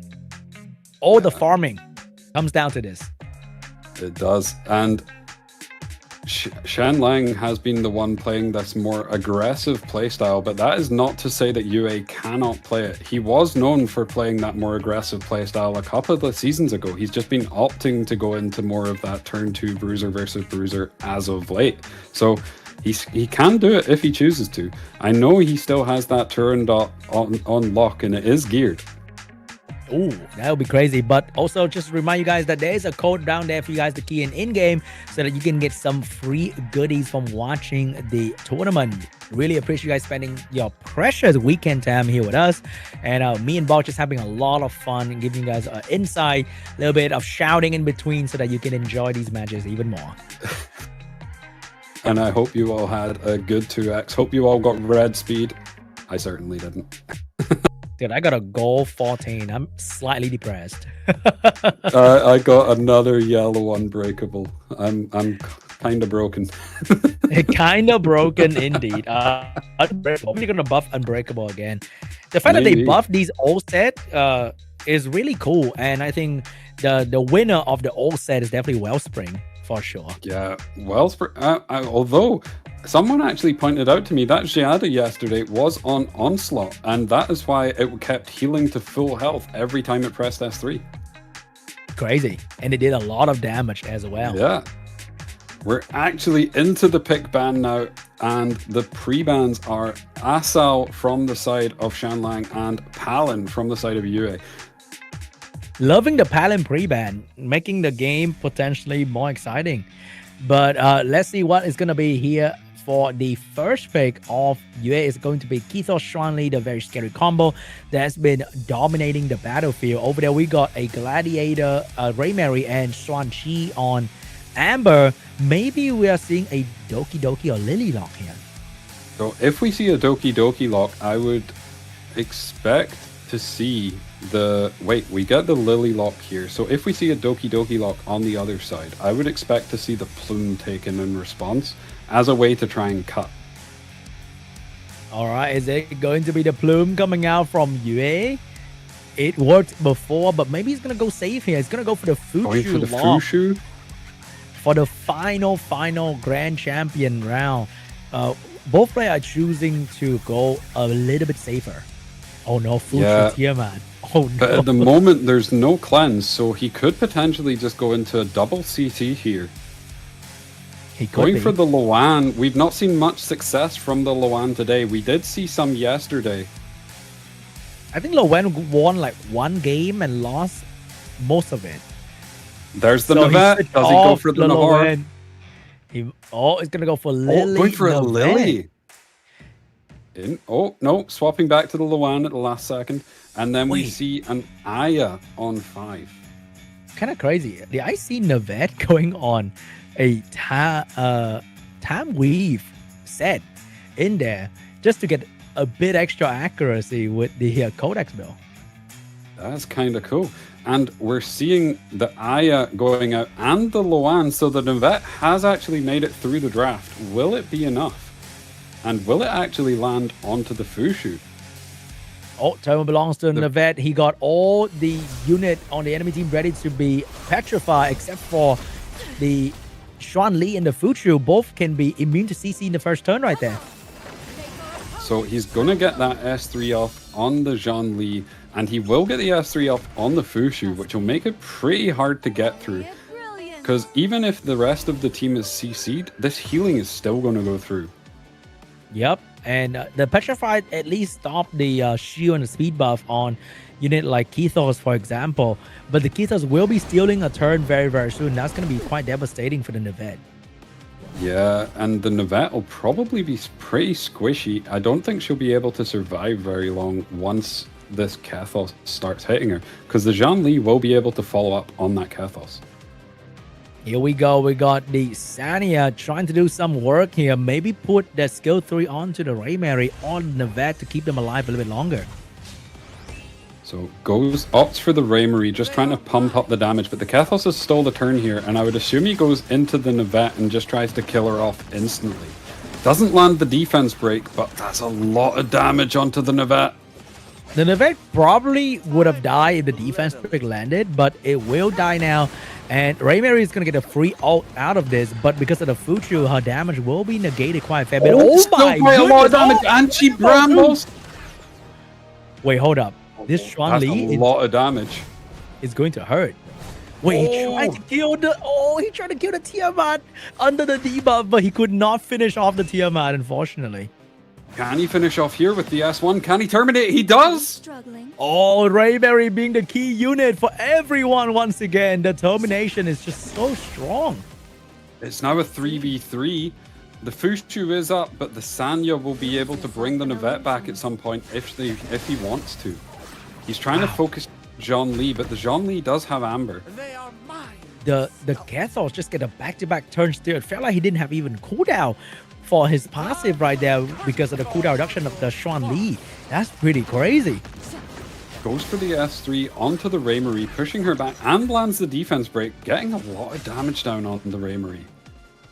Oh, but I don't think that's going to be enough to bring the Raymarie with the Sanya getting a turn with a fat heal. But the defense break stay on the Raymarie. Yeah, importantly, didn't cleanse the defense break, but the Raymarie's about to proc again. She's getting pretty close. Oh, but the Xuan Chi's coming in. Defense broken though, so unfortunately not going to be a whole lot of damage.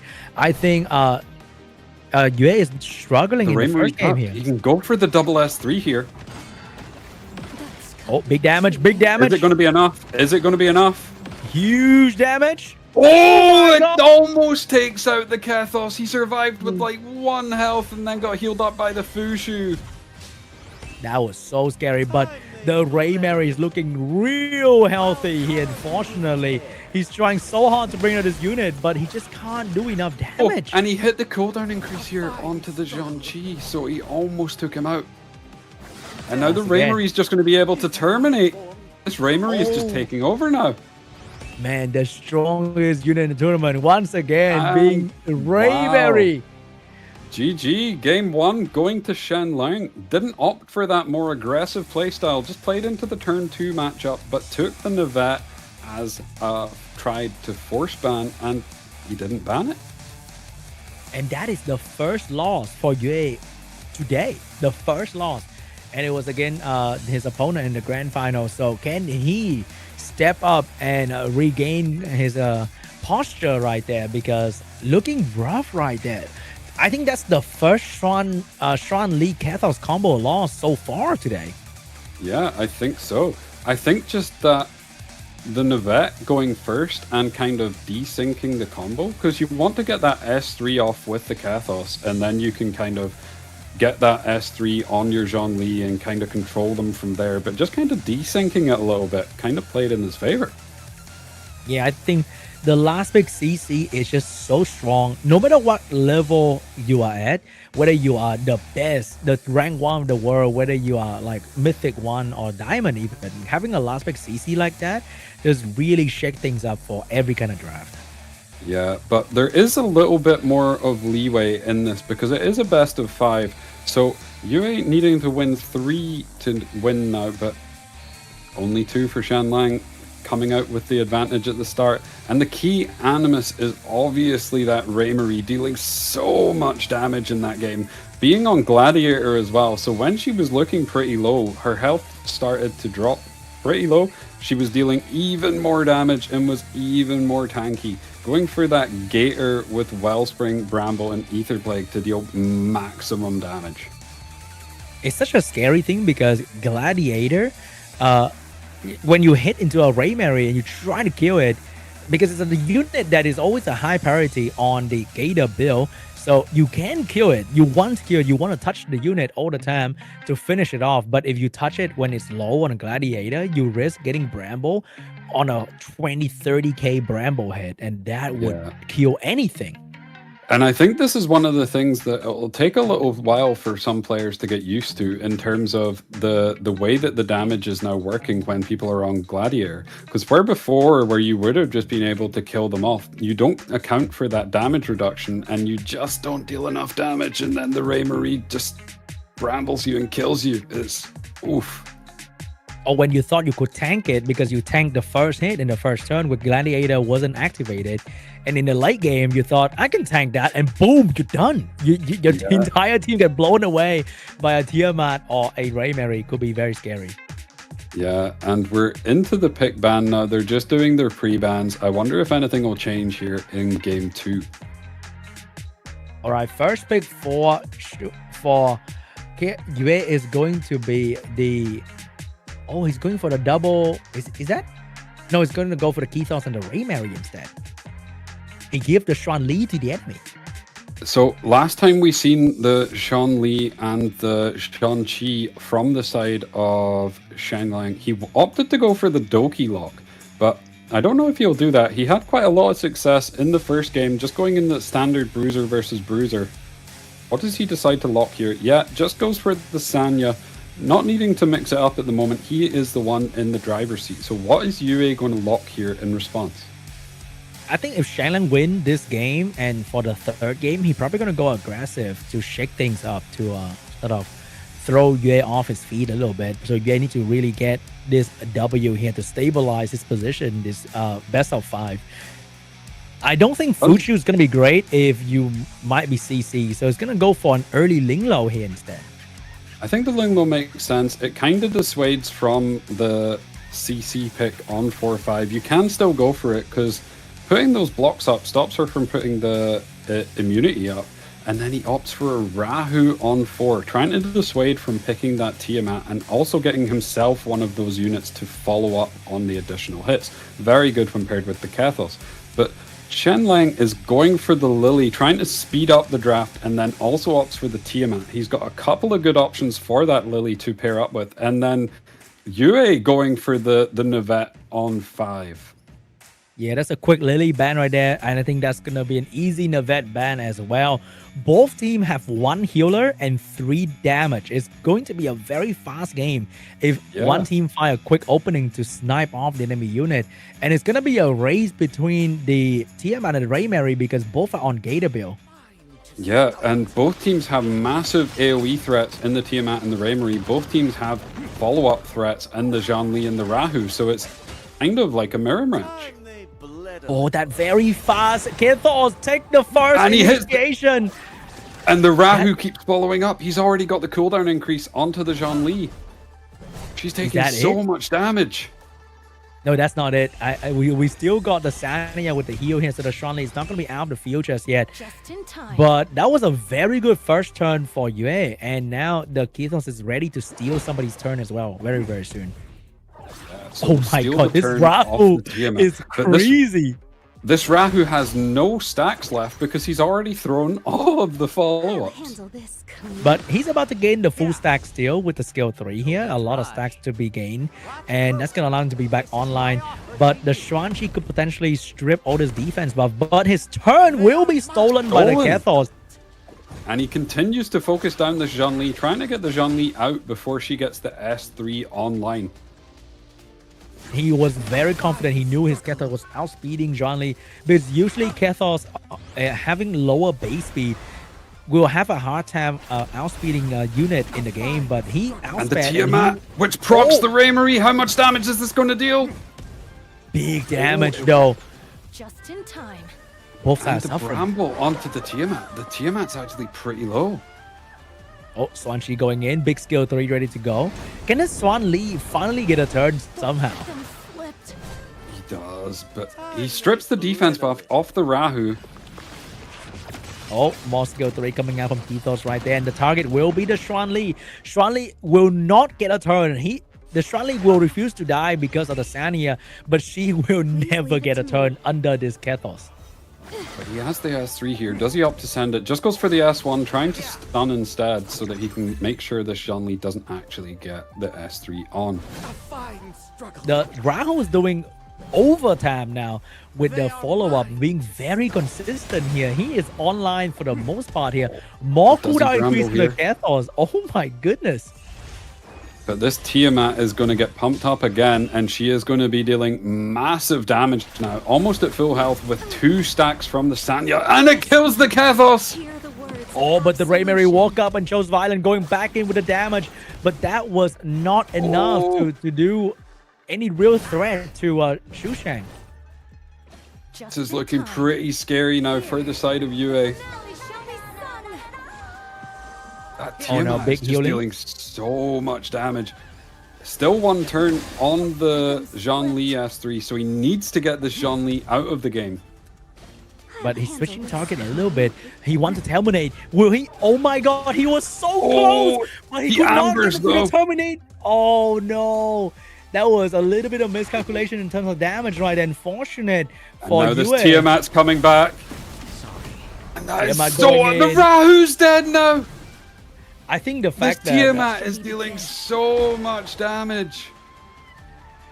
we cannot say Rahu counter Tiamat anymore, man. Tiamat just eat Rahu alive. Tiamat is just her. And now the Zhongli has the F3 online. The Tiamat's about to go again. This is looking like GG in game 2. The Raymarie is going to proc, but I don't even think it will break the shield. It doesn't. The fact that the Xuan Li survive all of that is also kind of magical in itself. Yeah, just refused to die. The Sanya, just a little bit of healing, keeping her alive, and also that damage share with the Tiamat. Wow, Yue getting 2-0 by oh my god, I can't believe it. He is getting 2-0 by the CN gamer Shang Lang, and there was nothing that he could do about it. And the thing is, Shen Lang has mainly played a more aggressive playstyle. He's just playing standard. He's not even needing to use his more aggressive playstyle at the moment.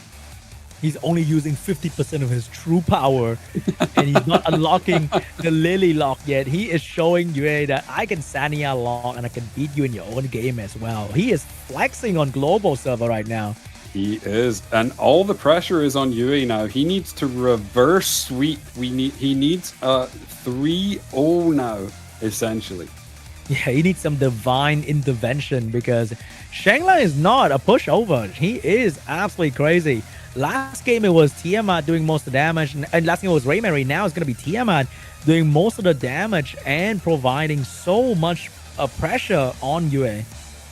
Yeah, I feel like at the moment, at least in this series, it's whoever gets the Sanya with one of those HP scalers so that they can pump up the damage that they're dealing, and they just deal absurd damage. Either the Raymarie with the Sanya or the Tiamat with the Sanya. The damage that they do is just kind of wild. Maybe Yue need to switch gear and go a bit more aggressive with the draft instead of taking turn 2 and receiving all this damage. Maybe. That's just rough. But there's always the risk. If you go more aggressive, if you don't know the speed of Shen Lang, he could just potentially speed up as well. And when you go in those aggro versus aggro matchups, normally whoever takes turn 1 wins. Indeed, indeed. He did get turn 1 with the Kathos, but Kathos was the only one doing it, and Kathos did not have the damage to finish off the Zhongli, so the Sanya intervened and saved the Zhongli immediately. Maybe if there was a bit more follow-up after the Kathos, could have been a different story. Yeah, maybe, but the Rahu tried his best. He did get rid of all of his Wrath stacks at the start of the game, but it just wasn't enough. Rahu's one of those units that he really needs to get that defense buff online, and actually at the start of the game you'd probably rather he sits there with his stacks so that you can have more stacks to give him more defense to get more damage later on. I think Rahu is slowly becoming the potential, man. Like he could have, it's always could have with Rahu, man, but he never is. It's always a could have. So we are into the game 3 pick and ban. Yue has banned Palin and Shen Lang has banned that Kathos. We're seeing Yue taking the Zhongqi as the first pick. Oh, Azo showing up for Shang Lang right there. Could be a Xuan Li lock as well if he wants to in the early pick, but it is going to be Azo Raymarie, looking like a ladder match.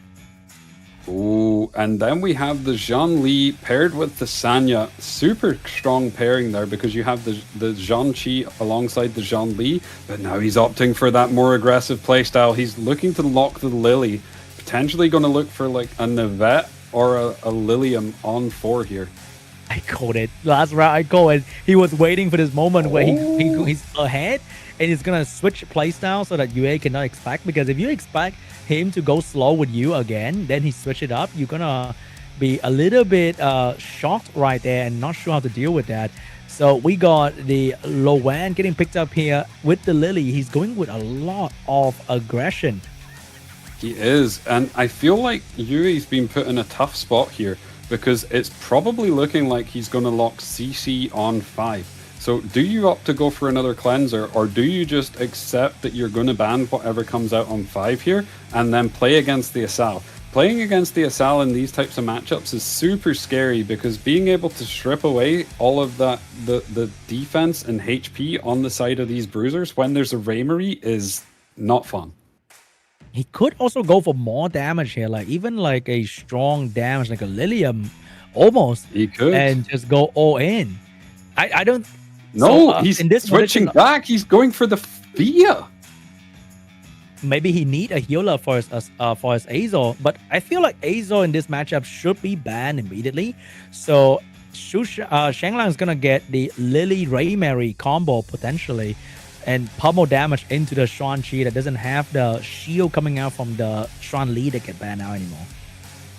Yeah, so a lot of work for this Tiamat and the Sanya to do. There is going to be a lot of cycling on the side of Yue, but probably not as much as the Sanya, I would assume. All right, here we go. Big provoke taunt coming out onto and the it lands! Xuan Qi. It landed on the Xuan Qi. Big damage on the Xuan Qi immediately. So the healing is going to be reduced on the Xuan Qi, which means the Lily Raymery combo is going to hurt a whole lot. Yeah, and he does have that Amber, but if it gets timed rightly by Shanlang, he can just terminate him and ignore that Amber completely. Here we go. Big skill 3 from the Fia, healing back the team as well as providing a lot of damage onto the Xuan Qi that has a lot of defense and lower HP value. Tiamat going in though. This Tiamat is going to hurt, that's for sure. But does he just opt to go for the S2 here? No, goes for the S1 onto the Luan, trying to get the Luan out of here so that he can get that exaltation off of the Zhang Qi. The Zhang Qi's getting pretty low here, and I think that when the Lily goes, he's just going to get terminated. Oh, Lily's just going to S1 him, and that's just him dead. Is it? Is it over for Xuan Qi? Is it over? Oh, wait. No! It's not with the Raymery, but it's with the Luan instead. So Xuan Qi is still on the field for a little bit longer. Not sure how long though. He's so low. Oh, hold up. But the Tiamat. Big Dragon Mother. Huge damage. Ambers both of them, but procs the Raymery. That is huge damage, but Raymery is going to give the Xuan Qi that turn, and Xuan Qi is going to be healed by quite a fair bit. But he still has that exaltation on him. Strike first. Here we go. Big skill 3, maybe, because I don't think that's healing. No, just going for the S1, not wanting to proc the Fia. But the Fia has that Fortissimo and it full heals the Raymery. And the Fia skill 3 is back ready, so I don't think there's any opportunity for the Xuan Qi to skill 3 at all, because that's just going to give Fia more ammo. There's the opening. No, He wants Tiamat that. is going to hurt here, though. He wants that Luan so bad. Oh, they're all so close. Oh, fat heal. And then the Fortissimo Fortissimo comes in again. And then he And has the the skill S3. Everybody's back to full health. And the Zhang Qi is so low again. Oh, the Xuan Qi is so vulnerable at the moment. And both these units are coming out of Amber into some crazy damage very, very soon here. Luan sticking out, saying hello to the Xuan Qi. Big damage. And Xuan Qi's going to go. Raymery get activated. But the hold up. They're trading blow. But the heal from the Gator and the revive. Is she going to revive the Xuan Qi here? Is everyone all right? He doesn't. He goes for the S3 onto the Tiamat, just stacking up the Tiamat, trying to get as much damage as possible. But now the Luan can put the S3 onto the Tiamat or choose to go onto one of the healers. Oh, we got the Lily. Maybe now he's going to switch to the Raymery instead. Oh, did he just switch to the Raymery? That is going to allow him to do a lot more damage as well. Oh, I think he just pulled up the Luan there, just making sure that she can get that S3 off. Yeah, went for the exaltation onto the Sanya, trying to get the Sanya out before any potential revive. Oh, Tiamat about to unleash. What if Tiamat battle wheel? That'd be funny, right? If Tiamat battle will... Oh my god! That was so much damage! Oh my god, where did the Fia go? Wait, the Fia was just there a moment ago. Fia is gone now. Raymery is kind of alone because I think Luan is going to go out soon. Wait, hold up. But the Sanya's down. Can he kill this Luan? Oh no. I don't think... The tide rises. I don't think Loan's gonna Raymary go can down. 1v2 though. No, I There's don't, only don't think she's going to be able to. But will the Raymary proc here again? She's already just procced, but she does get the Gator healing. Now, it's all going to be on the Gator healing. He does get a double S3 here. Is it going to be enough? I don't think that's gonna be enough though. Oh, he Oh, got and the Bramble in the Bramble. face as well. Unless he Bramble this Linglo, but Linglo's gonna heal instead of touching the Raymary, of course. The heal is still really strong. We are still early in the turn counter. So, oh my god, another Tiamat Bramble! Brambles again. And Global is not done yet, baby. Global is back with Yue getting a Tiamat to destroy the enemy Raymary. Yue is fighting back, and it's as I kind of said in that after that last game, whoever's getting the Sanya with the HP scaler and being able to pump it up with the S3 is the one that is taking these games. It's just dealing so much damage. That Tiamat absolutely deleted that field. I feel like drafting Loan is kind of a curse right there, unfortunately. Loan Yeah. just not working today, man. No matter what draft, Whoever's who play picked her, Loan has lost. it's just like Rahu today. Whoever pick Rahu just lose. Yeah, Rahu, Santic, and Loan, all 0% win rate today. Yep, C tier unit, boys. Stay away from those units. Tiamat, on the other hand, back on the menu, strong. But I feel like that was looking pretty bad for the side of UA up until that Tiamat just deleted them. 90% of the team's damage when you have a Zhang Qi on your team is insane. And she's on Bloodbath too. She is not on the usual Wellspring, but she dish out so much damage. Yeah, and opting for the Sentinel on the Tiamat as well, just making sure that she takes less damage from the crits. Most of the bruisers with high crit, so yeah, just trying to reduce the overall damage that she's taking, and she is dishing out massive damage back. Will Yue make the legendary comeback in the grand final against Shanglang right there? It's gonna be tough, but it is doable. I've seen many comebacks before, and maybe Yue is gonna be the one to pull it off. Maybe, but he did opt for the Lily Lock here, whereas in game 1 and 2, he was just opting for that more standard playstyle. So maybe he just goes back to that, or do you think he potentially sticks with... Oh, and everybody, we have the code on screen. If you are in the game, make sure that you redeem the code to get your goodies. It is EWS26SP Finals. I'm gonna grab that code right after the show right here. So I think Shanglang might be going back to the Sanya lock, or you know what's gonna be crazier? We see a Sanya pre-ban. Maybe. We haven't seen a Sanya pre-ban all tournament, and Sanya has basically been in every match. Yeah, I think she has 100% pick rate at this point, except for that one round between two players from China that just did not pick any healer. There was like one round, I remember. 0 healer. Yeah, but I think that was Shen Ling versus, was it Chu Shen? yeah, it was earlier. So rare case, but it happened. So I would say Sanya has a 95% pick rate in the tournament, just being a menace in every single draft that she's in. Yeah, and I wouldn't be surprised if we've seen her win rate and it's up there in the 60s or 70s%. She's been doing so well, especially when paired with any of these HP scalers like the Fia, the Raymary, or the Tiamat, which are really strong at the moment. So just a powerhouse unit. And you know what? She has the price tag of $3.99. So everyone can build, everyone can have her. Put all your resources into this unit with a good old Gigabyte, Drive, Bloodbath. The build that you see from Season 0 and it's relevant until Season 4, baby. Yeah, and if you're still thinking about what unit to awaken, if you've not awakened any units yet, go for Sanya. She's just too good. Yeah, she is way too good.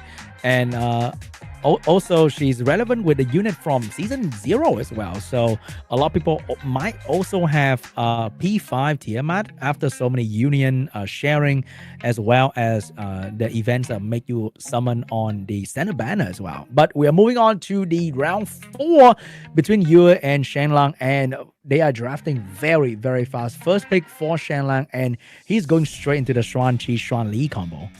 Yeah, and then he's locked the Sanya as well this time. And then on the other side, we have Kethos Raymarie with a locked Fiamelia and then a Tiamat, taking away one of those HP scale or both of those HP scalers away from the Sanya, which is what we've been seeing as the winning combination so far in this best of 5. Are we seeing maybe a Jiang to sort of quickly kill something right there coming out from Shenlang? We maybe could. He still has the option to go for a CC unit on 5, but so does Yue. Oh no, oh, he's throwing. Oh no, he picked up the cursed unit, Bok. He's throwing. He did pick up the cursed unit, and he does. And there's the Fiamelia on the other side, which is great into all 3 of those units. So I do think we might see the CC unit, yeah, and there it is, but we might also see another CC unit on the other side. They could opt for something like the Nahor here. Wait, that could be a fun little rock, paper, scissors, but I think Yue might go for a Plume last pick, which is extremely good into these defense scaler. And it is the Nahor, because the Nahor offers you that CC option while also applying that defense break across the whole team. Oh my god, and you know exactly who's going to be banned as well. Is both going to be the CC maybe. Unit. Do they both respect it, or do we have a rock, paper, scissors matchup here where you maybe just kind of coin flipping on who the ban is? And both the CC units say goodbye to the draft, Bok. Sadly, they're too strong. They're just too strong. They are very strong on that 5 pick in the right situations. So looking forward to this one. It should be an explosive one. We have so much damage in this game. Yep, they both only have 1 healer and 3 crazy damage dealer. And Kethos getting the first turn once again, pushing back the Xuan Li, trying to control the Xuan Li like how he did previously, and succeeded in letting the increased cooldown time.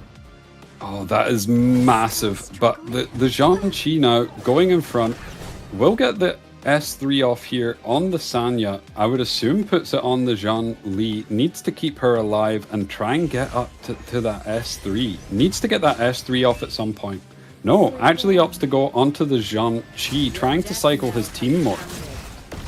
I think we might be seeing this Xuan Li surviving the entire time once again, like what happened massive earlier. But damage maybe from the not. Fia here. This is getting pretty scary already. They're all so low. Oh, the Tiamat coming in. The Tiamat's going to kill someone, which will proc the Raymarie. Oh my god, did you just Oh my days, that's so much damage. Is that GG? And the Sanya's so low. There's no revive. GG. It's GG. The game ended in less than 10 turns. Wow. Hold up. Maybe there's a small window here, but I don't think so, man. Oh my the god. steals the turn, and then he can S3 back the Sanya. He doesn't go for it. He's just going for the S1s on the Zhang Qi. He's The being a little Sanyo bit have safe right there.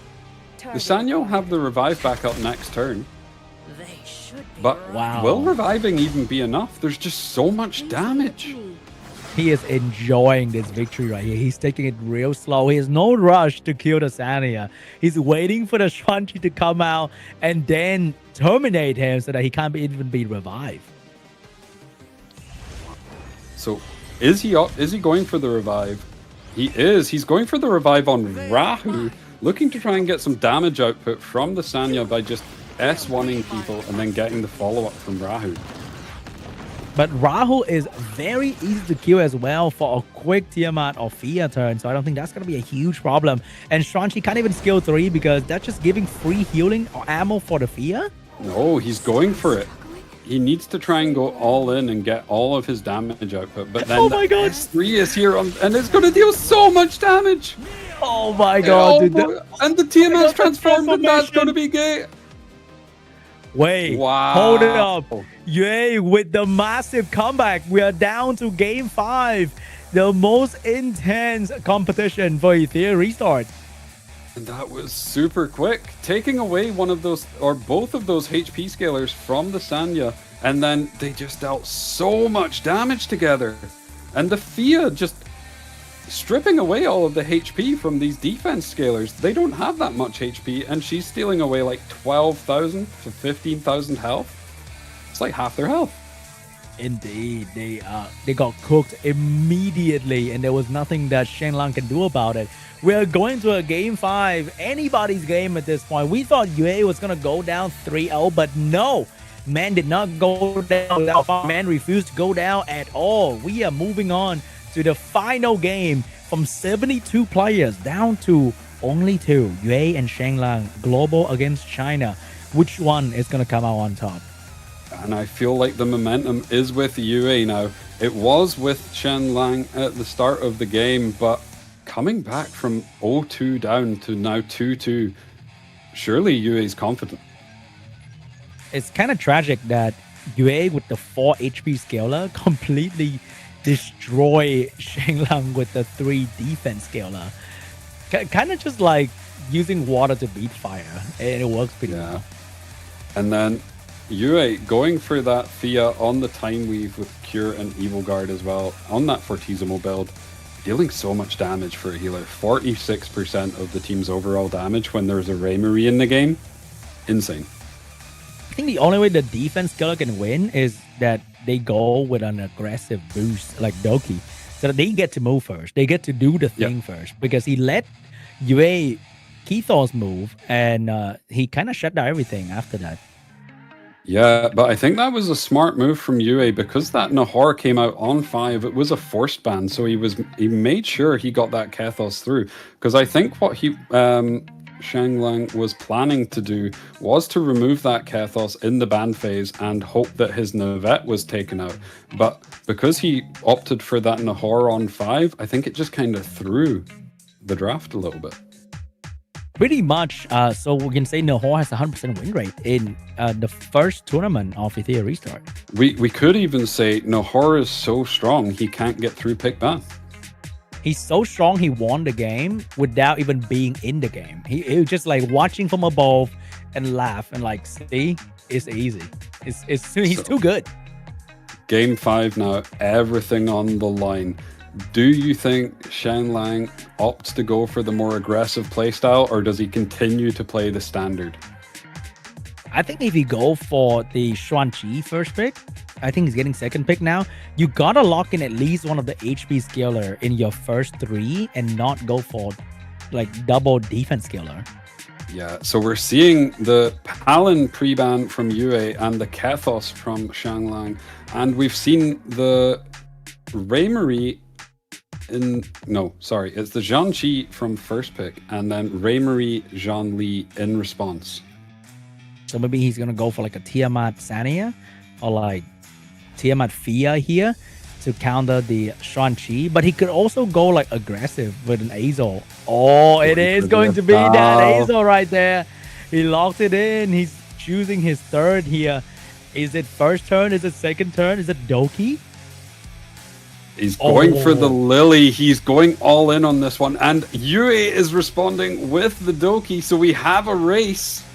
But then he's also taking the Sanya. He's giving that little bit more safety in what he's doing. So he's trying to take away turn 1. But he's also getting a bit of a backup there in having the Sanya as well as the Zhangli for that shielding.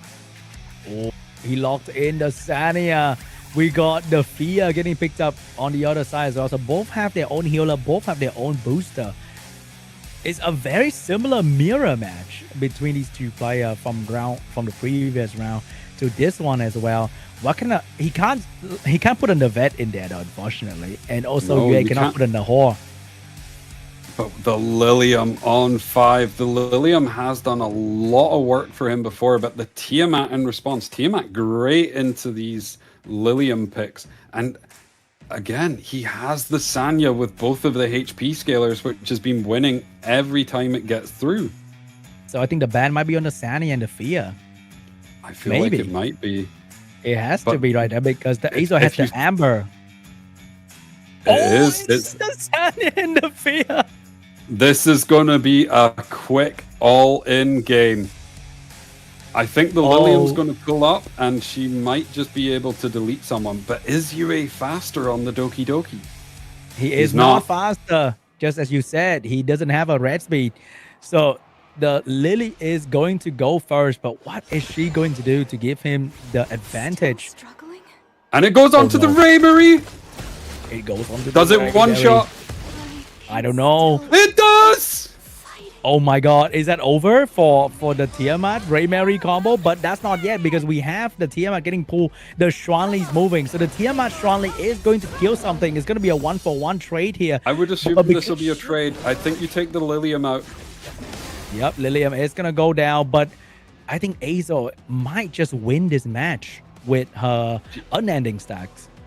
Yeah, she might, because he's going to have to get through that Amber on both the Lily and the Zhang-Chi while trying to deal with that Asal. He will have the Amber on his Tiamat to reset the stacks, but at that point, I don't think it's going to be enough. Oh, took away some of the buff right there. And there could be a moment where the Azo go absolutely crazy here. There will be cooldown reduction, so I think, oh, he saved it. He just wanted to pummel more damage into the enemy. I think he needs to. He's on a clock. There's already 11 stacks on that Zhongli. She's taking so much damage, and her defense is just going down and down and down. Wait, wouldn't the Zhongli one-shot the Tiamat here with his skill 1? I think he might. Oh, wait, hold on. That could just break will stop that though. He doesn't go for it. Yeah, I think the defense break stop him from doing that. So he needs to get his team moving. There will be the more damage coming out from the Doki Doki teaming up with the... This is crazy. This is so intense. There's no healing. Anyone can die at any moment. Does he go for the S2? I think he just needs to send the S3 at this point. He needs to try and land the taunt. It's a Hail Mary. He goes for it. Does he land it? He did not. He's landed it onto the Zhang-Chi. He's landed it onto the Zhang-Chi though. He's trying to get his Tiamat Amber so that he can transform her. Oh, the Tiamat HP is too low. He didn't do enough damage. And this Azo's going in the Power Wheel. He's finishing off the Xuan Li. This game might be over. I think it's over. I think it's over. Done. The Tiamat's going to transform here, but it's not going to be enough. He's not going to be able to deal with these Ambers on the Zhang-Chi, and he's not going to be able to deal with the Asal. I think that's pretty much it. There's still Amber on the Xuan-Chi, so this Azo is pretty much immortal at this point. And she's also very high stacks, and she can easily take it out. GG! Oh Congratulations to Shen Lang. He is the champion. He has overcame everybody, and he has done it for the CN server. CN is now on top of Global. He is going to be walking away with the $3,000 prize. Who would have thought the one unit to the side, the victory for Shen Lang is going to be Azo, the one that we kind of talked trash about for the past 2 days, Bob. Yeah, and he also did it with the Lilium, which has been probably, I would say, his maybe signature pick of this tournament so far. It was impressive. Fully one-shotting that Raymarie from 100%. That is probably a 60, 70,000 HP Raymarie, and it was just deleted.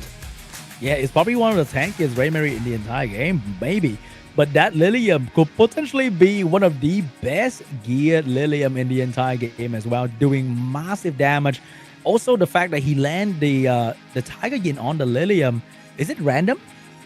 It is completely random. It goes on the lowest HP unit if there's damage in the game, but if everything's on 100%, it's completely random. Wow, Lilium hitting the 25, going for the kill, getting the kill through the Tiamat damage sharing as well. Exactly. That's exactly what I thought. If there was Tiamat in the game, normally you're not able to kill anybody through that damage sharing, but his Lilium just didn't care. It just dealt so much damage and completely removed the Raymarie. Man, that is crazy. That Lilium is on something, man. And also show that CN is finally on top of Global in an official Etheria restart tournament. They did not get a good showcase in EWS 2025, but with a couple more months in between where they can farm more with the card system, they have finally shown Global player that they are very, very strong. But it was an amazing game, super back and forth. I thought UA was out of it when it was 0-2 down. He brought it back to game 5, but he just wasn't able to do it. Shen Lang just proving slightly too strong and taking home the prize. Yeah, I thought that was going to be a beautiful comeback from Yue from 0-2 to 3-2. He tries very bad. He did very, very well. Undefeated today, but unfortunately, the final opponent was just too strong. And that is the Lilium. That wasn't even on Butcher, so she could hit even harder. She 100% could. And one turn was all she needed. She did everything she needed to with that one turn, completely removing the Raymarie and probably taking away the win condition for Yue. Needed that Raymarie to try and deal all the damage from her S3 proc and the S2 proc, but didn't get a chance to. Didn't get a chance to at all. Absolutely one-shotted. Also, a huge shout out to the Harvard set that got buffed a while back to be way better than before. So that helped out the Lilium quite a fair bit. And also this Lilium's substat in all the gear must be beautifully upgraded to like having all the crit rate, all the crit damage that she needed. Also Lilium being one of the oldest SSR in the game allow people to P5 her at this point probably. Yeah, I think there's a few people with quite a few dupes on her now, if not at P5. So at the very least getting that crit rate. So making her slightly easier to build. And he's just showing you why she's so useful. And she's actually great in PvE, so multiple reasons to build her. Indeed. And Lilium was the combo that shocked us in the day one of Shanglang. And is the combo that win him the championship on the final day. That is so cool. It's kind of crazy, and it's amazing that he won both games in the first two games with a more standard draft, but then tournament on the line, he went for his more aggressive playstyle, and it played off. Yeah, he can also be like a very flexible player. He doesn't have to go Lilium. He showed that he can adapt, he can evolve, he can play whatever he wants to best suit the situation. And he showed that to everybody, not just a Lily lock spammer, but he can play anything and excel at doing so. Yeah, and still, shout out to Yue. He did fantastically making it to the final. And I think this was his first competition and just fell short at the end, but still an amazing showcase from Yue. Yep, imagine the Raymarie survived with like 100 HP. Maybe could have been a different story immediately, because Lily, unlike Doki Doki, can only pull one friend. So I think if the Raymarie survived, the Doki Doki would have moved, and then Yue would have had the game on his side immediately. Yeah, because he would have been able to get that Raymarie to S3 and potentially get another S2 off. Would have killed quite a few things potentially, but that wasn't how it turned out. The Lilium did her job, and Shanlang is the champion. Huge congratulations to him, and also huge shout out to all the players who made it through so many different matches. We make it to the top 16, top 8. Very, very long journey here. You have to win and beat so many of the opponents. And we still see familiar faces like Keka, Brett, Watcham, but we also see new faces rising to be the new competitive face of Etheria Restart. And it also means that maybe next time another competition roll around, it could be a different CN player that you have never heard of. Yeah, it could even be, why not you, Sean? Oh, really? Now, I think I need another 3 pieces of gear to match with some of these players' stats. Okay. Nah, you could get there with your CC law. I believe in you.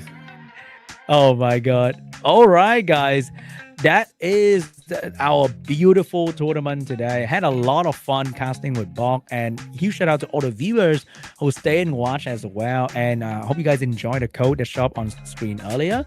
It was a whole lot of fun, and I hope to have more tournament for Etheria Restart in the future, because this is what people play for, right? People play for the competitive PvP, and Etheria is one of the rare mobile game on the market to provide this competitive PvP experience.